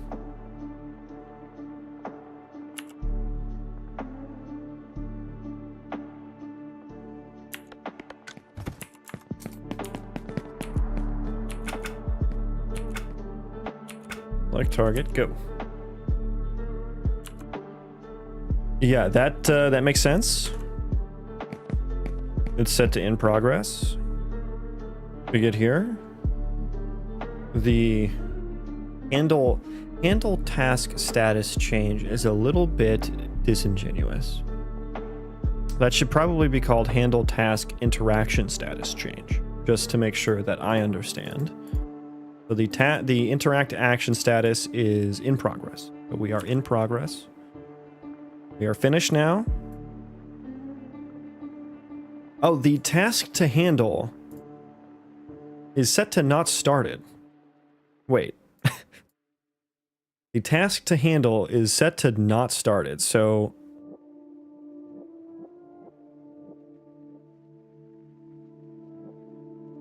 I should start it. I should start it, right? I should probably mark it as started. And I guess that's kind of what I want the... I guess that's kind of what this... I'm thinking. That's why process colonist task should probably get put here. But why didn't that ever get hit? Yeah, why didn't we never hit that? Process task queue.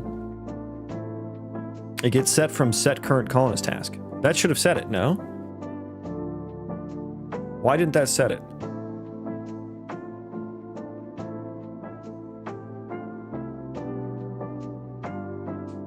Why didn't that set it?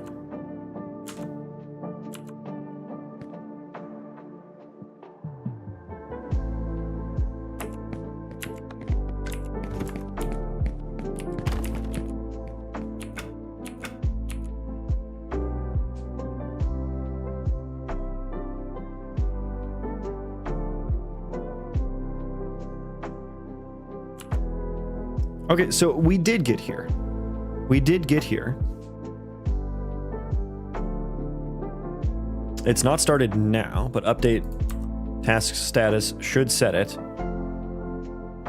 I guess I'll put a breakpoint there just to like, yeah, we got here. The new status is in progress.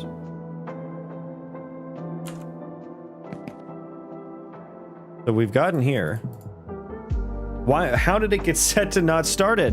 What happened? What happened in between those two events?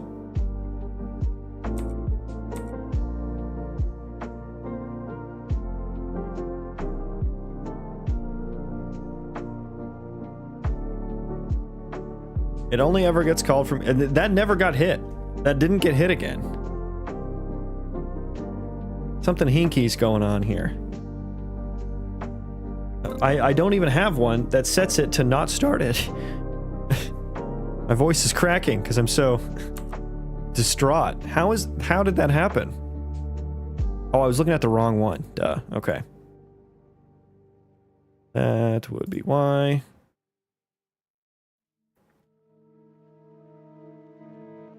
Okay, yeah, there's no... Oh, I was looking at no, I wasn't looking at the wrong one. I'm going crazy, guys. What is happening here? Yeah, that's only ever called from here. I never set it to... So unless this is a new task... Okay, hang on. I'm gonna restart. We need to restart. Fresh slate here. There's got to be like a copy or something that I'm not accounting for. That didn't actually update or something. Go. So the task to handle will be not started at the moment. We are processing the task queue because we set the current colonist task from blueprints. We're going to process the task queue. It is marked as not started. So we will update it. It is a reference. It is a reference. It is marked as in progress. The colonist task is in progress. We get here. It is not started. Okay, the fucking... Oh, the fucking delegate. It's the delegate. Task to handle. This isn't...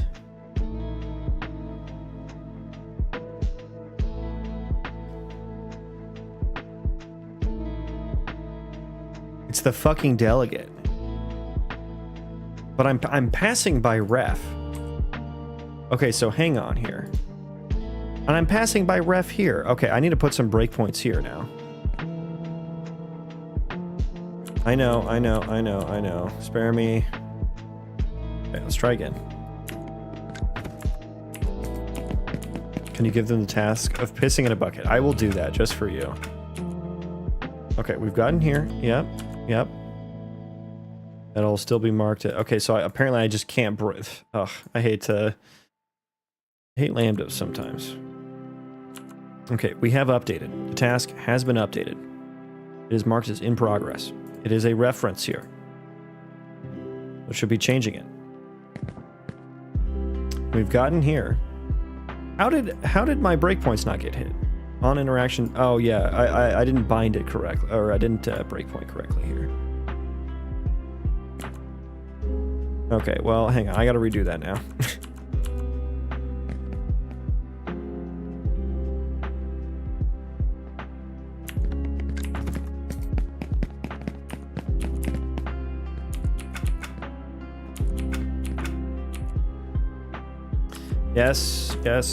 Yes, that's all well and good. Go, yeah. Okay. This should be in progress. It's not.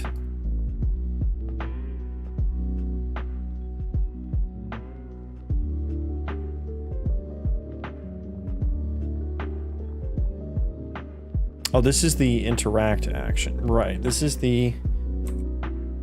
Now this is going to get to handle task status change here, and it's going to get here next, and the task is not going to have been updated.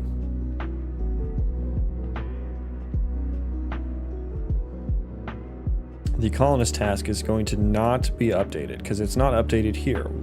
I don't understand why. Why? On interaction status change, we're binding a reference. Is that not allowed?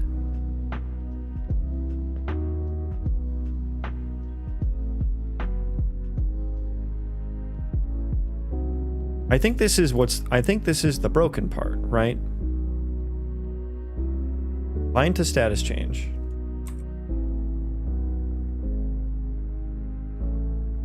Which gets called from here, which it's all passing a ref.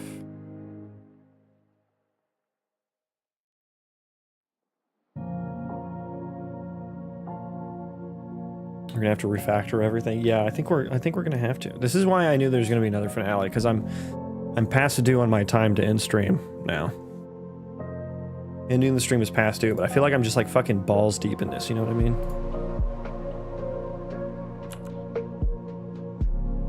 So yeah, this is just, I mean, I think I would want to handle this a little bit differently anyway, but like this is just straight up wrong as to what the code is doing. I mean, there's definitely something I don't understand. I have a feeling it has to do with the delegates. I am passing an additional arg to the delegate.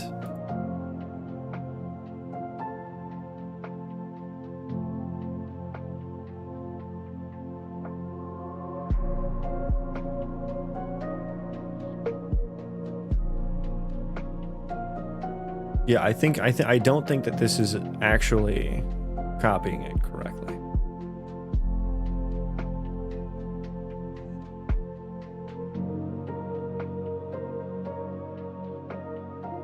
Let me think here. Can I do something like this?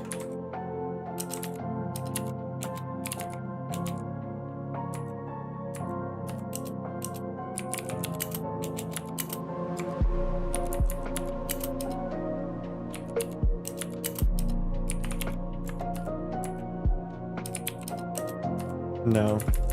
How did I do?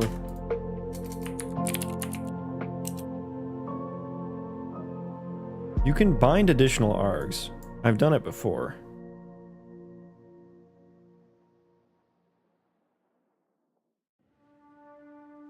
Bind, oh, it's this bind action.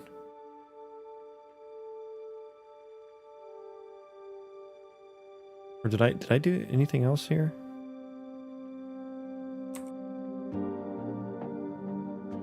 It just takes in additional. Okay, so no, I didn't do it there.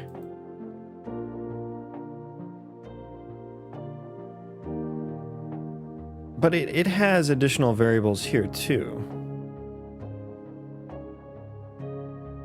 What are we making? We're making a mess right now.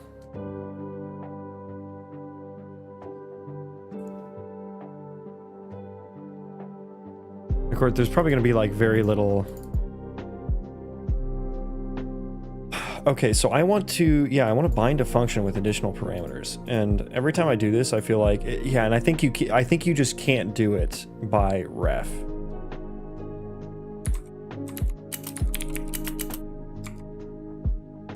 I think I tried to find a way to get around it.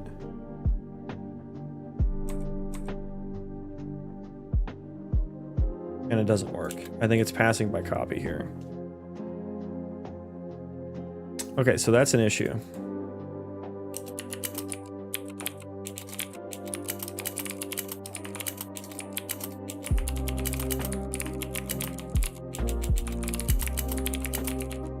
Okay, so I need to fix that. That'll be for next time, unfortunately. And then I potentially also, this is not, the interaction state is not completing the way I'm expecting it to either. So I need to look into that.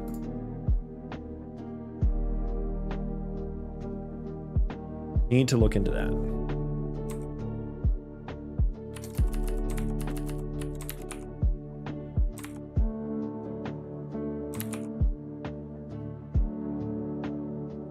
And then potentially calling, yeah, maybe call process colonist task, colony task queue there. Because we kind of have a race condition happening, potentially. It's just making things more confusing. I'm going to have to handle more things if I continue to have it that way. So I think maybe... I'm wondering if handle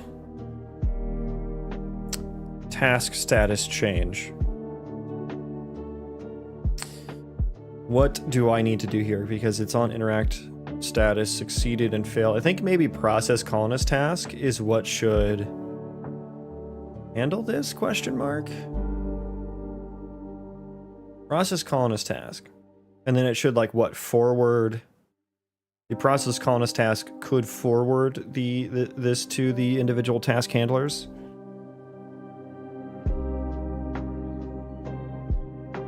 Instead of having to bind it, that would fix my delegate issue that I think I just stumbled across.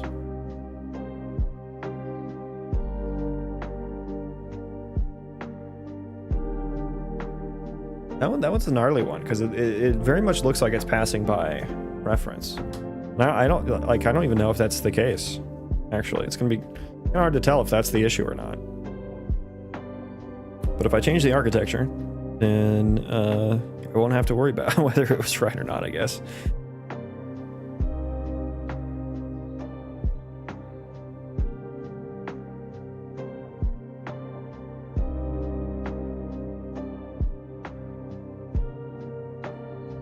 So if I call process colonist task from in here, that allows the interact action states to respond to the interact action status change, which all of the individual things to interact with will be calling that. Update interact action status to success or failed. Then the interact with object will hopefully be able to pick that up here. Return succeeded. Which means that we should reset to root, which means from the root we'll get back down into the process interact action, which will pick up that it is succeeded. We'll set that to null. It'll return succeeded. I guess it'll go back to root and then back in.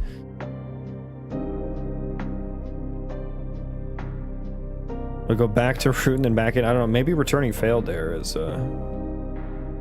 better. Although I would like to, like, whenever this returns, I guess maybe I need an exit state on process interact action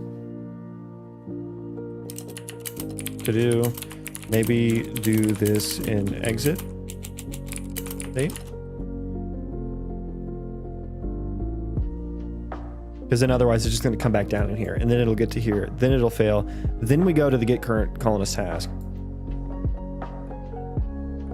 and then this is where we'll call the process colonist task queue. Process colonist task queue. You know, if there is no task queue, nothing happens. It'll go through, then we'll do our idle wander logic. All of that will happen again after we're done wandering and idling. And we'll get the current task. Now, if there was one that was completed already, now let me think about that. We'll do there's a task that got completed. Yeah, so the current task is one that is like complete or something. What will have updated that? What will have updated that? I guess here, this is where I would want to call the update status. I mean, I guess this is where I would have wanted it to be called. But this happens through the binding, which means I can't actually update the task to handle status from here.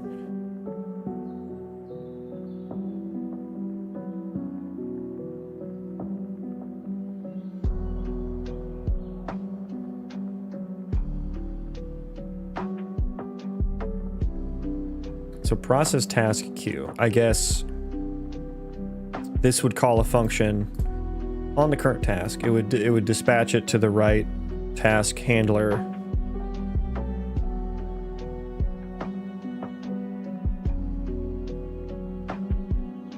Although, would this ever want to respond to any other events? It kind of sucks to lose that functionality, to be able to respond to the interact status, the interact action status change events that happen throughout the interaction process. It kind of sucks to lose that.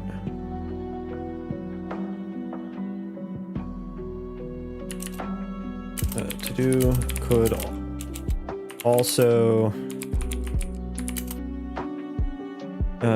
also call a function on the relevant task handler here, instead of relying on the interact action status change delegate. But yeah, but then I would only be, the only event I would have is when the task queue gets processed, which is, I think that's fine for everything that I'm doing right now. I'm literally just, this is only one task, right? Like there's there could very well be some scenarios where I want to be able to respond to the interact action status changing.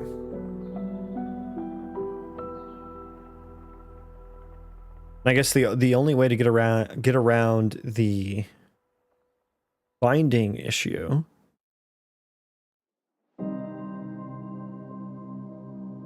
is there a way for me to rewrite that binding?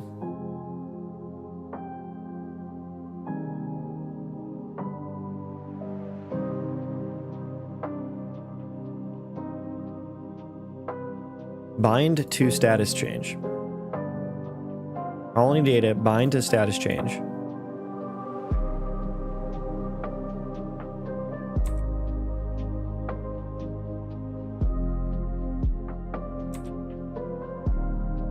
Test handle interact action. Interact action status change.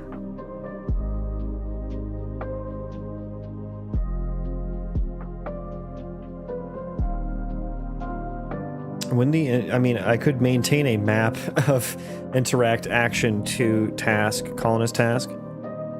That, I feel like that shouldn't be necessary. That's kind of ugly.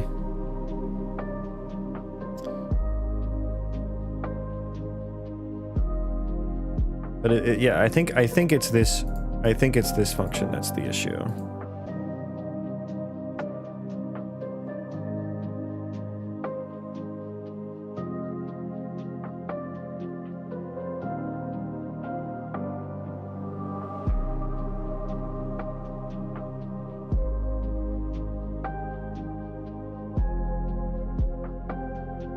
It's calling it with an old task.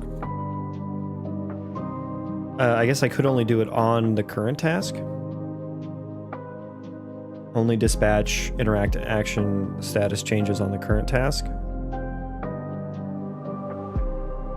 But I don't know that is the proper interact action, I suppose. That's the issue.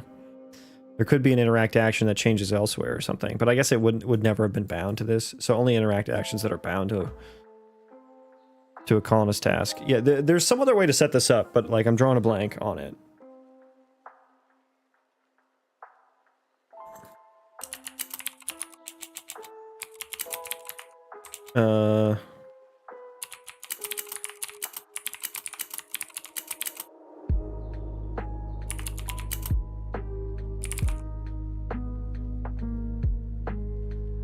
Yeah, there's got to be some other. There's got to be some other thing.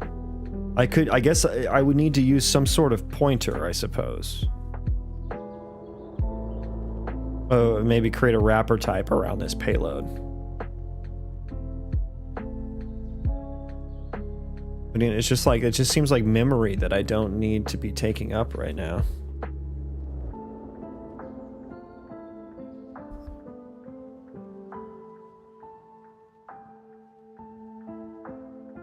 Yeah, and then, yeah, there's just no other pattern that's standing out to me as to how I would get this.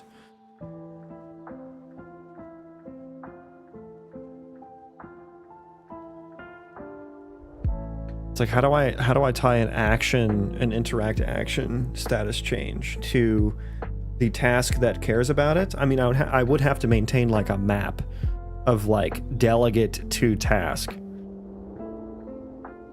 which I thought is basically what this lambda was doing. But I guess I would need to specifically do that.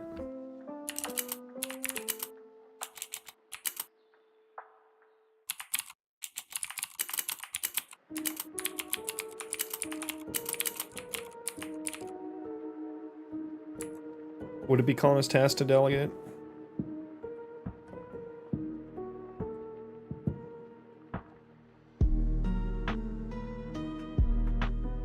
So it would be something like that, right? I think it would be interact action to task to colonist task.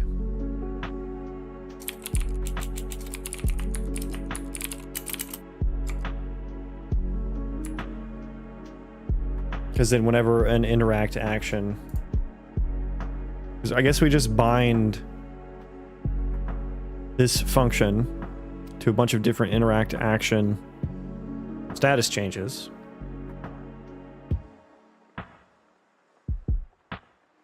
And that when they get executed, we grab the proper thing. So yeah, that could be that would be a way to do it.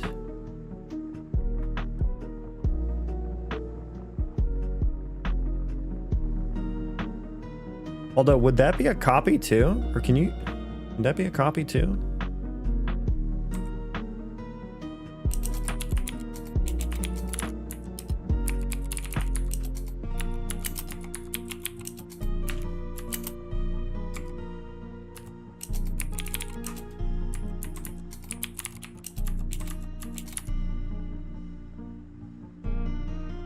I mean, I guess you could do that, yeah. You can put the ref in there.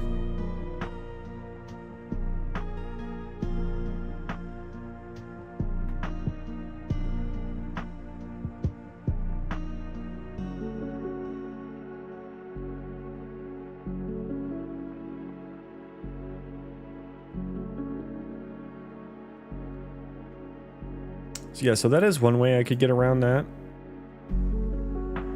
Or so I kind of have two options, or maybe I want to do both. Well, my other option is to call a function here.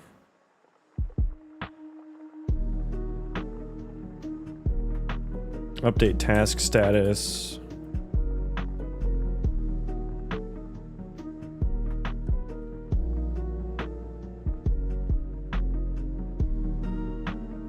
Yeah, I'll have to think about that.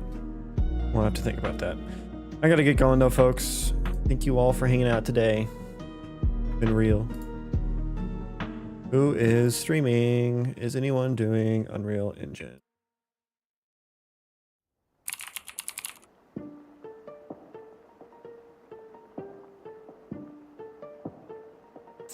Building an abandoned house.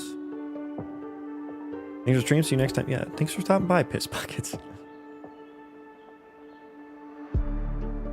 Rabbiteer. Okay. Why? Maybe it's just the lack of music. I mean, of audio. Building an abandoned house, or Team Vash. French, Unreal Engine 5, card activation attributes.